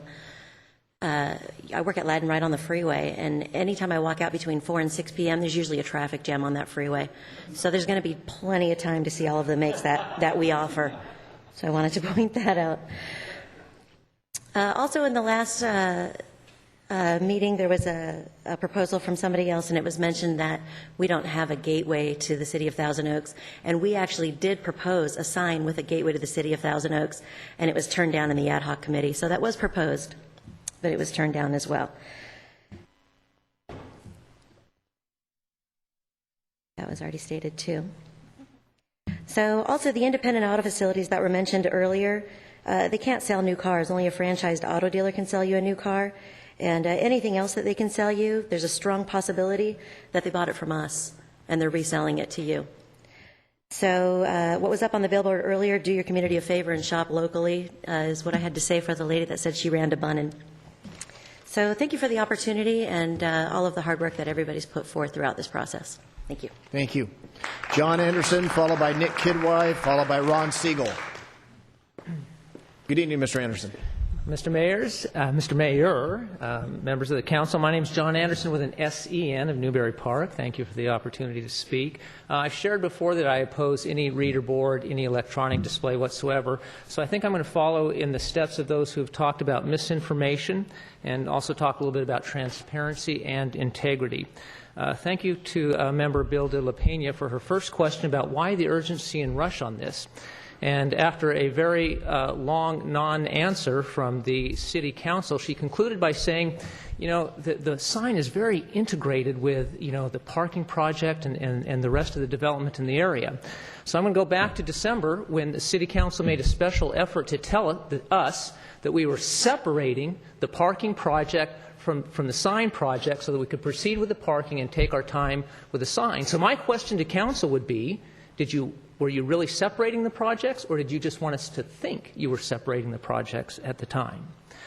In the previous public hearing, I appreciated the mayor recusing himself from the vote because it could be viewed as a conflict of interest. And I appreciate him acting perhaps on the advice of the attorney, but I also like to think he may have done it because it's the right thing. The right thing also is some of you have gained from Automall donations, and you stand to gain from Automall donations in the future. And if we're going to be consistent on recusing ourselves, I would recommend the same thing here. The last thought, in terms of the Automall zone, I appreciate the clarification that we're talking about a specific zone and a sign just for this zone, but my question to Council would be, couldn't we create an Oaks Mall zone? Can we create a Jans Mall zone? We may not build another sign on the freeway, but I wouldn't be surprised if in the next year we have reader boards appearing all around the city. Thank you for letting me share. Thank you, sir. Nick Kidwai, followed by Ron Siegel, followed by Louis Goldsman. Mr. Kidwai, good evening.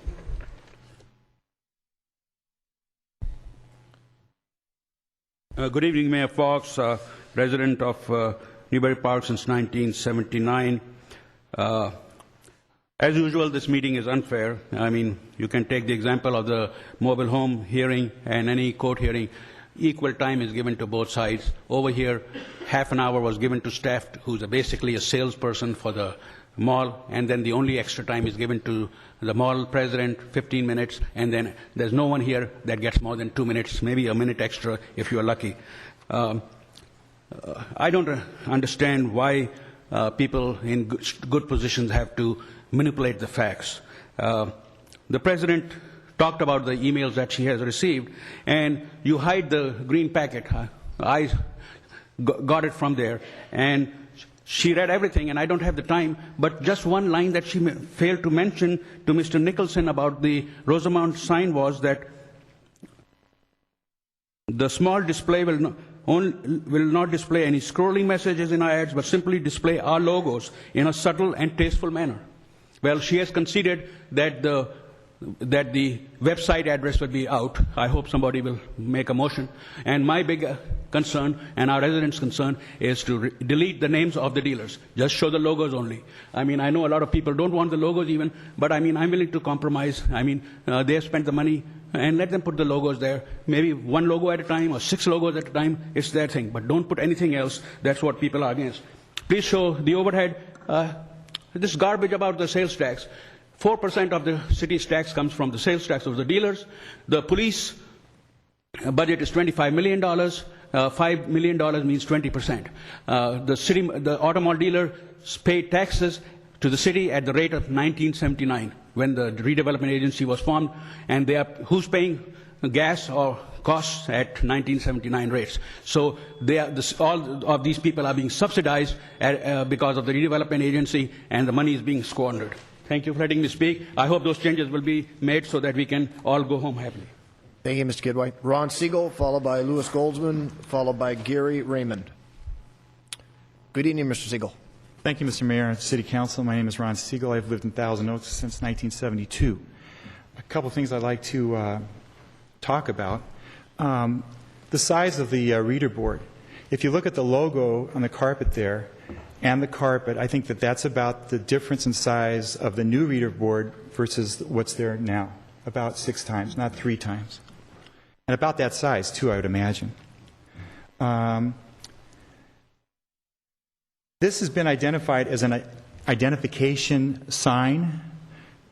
Why can't this sign work in concert with the finder signs that will be around the auto mall? So in other words, instead of having a multicolored reader board, why couldn't you have a monochronomic board that says auto mall with 25 brands, and that would lead you to the auto mall, and there you would find the finder board that would help you find each individual brand. The other problem I have is this proliferation issue. If I owned the Oaks Mall, which I don't, but if I did, and this passed, then I would come to you and say, I'm a special zone, I'm a commercial zone. Why then can I not have a special change in the municipal code for my sign? So I think that you open yourself up to a proliferation. So what I'm asking you now is not to sacrifice the aesthetics of this very special, historic, and beautiful corridor for something that hasn't even been proved to be effective in terms of sales. We've asked the auto mall to do a marketing survey and to see actually how many of their buyers come into them via internet or by the sign or word of mouth, and that hasn't been done. It would have been nice to have some kind of data to back up what they're proposing. Thank you very much. Thank you, Mr. Siegel. Louis Goldsman, followed by Gary Raymond, followed by Mark Leaf. Good evening, sir. Good evening, Mr. Mayor, council members, staff. Thank you. Louis Goldsman, Newbury Park. Let me start off by saying I really don't care about the existence of the auto mall, except I want it to be there when I need to buy the things I want to buy there. But I do have an interest in the city and its success and its financial health in particular. As far as arguments that the sign won't sell cars, or as has been stated several times by one individual, he hasn't seen any proof that it does sell cars. There's also no proof that it doesn't. And yet, I'm going to accept the view of somebody who has put up at least $500,000 to build one of these signs, because that's what they cost, versus the view of somebody who has absolutely nothing at risk. If that person is wrong, there's no consequences. If the person who has something at risk is wrong, they've suffered, at least financially. So I'm going to accept the view that the sign is needed, and I think that's pretty much been accepted already. As far as the size of the sign, it has to be tall enough and big enough to be read on both sides of the freeway, or you're cutting its effectiveness in half.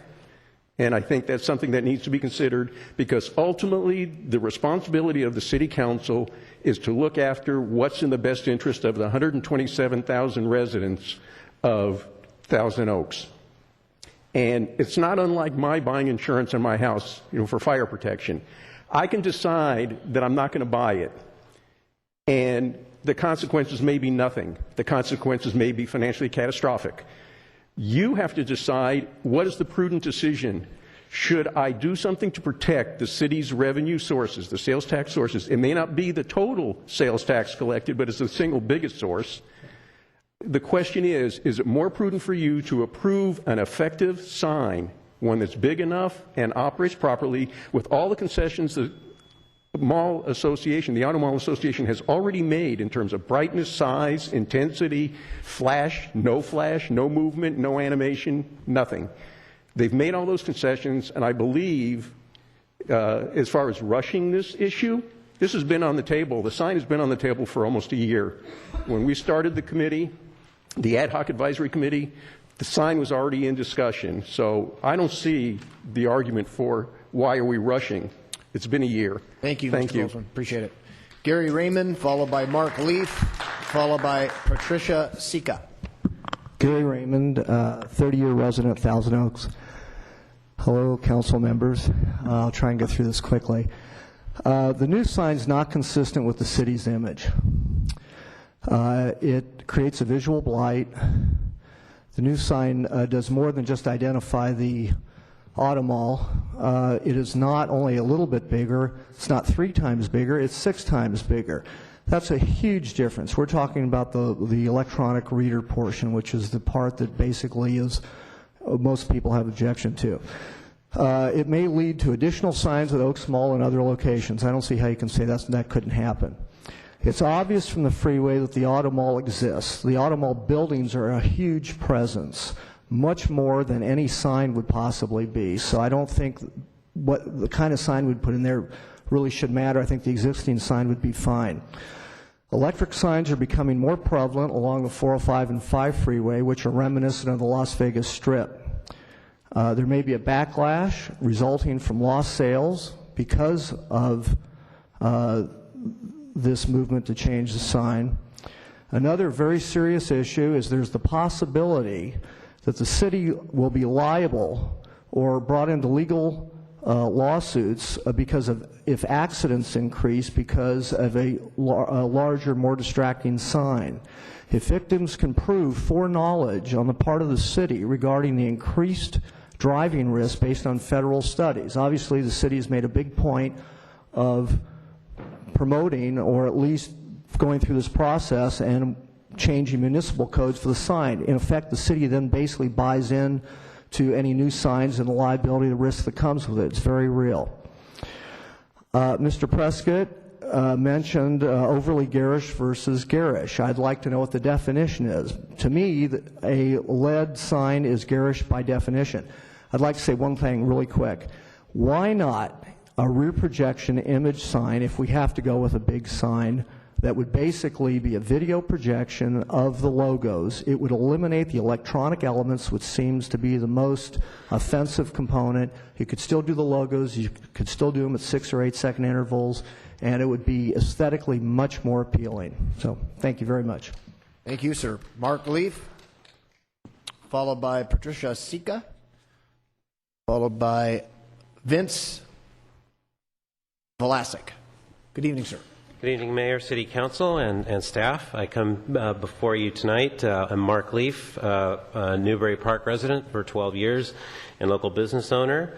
I'm coming before you tonight, hopefully really for the last time on this topic, to thank you for your consideration during this process. Signature Signs, the company that I co-own, has been engaged by the Auto Mall throughout this process. We've had the opportunity to help illustrate the design concepts of the ad hoc Citizens Committee. And although this original design has long since been retired, we were privileged to have been part of the process and wish to acknowledge the contribution of the various volunteers who freely gave of their time to devise a workable and aesthetic sign concept. While the designs that we originally helped illustrate from the ad hoc committee and the alternative concept that we co-presented in the previous council meeting are not being proposed by the Dealers Association tonight, we do want to go on record as fully supporting and endorsing the design concept that the dealers have chosen to present to you tonight for approval. The proposal as designed is aesthetic, complements the topography of the site, and incorporates the citizens' feedback and the wishes of the council. While there is no perfect solution, and that has certainly been made clear through the various ongoing meetings, we do encourage you to approve the design solution and we thank you for your time and your consideration through this lengthy process. It's been a little frustrating, but it has been, I think, a worthwhile process that works, and I thank you again. Thank you, sir. Patricia Sika, followed by Vince Velasic, followed by Richard Odom. Good evening. Good evening. My name is Patricia Sika. I've lived in Thousand Oaks for 39 years. I've watched a lot of changes. I don't believe anybody that's against the sign is against the sign or having a sign or doesn't think that the auto mall doesn't need a sign. What we're objecting to is the LED element. It just doesn't seem to fit with Thousand Oaks. I've been here a long time. I know that there's progress. I accept that. But the element is not going to be doing what I think the original concept was, which was to do the advertising. And the logos or the names of the dealership, I don't think is going to add that much. I think having time and temperature and the date is excellent. But it should be something small like it is now. I don't think that adding a larger sign doesn't mean that at some point it's not going to turn into advertising. It's not going to suddenly, oh, well, we really need this to do what we need to do. I don't think just doing the logos is going to make them happy for very long. Nobody is against the auto mall. Nobody is against the employees of the auto mall and what they've done for our community. They provide a great deal of sales tax. They're not paying the sales tax. We're paying the sales tax. They're passing it on. So I think that's an important thing. They generate a great deal of revenue for the city, and we're happy about that, and we're happy to have them here. But we do not like the LED portion of the sign, and that's the bottom line. Thank you. Thank you, ma'am. Vince Velasic, followed by Richard Odom, followed by Chuck Kunsel. Good evening, sir. Good evening, Mr. Mayor. Good evening, members of the council, city staff, members of the public. My name is Vince Velasic. I'm a resident of Thousand Oaks and have been for over 33 years. I am a supporter of the local business community. I've purchased 2 vehicles from the auto mall, and for the last 18 years have them serviced on a regular basis. So I'm a very avid supporter of this community and the business community. On November 26th of 2010, I voiced my concern to all of the council members by telephone, and expressing at that time, my serious concern about the total project, because at that time it was 35 by 40, and the LED sign was 12 by 21. So I was totally opposed to everything. As I made these calls, the only return call that I received after leaving my number was from Council Member Dennis Gillette, and I appreciate that. And he clarified a few things that I read about in the paper that were somewhat misleading. It was the $2 million, I don't know, was that a loan or was it a grant? But anyway, it was a $2 million issue that was going to be used for parking structures and landscaping and things of that nature, and so forth. On January 26th of 2011, I wanted to better educate myself by attending the first public forum, which was conducted at the Los Robles Golf Course.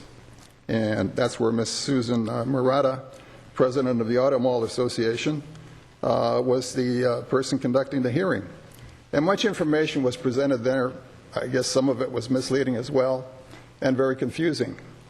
And I think I went away thinking that it was going to be one of those situations where there's no real logical conclusion.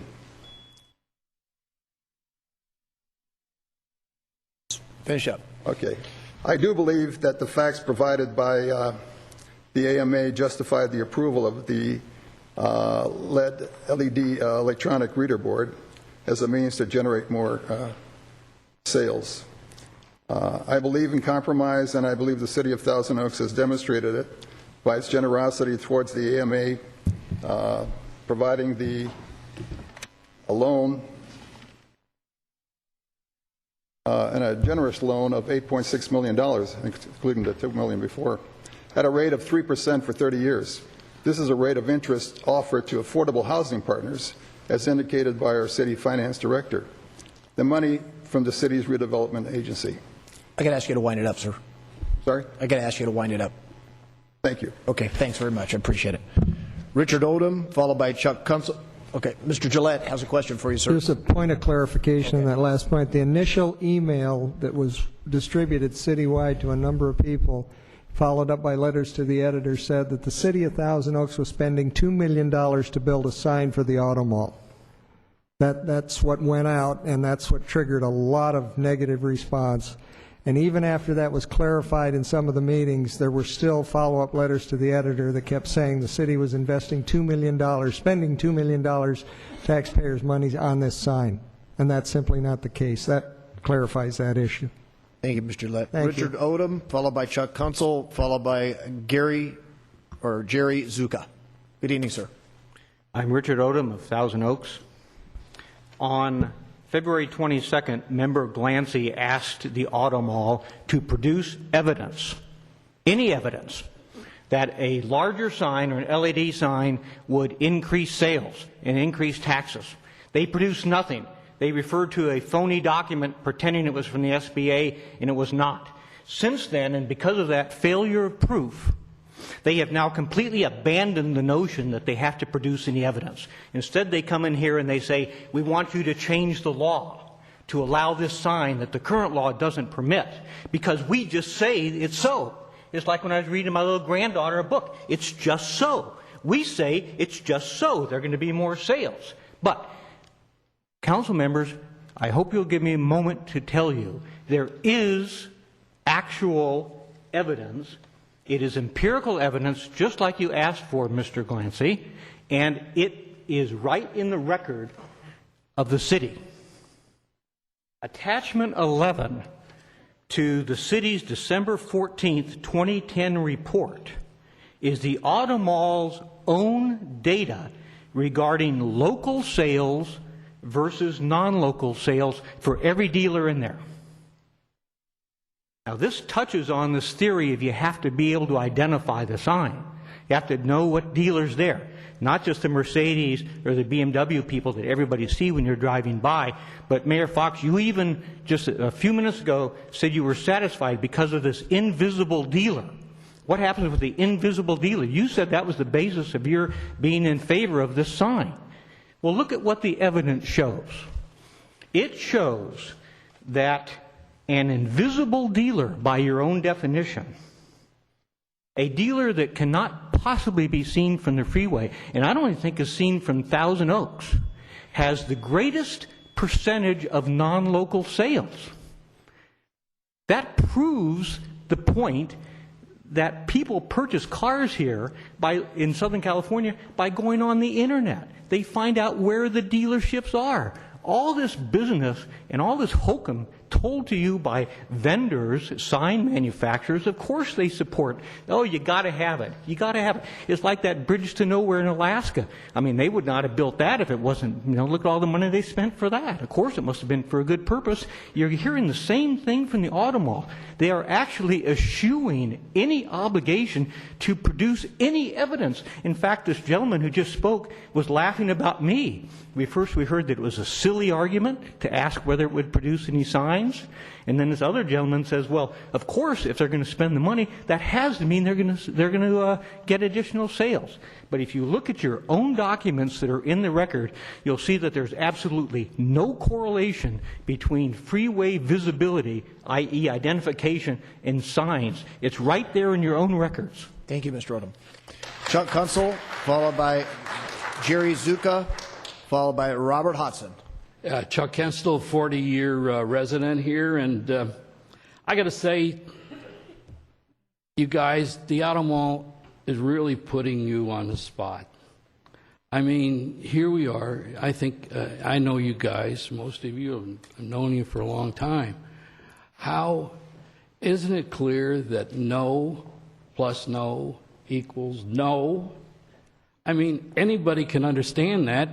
The process that has been going on with the Auto Mall is what we used to call the three-step process. Okay, You take 3 steps forward, 2 steps back. They want an LED sign. From the very start, they wanted an LED sign. You guys have received, nobody's against a sign. You know, I wish there would be a little more artistic, there would be more angles and squares, you know, something a little more creative. But I got to tell you, they're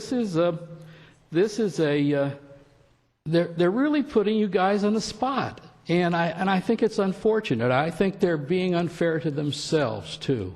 And I just want to say, let me go through all my notes here. Nick Kidway, who I think is a valuable person in this community, I think he said it. This is an unfair process. You know, we get up here, you know, I can't build a case for you. Susan Murata, who's where is she? She's left. Oh, she's back up there. Very attractive, good speaker. These are real pros. We're going to come up here. We get 2 minutes each. We can't present a case. We can't go out and hire an attorney for us. So I'll tell you what. Why don't we make this a fair process, okay? A real democratic process. Let's take a vote. How about that?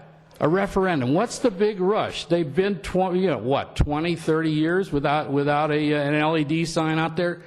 Nobody wants an LED sign. I just feel like, how about that? How about taking a vote, Andy? Let's see what the percent. We'll take a vote like they took on this structure here. What was it, 30 years ago, 20 years ago? How many people were opposed to this structure? Tell me. 85% in 3 referendums, but here it is. It's a plutocracy. We know that. Look in your dictionary what a plutocracy is. The wealthy rule. Money rules. It's not the people. It's not the people. We come up here, nobody's a bottom feeder here. You know, a city hall bottom feeder, you know what a bottom feeder is? That's someone who makes a profit off of the business at City Hall. Nobody's making a profit off of this. We're up here for the community. And I think it's important that you guys listen to us for a change. Thank you, Mr. Kunzel. Appreciate it. Jerry Zuka, followed by Robert Hodson, followed by... Hi, go ahead. Hello, my name is Jerry Zuka, resident since 72. I just want to make 2 quick points. I'm against the reader board, the LED reader board. Number 1 is I'm for businesses, and I believe in a free market and a level playing field. And we have a code. Signs should be no taller than 6 foot, no wider than 8 feet. And this levels the playing field for all the businesses in Thousand Oaks. And I care about all the businesses. But what's going to happen with this reader board is it favors a few businesses in the auto mall. In fact, there's, 9 owners that it's going to favor? Everybody else, all the other business owners, don't get a reader board. They don't get this giant billboard. It's unfair. You can do it. You can pass this rule, this code, but it isn't fair. So the right thing to do is either give it to everyone, give it to the businesses in the Jans Mall, give it to the businesses at the Oaks, give it to Trader Joe's, give it to Toyota on the Boulevard, or give it to none. And I believe the right answer is give it to nobody. And then we have a level playing field. The second point that I wanted to make is that in the staff report, it says in 10 years, the revenues to the city from the auto mall have been over $70 million. Obviously, they've done okay without a reader board. It's done really well for us. I like the business. I like what it does for us. I think it's done well. So it can do well without a reader board and a sign just like the one it's got. So they want to redesign it and remake it, that's fine. But don't make this electronic component to it. It's just, it's unfair to all the other businesses of Thousand Oaks, and a lot of us don't like it. Thank you. Thank you, sir. Sorry. Robert Hodson, followed by Tom, looks like Muskman, followed by Tina Frugoli. Good evening. Robert Hodson, 32-year resident of Thousand Oaks. Simple message, just say no to the proposed ordinance, or the code change. They've already got the biggest sign in town. It's the only one on the freeway, and it's the only one that's got its own unique zone to call for it. The Oaks Mall doesn't have a zone. Jan's Mall doesn't have a zone. Nobody else has got one of those. I've said it before, the auto mall's contribution to the city's sales tax on a $1 per acre basis is on par with Home Depot and Best Buy and Jan's Mall and Oaks Mall. Those guys aren't out here looking for a new sign. So the mall is not an 800-pound gorilla. Uphold the municipal code, uphold the general plan, and say no to the proposed change. Thank you, sir. Tom Muxman, followed by Tina Frugoli, followed by Carolyn Gio. Good evening. Good evening, Mayor, City Council members, and staff. I'm a 25-year resident of Thousand Oaks, lifetime resident of the area. I grew up in Simi Valley, and one of the reasons I choose to live in Thousand Oaks is that it has the advantage of being a planned community. It's there, you're careful to balance what the people want with what the business needs, and we get, I think, an overall very nice place to live. I think that a new sign is fine. I think everyone has said this. I think that the reader board is the real principal problem here. It's too big. It's too garish. The thing that I see is whenever I see a reader board, you kind of say, wow, it pops, which you can understand why the auto dealers would want that. But in Thousand Oaks, I don't really think we're about wow. We're about, this is comfortable. This is home. This is a cool place to live that is classy. And I think that that really doesn't go with the reader board concept. Date, time, small, subtle, that's fine. But as it said, there's a lot of good ideas about how to lead you to the different dealers, and there's other ways to communicate that. But everyone knows if you're going looking for a car or a dealer, you're going to go online, you're going to get a list of the dealers, you're going to go find them, and you're going to see what's going on. And once you get there, you drive around and you see the dealers and you stop. But stating that this is the auto mall, it's the biggest, I think that purpose needs to be met. But other than that, I don't think the reader board has a place. So. Thank you, sir. You're welcome. Tina Frugoli, followed by Carolyn Gio, followed by Olga Belansky. Good evening. Hello. Hi. My name's Tina Frugoli. I'm a 35-year resident here. And I've spoken here a few times to the City Council about several different issues, but I always basically had the same request, and that is that the city stick to the standards that have kept Thousand Oaks unique and beautiful. And so please do not approve the giant sign with the LED reader board. That doesn't fit in. Please listen to the community, and the community really does understand what's being proposed, and we don't like it. Do not change an ordinance to lower city standards for one single interest group.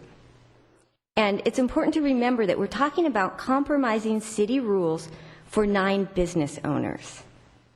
Do the right thing, listen to the people of Thousand Oaks, don't approve the large LED. Please vote no on this LED component and this big sign. Thank you, ma'am. Very much. Carolyn Gio, followed by Olga Belansky, followed by Jim Yarborough. Olga, is Olga still here? Jim Yarborough is next then. Carolyn Gio, Thousand Oaks. I want to begin with a conversation I had with Mayor Fox. It was at the annual study session that was held in a separate room near the beginning of the year. You had told me you were going to go the next day to the auto mall to find out exactly how much a sign contributed to their sales. I never heard you report on what you found out at that meeting, so I'm thinking maybe the news wasn't good. I think we've heard an awful lot of evidence that a sign will not sell more cars. I know somebody in the advertising business with Fortune 500 companies, and he said that the sign there in front of the auto mall that's fully visible won't bring more sales. The sign should be in another place. Why tell people an auto mall is there when they can see it for themselves? I also want to speak to Susan Murata, who said she believes the majority want the sign. And I think she talked about 3 emails that she had responded to, and she was able to explain what the sign really would be and got them to change their mind. Well, that's 3 people.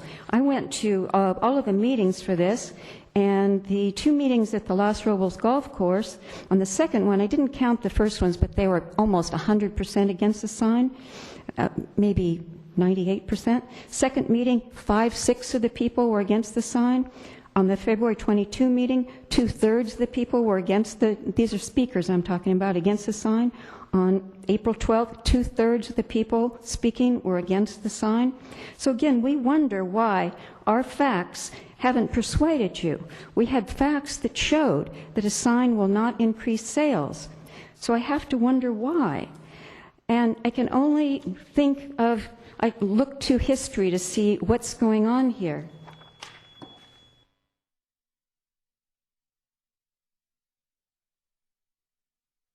I just want to give one more quote for the evening. John Adams, he said, "It is not true that any people ever existed who loved the public better than themselves, their private friends." So it just kind of makes me think maybe that's what's going on. Thank you, ma'am. Olga Belansky, followed by Jim. Is there Olga here?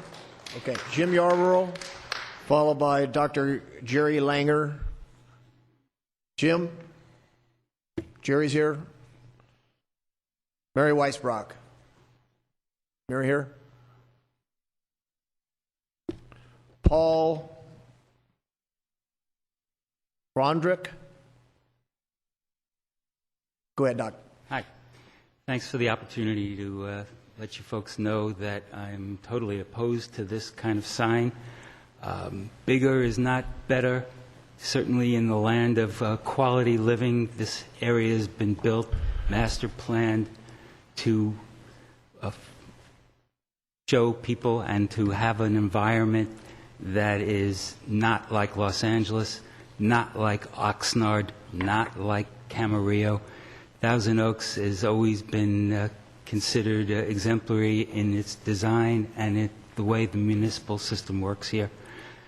The Federal Scenic Highway Act clearly states that there is not to be advertising on the freeway. It's been gotten around and finagled through district planning, calling the Auto Mall a special district. You can call it whatever you want, but having to be here and finagle with the municipal code and calling things a reader board or an identification board, the whole idea of all of this is to grab eyeballs. We all know that. I certainly agree that the Auto Mall is very worthwhile and enterprise here and adds to the quality of life. But the quality of life is every day going by the freeway, and this sign is really an eyesore. I just saw the last iteration of it with these trees, trying to play up the Thousand Oaks insignia, if you will. Personally, I don't find it very attractive at all. I think what Chuck Kunzel recommended, I couldn't agree more. If the Auto Mall is so sure that people want this and support it, then put it to a vote of the people. I think that's the least that could happen here. Thank you. Thank you, sir. Mary Weisbrock, followed by Paul Fondrick, followed by Tom Cohen. Mary Weisbrock, Bagora Hills, with Save Open Space Scenic Corridor Advocate since the 1980s. In December, you approved an MND on the landscaping project and the parking. But now the public has given you many, many reasons why we need to do another environmental review on this sign project and ordinance change. Number one, they've identified several environmental impacts that have not been studied in an environmental document. First, the Thousand Oaks General Plan, scenic highway provisions. It is aesthetically not compatible with the designated scenic 101 corridor. The present sign design with a large LED electronic board is inconsistent with the scenic highway element of the general plan. We're not talking about municipal code. We're talking about this, which has never been amended. Second, the public has told you that there's a land use change here that's significant by granting an exception in the auto mall zone for something that doesn't presently exist in other areas bordering the scenic 101 freeway. So you need to look at the land use impacts of this vote and do an environmental document detailing and disclosing those impacts. Third, the hazards. I come back from Camarillo sometimes at commuter time going east to go back to Agora, and I have to slam on my brakes because people are reading that Caltrans sign. There is a safety hazard here. You need an environmental document that will go into the safety hazard aspects. Environmental review is required here for this new type of signage and new municipal code ordinance. Consistency of this project with the scenic highways element of the Thousand Oaks General Plan needs to be determined. Public outcry has articulated many environmental impacts from this new type of LED electronic signage. For the first time ever along a designated scenic corridor. To be in compliance with CEQA, these impacts need to be properly discussed and disclosed in a proper environmental document. Real feasible mitigation would be to get rid of the electronic billboard and not just green window dressing, adding some oak trees or water element. Thank you, Ms. Thank you very much. Paul Fronrick, followed by Tom Cohen. Paul here? All right, Tom Cohen, Marilyn Carpenter, David Hagopian. Good evening. Good evening, Mayor, council members. Tom Cohen, Thousand Oaks. Let's run through the checklist of how the dealers have responded to the public's concerns through this entire, at least 1-year process. The sign has been reduced in height and size. Check.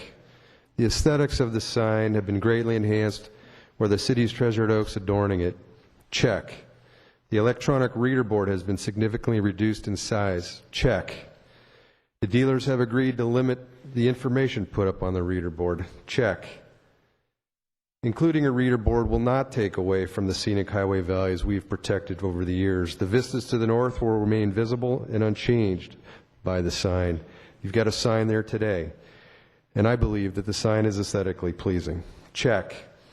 By allowing the reader board, you're not creating a precedent. A previous city council approved the existing sign with its electronic reader board component.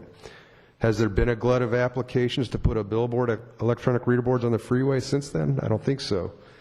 Keep in mind there's one auto mall, one specific plan area for the auto mall, and they're asking for one sign to be located within the auto mall specific plan. I don't see that as a precedent being set. This business association has been a huge contributor to the community through the schools, the youth sports leagues, the arts programs, the Alliance for the Arts, and many, many other organizations. We need the auto mall to be successful, to continue to support our many worthy nonprofit causes here. With deficits and cuts occurring all around us, the auto mall will continue to support us in our community. I don't see this sign changing our identity or our values. I think that this sign stands far above any others in or outside this community. Let's show our support for the auto mall and what it needs. Thank you very much. Thank you, sir. Marilyn Carpenter, followed by David Hagopian, followed by Fred Kershaw. Good evening, former planning commissioner. Good evening. Good to see you all again. I'm Marilyn Carpenter, Thousand Oaks, probably the oldest one around, lived here since 1963, came here in 60, before we were Thousand Oaks. I'll read because I think it will be quicker. Shortly before the last public hearing on the proposed auto mall sign, I joined with 4 other former planning commissioners whose tenure spanned the past 20 years to submit an open letter to the council expressing our deep concern over the electronic billboard under consideration this evening. It was our collective view that an LED display board with images that flash every few seconds will degrade the scenic 101 freeway corridor and reflect poorly on our city's image. The proposed sign would be a major departure from the carefully crafted aesthetic standards of our city's general plan and municipal code, and would bring into our planned community an intrusion of urbanization that many residents moved to Thousand Oaks to avoid. Our city has evolved over the years into a uniquely beautiful place to live and raise our families, due in no small part to the diligence of leaders to enforce high design standards. As commissioners, we worked hard to see that our city maintained its semi-rural feel with ample landscape, signs that met sign guidelines, and a mix of land uses that complemented each other and the vistas of hills around us. We are convinced that an electronic billboard along the 101 corridor is absolutely antithetical to the carefully crafted image of our community, and we implore the council to uphold our city's high aesthetic standards and reject the proposal before you. Speaking now for myself, if I may, just three little thoughts. Francisco Bear submitted some ideas to the council at your last study session. I think his ideas warrant consideration.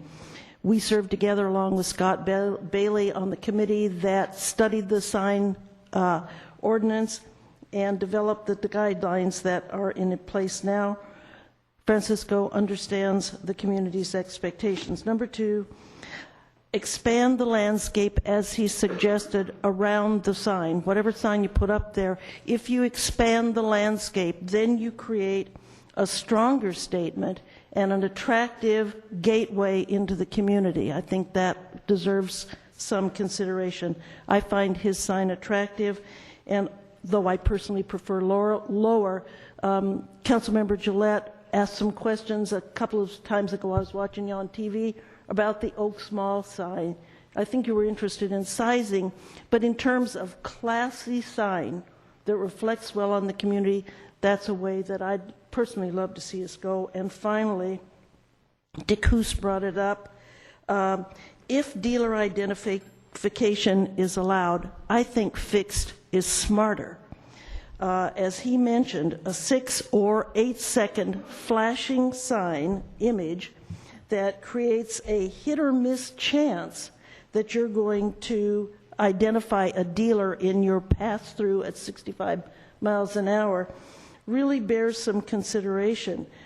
Most passers-by will take him how many trips to find that Fiat dealer or that Infinity dealer on the boulevard who's not visible. So I think those are ideas that we ought to consider. And finally, it's terrific to watch the exchange of ideas. The council appears to be listening. I hope you'll hear what the community is trying to say to you. Thank you, Ms. Carpenter. Thank you. David Hagopian, followed by Fred Kershaw, followed by John Fonte. Hi. Good evening. My name is David Hagopian, and I live in Thousand Oaks. Thousand Oaks does not want this sign. The proposed LED sign is going to be unsightly, it's going to be distracting, and it's unnecessary. I think that the sign that is there currently is fine. Thousand Oaks worked hard to get rid of signs, big, ugly signs, and we don't want them back. Thank you. Good night. Fred Kershaw, followed by John Fonte. Our last speaker is Barbara Murray. Good evening, sir. Good evening. My name is Fred Kershaw. I live in Newbury Park. I've lived in Thousand Oaks for 32 years. I agree that the Auto Mall does need a new sign. What I am opposed to, though, is a larger sign and a sign with a LED reader board on it. A LED reader board is not going to sell more cars. A better economy, better pricing, and better customer service is going to sell more cars. I know you said that it will not set precedent. Well, right now the existing sign does not show logos, it doesn't show a website, things like that. If you want to put a new sign up there and show the date and temperature like it's on there right now, that's fine. 98% of the businesses in the Oaks Mall is going to make the same argument that I've heard tonight about some of the auto dealers on Teal Boulevard not getting exposure. Well, you drive by the Oaks Mall and all you see is Nordstrom's and, gosh, I don't even know the other, Movie Co. and something else. But there's 98 other stores in there that don't advertise. They're going to want to advertise. You're going to set precedent.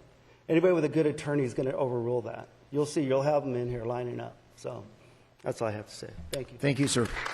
John Fonte, followed by Barbara Murray. Good evening. John Fonte, Thousand Oaks. First off, I'd like to express my disgust at your treatment of the public versus the treatment that you give your campaign contributors. First off, it's 11:30. You guys started this at 9:30. Why couldn't you just have it at the next meeting? This hokey, time-sensitive thing is just malarkey. We're trying to wear us down. You're trying to just have people go home like we're experiencing. People aren't showing up as you're calling cards, and it's working. You're very successful. I tip my hat off to you. First off, or secondly, I'd like to say this is not about a sign for brand ID. Ultimately, this is going to be about more robust advertising. That's all it's going to be. I predict that in 6 months, a year, or 2 years, there's going to be full-blown advertising. I mean, they wouldn't be spending this kind of money on something that's just going to have brand IDs or dealer logos. It's craziness. As far as generating more revenue, it may generate more revenue, it may not, but it's going to be about expense savings. They're going to, when you allow more robust advertising, they're just going to be able to save millions in print, radio, and TV ads. It's going to be all out there. So you're just contributing right to the bottom line of the auto mall. Let's see. I don't know. There have been hundreds of emails, letters, speakers. You're basically just ignoring them all. You're just catering to your campaign contributors and their friends, your friends, who will come back and get you back into the council again. But I do have to say one thing. This sign will be a daily reminder of the corruption and cronyism and favoritism if it's built, and Irwin and Glancy next year are going to suffer at the polls because of it. But you probably all don't care because you all got lifetime health benefits now. Thank you, Mr. Fonte. Barbara Murray. Thank you, Mayor and City Council. And I did not expect to speak tonight, so it's all on my little BlackBerry here, just at the last minute.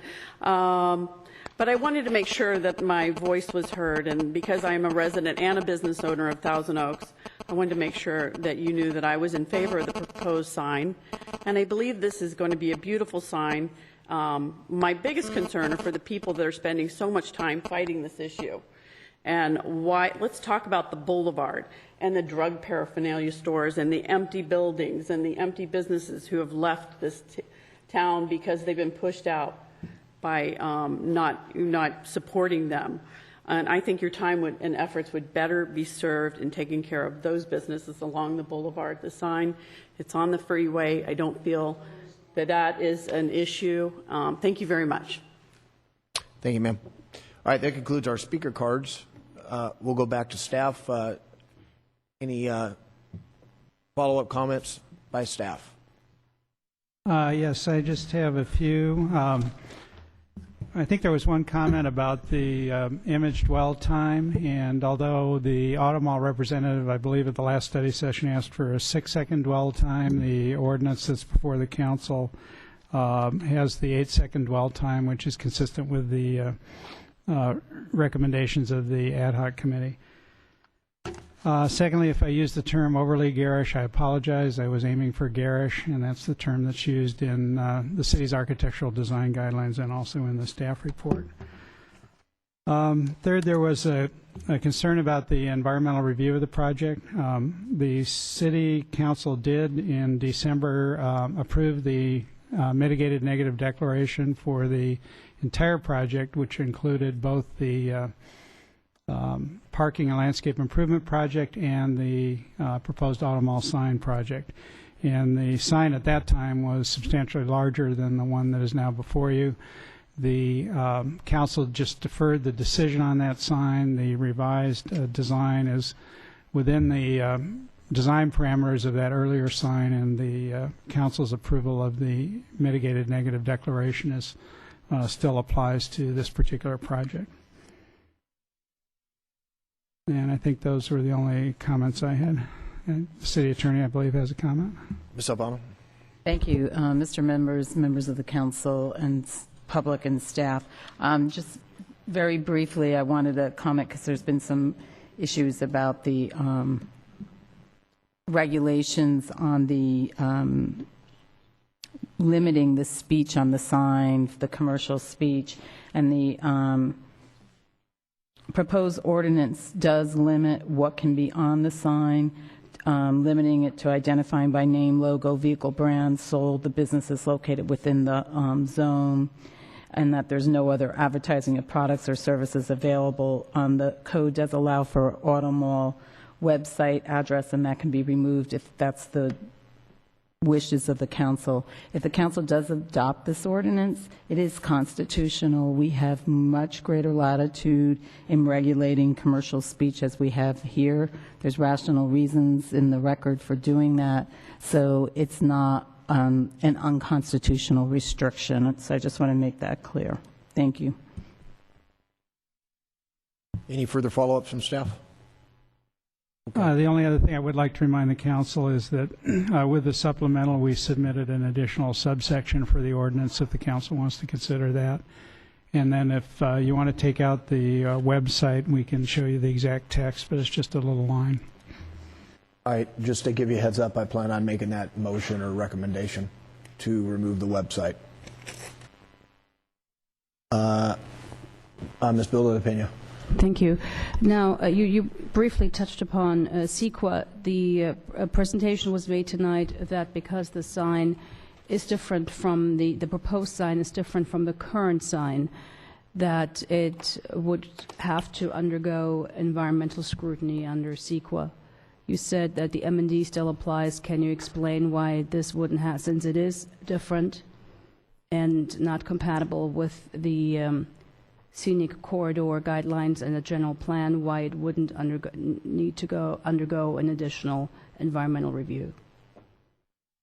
The environmental review that was done on the earlier proposal, the one that the Auto Mall Association scrapped.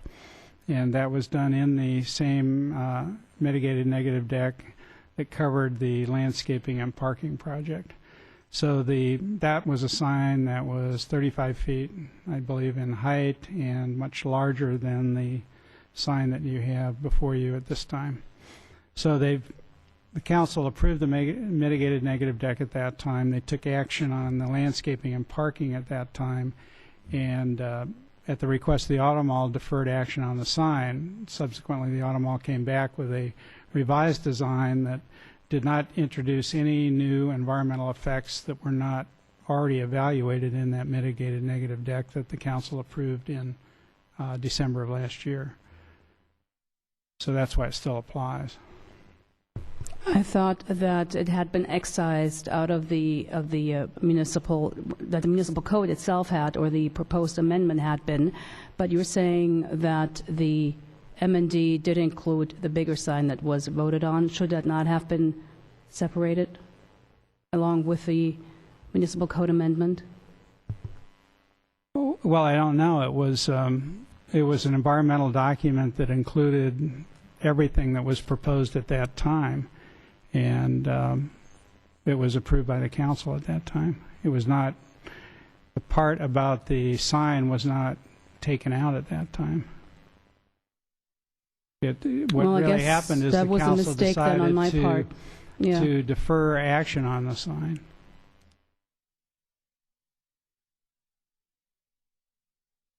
Any further questions? All right. Ms. Murata, you have opportunity for final comment. All right. Okay, very good. We're going to close the public hearing, and its desk is open for discussion and/or motion.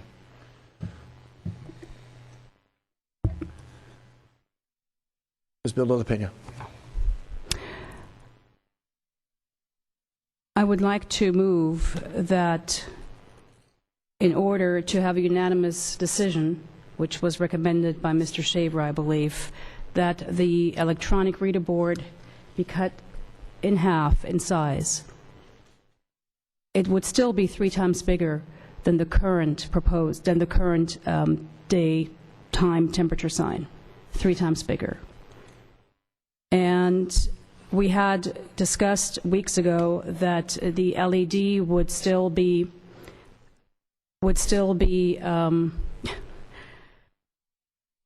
that the automall identification would be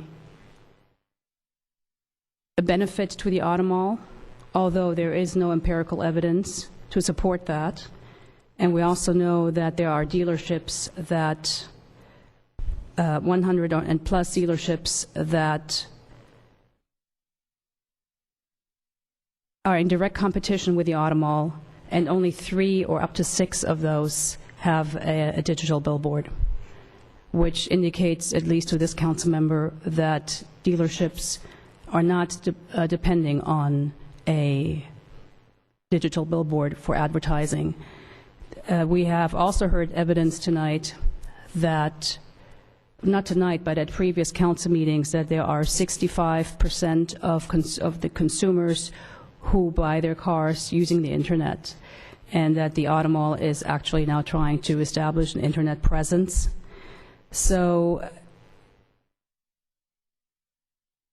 I was never against the sign. I was against the LED electronic reader board, which is in violation, and plus the advertising. I was very disappointed that you didn't come back with an option that had the same size reader board as we currently have, although that is what I had requested. But that was ignored, and I don't know why. I don't know why it was ignored. But that will be my motion, because I certainly cannot support what is proposed tonight at all. So that's my motion. Okay, Ms. Bildo-Pena has moved that the present sign be approved with the condition that the LED reader board be reduced in size by 1/2. Is that correct? Okay. Discussion on the motion. Ms. Irwin. Well, I think that it would be necessary to call Ms. Murata down and ask if that's acceptable. Okay. If there's no objection, I'll reopen the public hearing. Ms. Murata, you want to come comment on this suggested motion?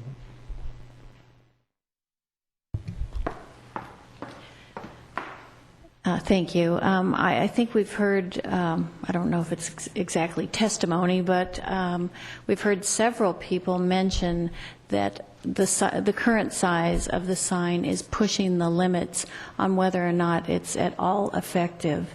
Even Francisco Bear, who got up and was asked some questions about that reader board, he said it's pretty sad because you've processed this almost to the point that this isn't effective anymore.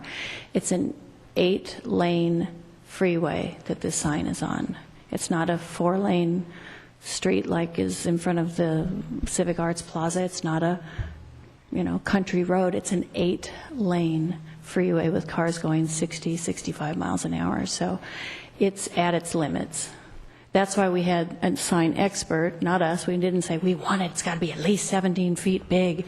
Come up with the smallest sign that you can that still is safe and effective, and that's why it's 7 feet and change by 17 feet.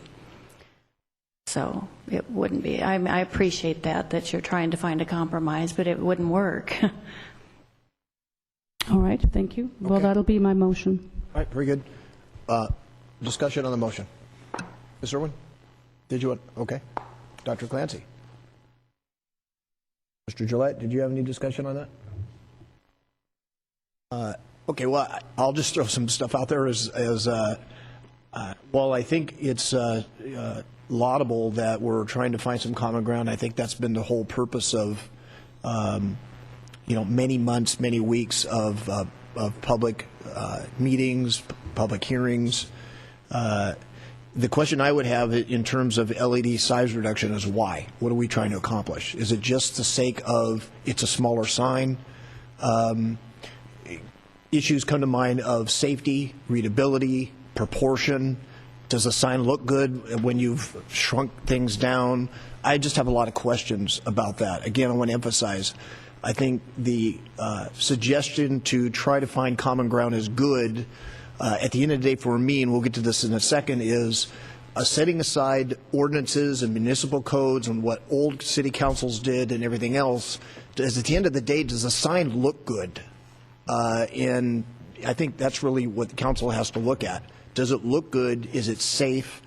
Does it accomplish what it's designed to do? And is within the standards of the city. I'm not sure that just by reducing the LED, we get to those points. It appears to me that it's for the sake of just making it smaller. And I think we're missing the mark on that. Again, nice attempt to find common ground. If you're against LED, then you're just against LED. I understand that. We have a number of people here that have commented on that. Don't want the sign, just don't like it. I think those are fair perspectives to have. It's another issue to say, oh, LED's okay, just smaller size. And I think to do that in the 11th hour, albeit to try to find compromise without the right analysis from staff, I think we've had plenty of testimony from experts, even Mr. Adams, architect, Mr. Bear, who everybody is very familiar with in town, indicated that the size of the reader board already has been reduced by committee to a level that was really not practical, notwithstanding that that sign was larger than what's being proposed,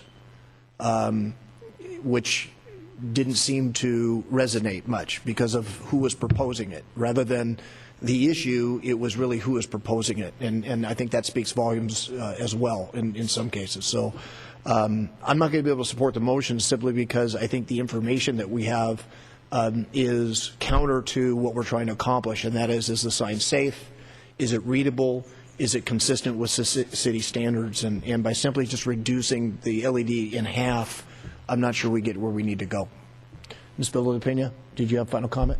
Yes, I do. Thank you for your comments. I feel that an issue as important as this needs to have unanimous approval by the City Council because this issue has divided the community. And contrary to some of the comments made that the majority of people or residents would love the sign, it has been my experience over the last few months that it is a vocal majority who is opposed to the sign, especially the size of the sign as well as LED. It was a compromise in 1993 to have what we currently have, namely the temperature sign as well as the date sign, and the day of time, the time of day, I should say. And we realize that the Automall is a good corporate citizen, so are thousands or hundreds of other small business owners in the city. My concern with the size is that it opens it up for advertisement in the future, no matter what the council puts into the record for conditions tonight. In driving around and seeing other digital billboards in the Antelope Valley, in the Inland Empire, I saw that how unattractive these signs truly are. Very, very unattractive. This design tonight is a very nice design with a water feature, but the LED component is not within the character and the scenic corridor that we have enjoyed for so long.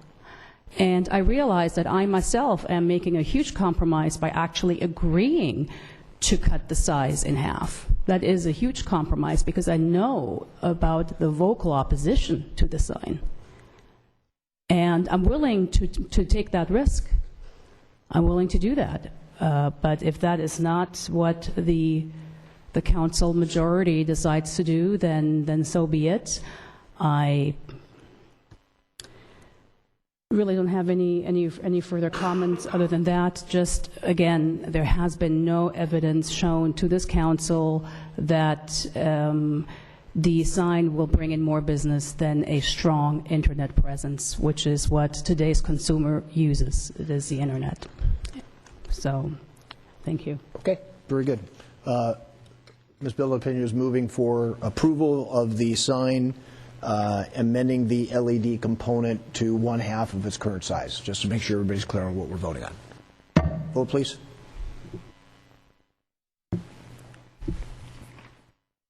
The motion fails 1-4. All right, that motion fails. Further discussion or motion? Ms. Irwin. Okay, I'm not going to go into this too much because I already made most of my points a couple of weeks ago. I am going to move the staff recommendation, and what I did say last week, this is a complete compromise already. We did already reduce the size of the sign, I think, by half, and I've said from the beginning that I'm not crazy about the idea of LED signs, but let's look at this, the restrictions we're putting on this sign, and we have to make sure that our residents are clear. The city absolutely has ways to deal with noncompliance. So when people talk about advertising without our permission, we have code compliance people that make sure that the rules are kept. The rules. We are talking about a sign that has an 8-second dwell time. Most signs that you see down on the 5 and 405 are at 4 seconds. No flashing, no animation, no video, no website, no advertising, limited colors to what are matching our sign regulation. I'm sort of amazed that the Auto Mall is still willing to go along with it, because honestly, they've been the ones that have compromised more than anything. The size of the sign is 11 feet shorter than what they initially talked about. This has been a terribly difficult situation to go through. As I said before, I really appreciate all the residents coming and sending emails. I've tried to correspond with all of you. I've appreciated you coming to all of the meetings. I appreciate everything that the Auto Mall has gone through too, but my recommendation would be to approve the staff recommendation. All right, Ms. Irwin moves the staff recommendation. Discussion on the motion. Dr. Glancy. Thank you, Mr. Mayor. I just have a couple of comments. Earlier speaker mentioned that there had been a progress and a process, and the process had swayed her to believe in the validity of the application for the sign. I'll say there was a process also. I think it was not always pristine. I think some of the highlights were a couple of ads. One showed a great big truck, or a couple of trucks lined up in front of the sign, alluding to the suggestion that the sign was bigger than the trucks. Another particularly cute ad showed 4 council people that were blindfolded. And, my first response was, consider the source. But my next response was, when we took the oath of office, did we not commit to listen to the facts of an argument, to weigh them blindly, and make our decisions accordingly? And I think that's what most of us try to do. We've got 130,000 people in this community. Right now, we are a beautiful community. We are committed to keeping it a beautiful community and committed to keeping it a viable community. You can't do that by sticking your head in the sand. We have to make our decisions for the benefit of 130,000 residents, and with the idea of keeping Thousand Oaks what it is. I don't believe the LED reader board included on this sign is going to change that. I appreciate their strong opinions on the other side of it, but we have to make the decisions for 130,000 people. We have to keep Thousand Oaks really what it is, and I think we are. I'll support the motion. I thank you. Mr. Gillette. Thank you, Mayor Fox. Recalling back to some of the other discussions about issues, especially aesthetic issues in the community, the last time we had a protracted discussion on an aesthetic issue that I recall was the copper curtain, and we all remember how that ended in deadlock, and it went nowhere, and that thing is still hanging up there. if the Oaks got built, it would destroy life as we knew it. We even had one council member that chained themselves to a tree. And God forbid that Circuit City get built with that 5-foot-high appendage in the corner of the building. So one thing that I have to keep in mind, Dr. Glancy's reference to 130,000 residents in this city. This is only one forum, the public forum, that we have the opportunity where the public can come down, talk to us directly, have it televised, and go out. But all of us see people throughout the community every day in the service clubs, in the churches, in businesses, and what have you. And there's an awful lot of people that just won't come down here and subject themselves to standing up there in the public view and expressing an opinion. All we can do is the very best that each of us individually, as we search our conscience, can do to serve this city as well as we possibly can. And with that thought in mind, I will support the motion. Ms. Bilden, opinion? Any further comment? Yes, just a quick comment, since I already made most of them just a few minutes ago. It is, to some extent, I understand we have to do what's best for a community of nearly 130,000. But it's also disheartening to see that no matter how much people try to relay their opinion and message to City Hall, that it can be ignored. And that is very telling from my own personal perspective. And it is unfortunate that there can't be a unanimous decision regarding this particular sign, but it will change the 101 freeway corridor forever. It's the corridor is not going to be the same anymore. The view will be different, the atmosphere will be different, and that is not something that I am able to support. I think a couple of things come to mind. One is process. I just want to comment a little bit on the process. This goes back actually far more than a year to a citizens committee that was put in place to make recommendations on this sign. And as I think has been stated through testimony tonight, that was not a recommendation that actually came from the Automall. It came from former council members, former planning commissioners, people that have been involved in the community that came up with that design. That was an extensive process. That idea was brought forward to the city council. And based on public input, the Automall withdrew it, and council basically sent them back to the drawing board.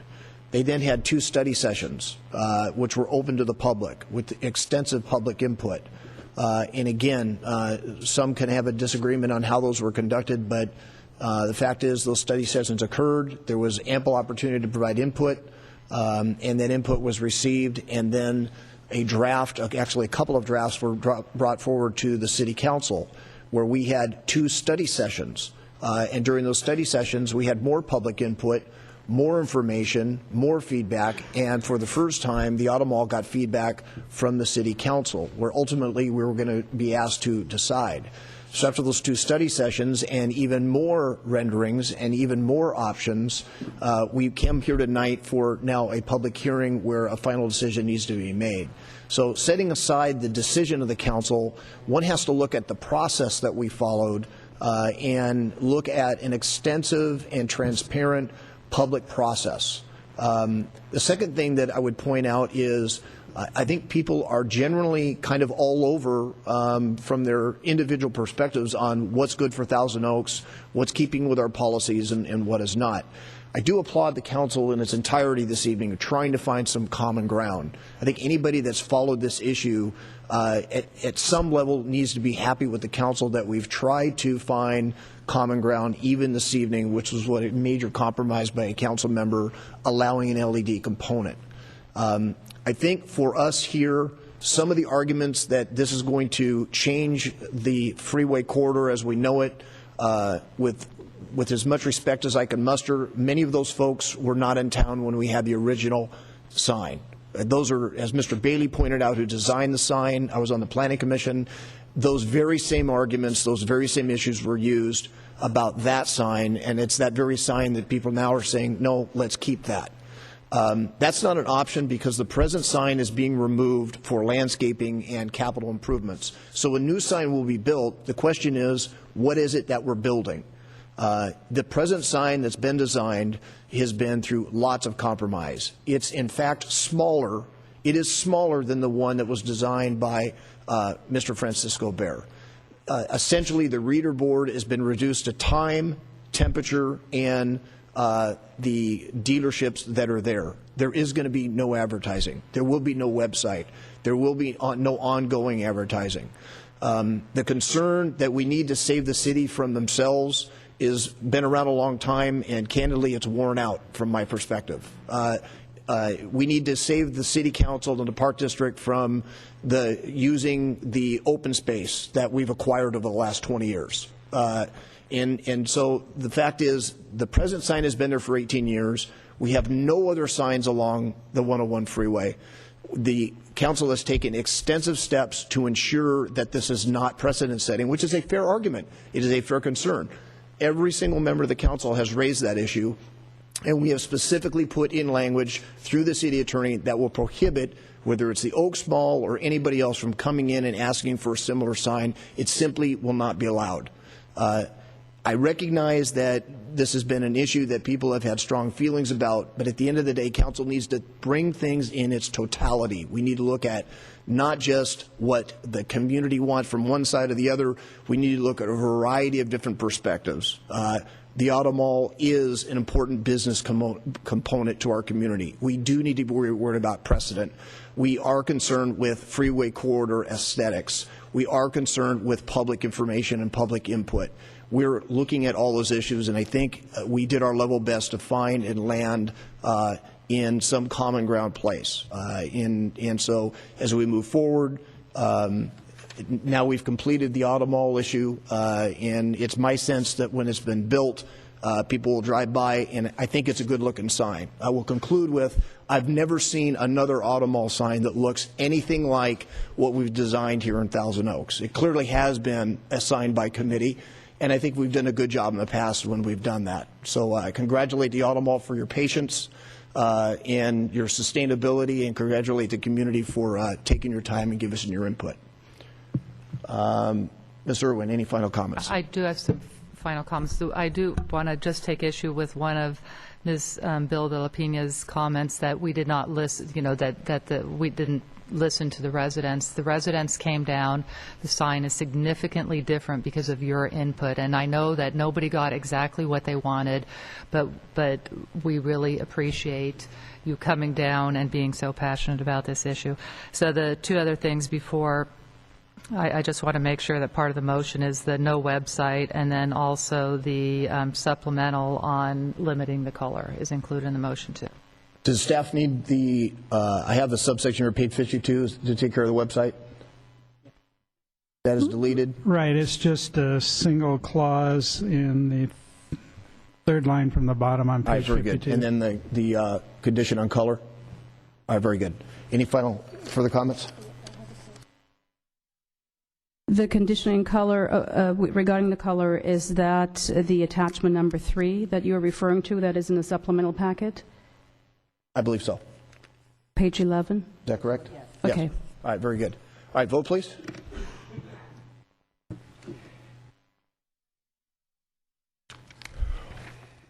I'm sorry, can you re-vote again? Sure. Vote please. The motion carries 4-1. Councilmember Bill de la Pena dissenting. All right, that is approved. Thank you very much, everyone.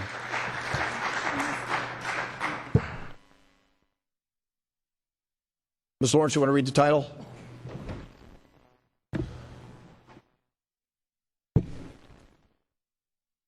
Hearing advertised as required by law is open to consider agenda item 10B, Program Year 2011-12 Community Development Block Grant Action Plan for U.S. Department of Housing and Urban Development, estimated $729,330 federal funds. Oh, I'm so sorry. It's late. Are we good? Okay, if you guys could take the discussion outside. Thank you. I'm now going to read the title of the Thank you, ordinance. Ms. Lawrence. An ordinance amending Thousand Oaks Municipal Code, Section 9-4.2308, regarding signage within C2 AM Auto Mall Overlay Zone, MCA 2009-70433. All right, we good? Okay. Do we need to vote again? No, it All was right. 4-1. Okay, very good. Item 10B is also a public hearing. Lawrence, would you call item 10B, please? Sure. This is a hearing advertised by law, open to consider agenda item 10B. The program year 2011-12 Community Development Block Grant Action Plan for U.S. Department of Housing and Urban Development, estimated $729,330 federal funds, $105,740 Social Services Endowment funds. A speaker card is available for those wishing to address the City Council regarding this public hearing. We have one speaker card, and that speaker will be allowed 5 minutes. Thank you, Ms. Lawrence. Again, just for the record, on the last public hearing, statement cards, we had 47 in favor and 33 opposed. Just put that into the record. All right, Ms. Milton, good evening, or morning. Good morning. Mayor and Council, last Friday, the U.S. Department of Housing and Urban Development advised the city that our 2011-2012 CDBG grant would be reduced by 16.76%.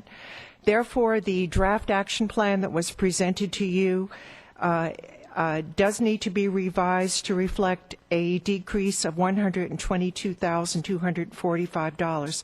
Therefore, the revised recommendations are: approve the revised CDBG action plan budget estimated at $607,085 in federal funds effective July 1.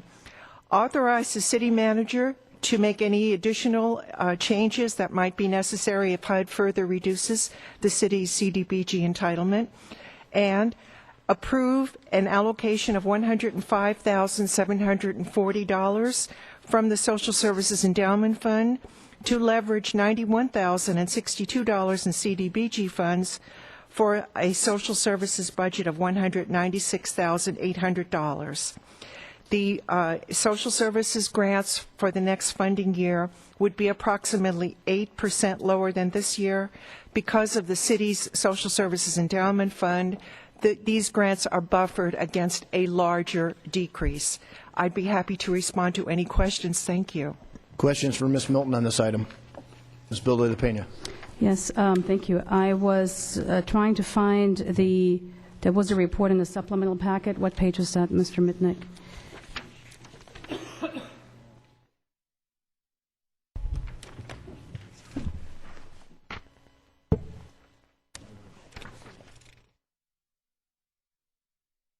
Caroline, do you know the exact page number? I'm looking for the 78. 78? Yeah. Thank you. Oh. Okay. Yeah, it says, what is that report about? The supplemental report reflects the information that was provided to the city by HUD last Friday, in that while the action plan was drafted using this year's CDBG grant total of $729,300, the actual grant for the new fiscal year beginning July 1 will be 17% lower. Therefore, the budget needs to be adjusted, and the supplemental memo indicates what staff is recommending in terms of revised allocations to balance the CDBG activities with the reduced budget from the federal government. Okay, I didn't have the time to read this since we didn't receive this until the council meeting started. Can you please tell me what the difference is between what is on page 78 versus what is actually in the staff report? Yes. What is being changed? Yes, I'd be happy to do that. The revised recommendations are, first of all, for the Old Town West Master Plan. The proposed CDBG allocation would be reduced from $344,000 to $275,000. Because the city already has $960,000 put aside from prior years for these street and drainage improvements, the city can go ahead with its plans to spend $1.2 million in CDBG funds to move this project, the Old Town West Master Plan, street and drainage improvements, to the construction phase.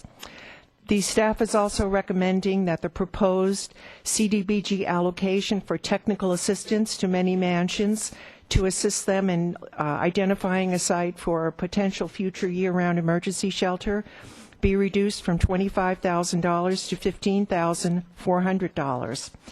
The city's administrative allowance from the CDBG grant needs to be reduced by $25,000 because HUD does not allow the city to use more than 20% of the grant, and the grant has been significantly reduced. Therefore, the city's ability to use CDBG funds to offset some of the staff costs will be limited.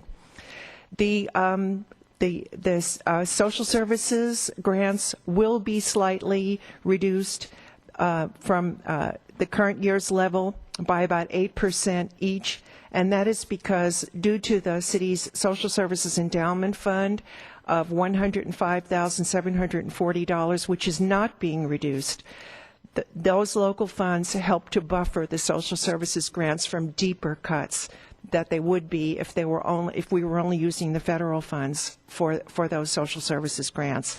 Finally, the staff is recommending that there be no changes in the CDBG allocation for the day labor site coordination and for micro enterprise assistance training by Women's Economic Ventures due to the value of these and the effectiveness of these, the current level of service from these two activities.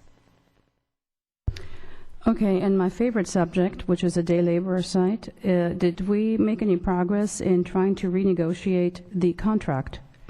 Yes, the city currently has 2 active requests for proposal solicitations. One of them is for day labor site coordination, and the other one is for prevailing wage monitoring. And so the city will be collecting bids from various vendors for both of these activities, and a selection will be made from these vendors before any additional contracts effective July 1 are concluded. Thank you. Any other questions? We have no comment cards. What's the pleasure of the council? Ms. Bilda de Pena. I would like to approve staff recommendation of agenda item 10B minus item number 5, day labor site coordination. Okay. Discussion on the motion? Okay, I'm going to amend the motion and include item number 5. Okay, discussion on the amendment. All in favor? I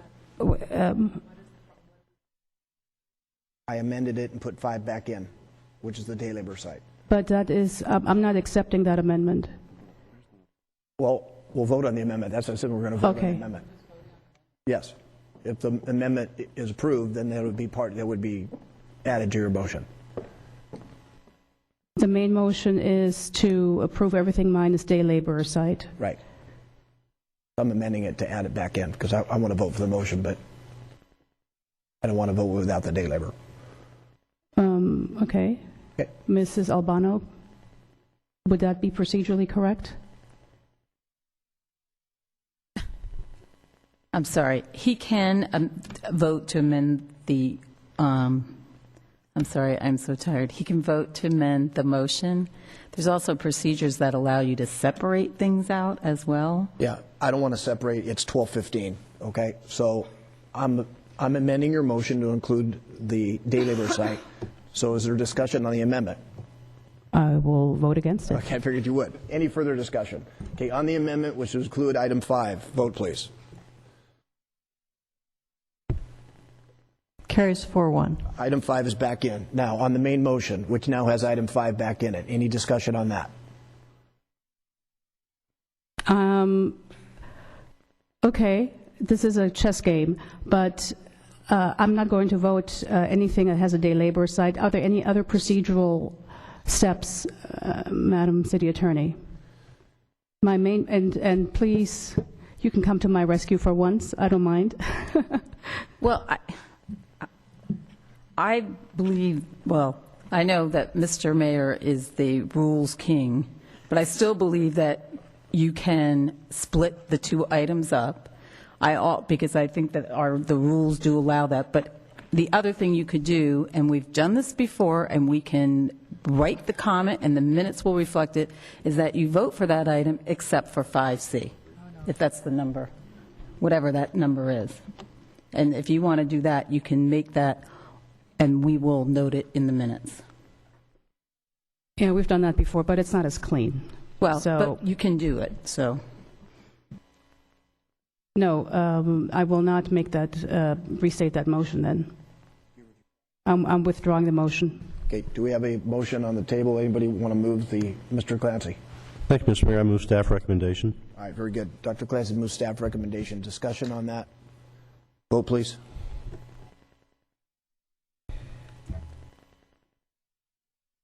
Motion carries 4-1. All right, that is approved. Item 10C. Let's go, Mr. Adams. Good evening, Mayor Fox. Tonight, it's my turn. Yes, it is. All right. Good evening, Mayor Fox. Tonight, we are having a public hearing for the proposed 2011 citywide fees and impact fees. The staff report is in your agenda packet. As you recall, we had a study session March 8th, 2010. The staff report covers all fee adjustments for the next 2-year budget. Staff recommendation includes adopting 2 resolutions approving the fees and 1 ordinance to amend the municipal code based on taking some fees out and putting it in the master fee schedule. With that, I'll end my comments, and staff is available for questions. Questions? Mr. Gillette. Since we've already gone through these in recommended form and this is coming back to us, I'll move the staff recommendation. Mr. Gillette moves the staff recommendation. Discussion on his motion. Ms. Bildo de Pena. I did have questions, and that was that one of the proposed user fees, which was for an application for rent control yes. and rent increase for mobile homes, that has been withdrawn completely. Yes, redacted. Currently, the code, I believe the fee is $25 for the application fee. We did propose that. Community development staff looked at it again based on current environment, decide not to touch that fee at this point. So yes, it has been redacted or taken away from amending it. Any increases that fee for this 2-year budget.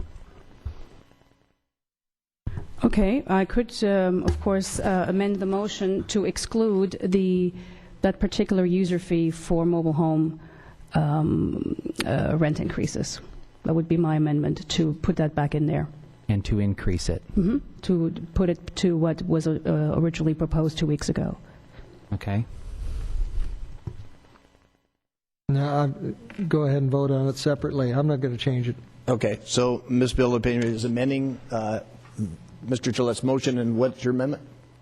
To restore the fee for an application for rent increase by mobile home park owners. Okay, and Mr. Adams, the reason that was removed? Maybe I can bring up the community development director to talk about that for a minute.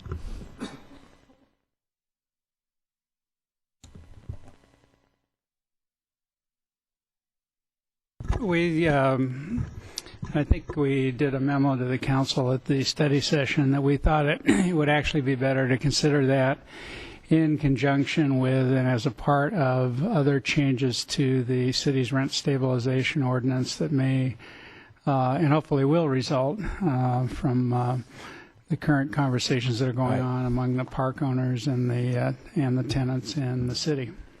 And that would be the time to bring those back. We might have a different structure. That makes sense. That does make sense. Yes, I think the staff cost that you had figured out was about, was it $15,000 or $25,000 expended on working these applications? Well, I think there were two types of applications. One was the reviewing the request for just and reasonable increase, and I think that was the larger amount. And the other type of application was the rent increases to offset capital improvement costs, and I think that was the lesser amount, but I think they were in that general range. Okay, so that is what was initially proposed, Mr. Gillette, 2 weeks ago, and now that has been completely withdrawn and reduced to its initial or original $25 versus $25,000, which is the... Okay, and what you want to do is pull it out and hold it until we get into the bigger discussion? I'm sorry, I think what the council member was suggesting is to add that fee back in at the cost that staff identified at full cost at $15,000 for the capital improvements and $25,000 for the just and reasonable, plus the per unit charge of $75 for the capital improvements and the just and reasonable. But if we keep it out, it's a tool we have when we get into the bigger discussion with the mobile home park owners. Correct. You are correct, okay. Sir. That's how I understand it, and that's how I want it to go. Do you still wish to offer your amendment? I do. Okay, so the amendment's on the table, and the amendment is to restore the funding for mobile home park. Restore the full cost recovery. Full cost recovery for cost that. recovery. All right, discussion on that. I'm going to vote no on the amendment because I do believe that staff's recommendation to manage that through the anticipated rent stabilization ordinance is probably the better way to go. Ms. Irwin. It is late, so let me ask a question that you probably just answered. So it might go back to full cost recovery after this whole exercise with the mobile home park owners? Well, the city attorney has a comment. Okay. At the time that ordinance is developed, there might be different types of applications, different types of fees, and the costs of those, the estimated cost of processing any applications under the revised ordinance would be estimated, and we would bring back at the same time as the ordinance an amendment to the citywide fee resolution that would establish the fees and give the council the opportunity to establish them at full cost recovery for whatever applications might be necessary under that new ordinance.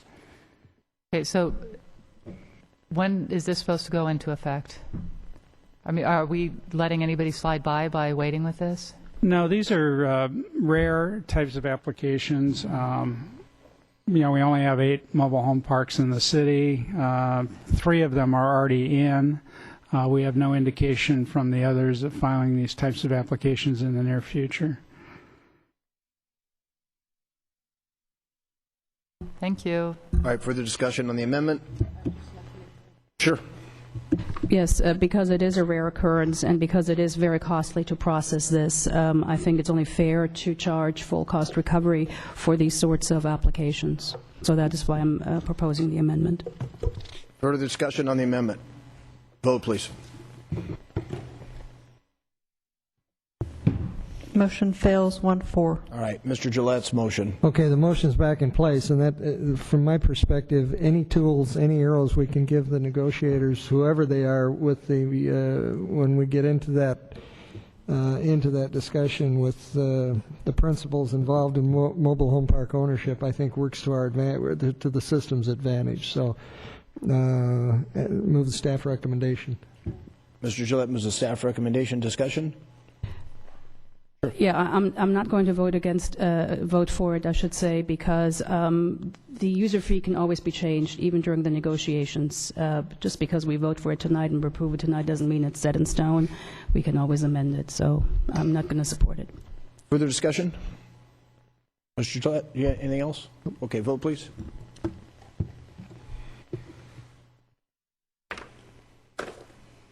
The motion carries 4-1, and I'll read the ordinance title.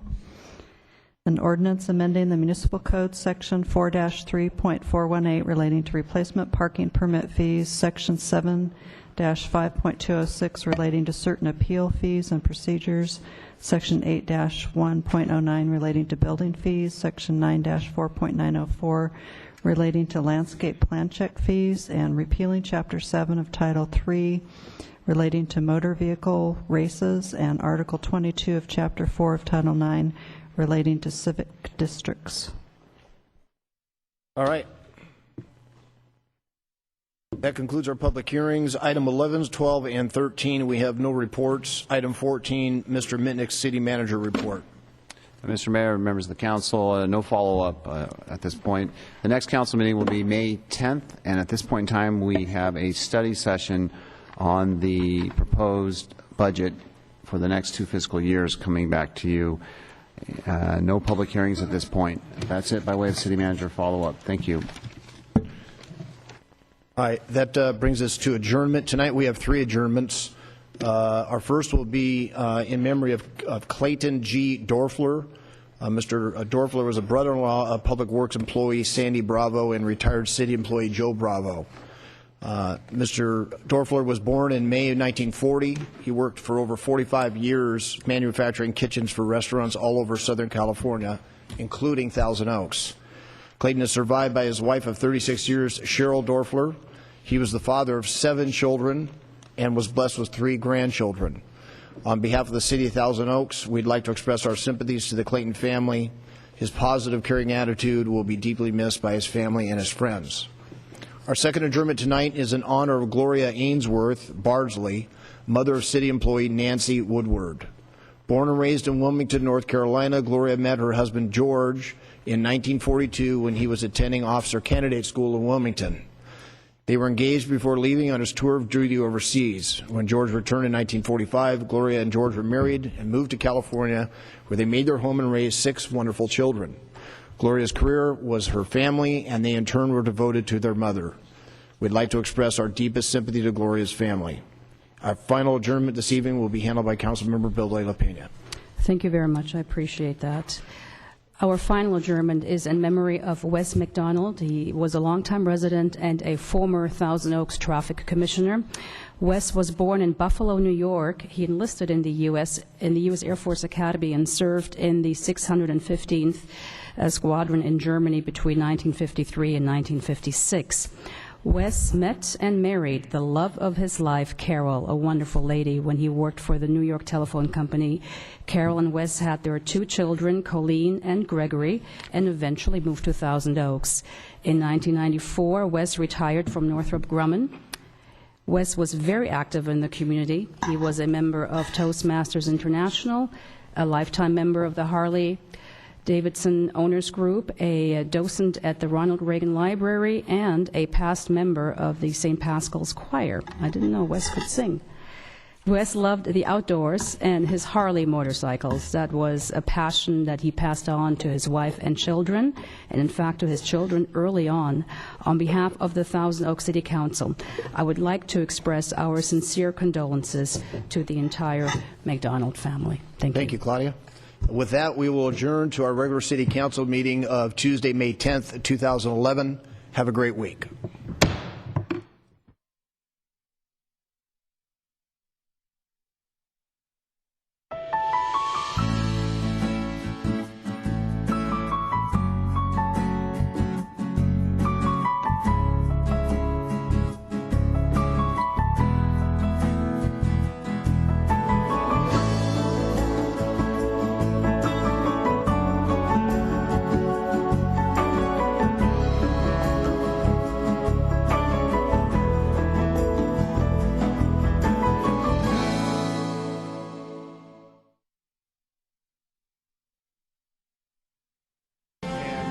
That if they hear their name being called, to yell out as loud as they can. It's a good idea anytime you go on a hike to carry campus. And now compare that to this brain, which even just obviously looking at them side by side is markedly different. And this brain is an Alzheimer's patient's brain. So you can see that the hippocampus is one of the structures that's most markedly shrunken down. Okay? So the idea is to be able to take a person who comes to the clinic. So we're not sure if they're normal aging anymore. They come to the clinic, so there's something wrong. They come to us and say, "Doctor, my memory is slipping." And then we do some tests and we find indeed it is slipping.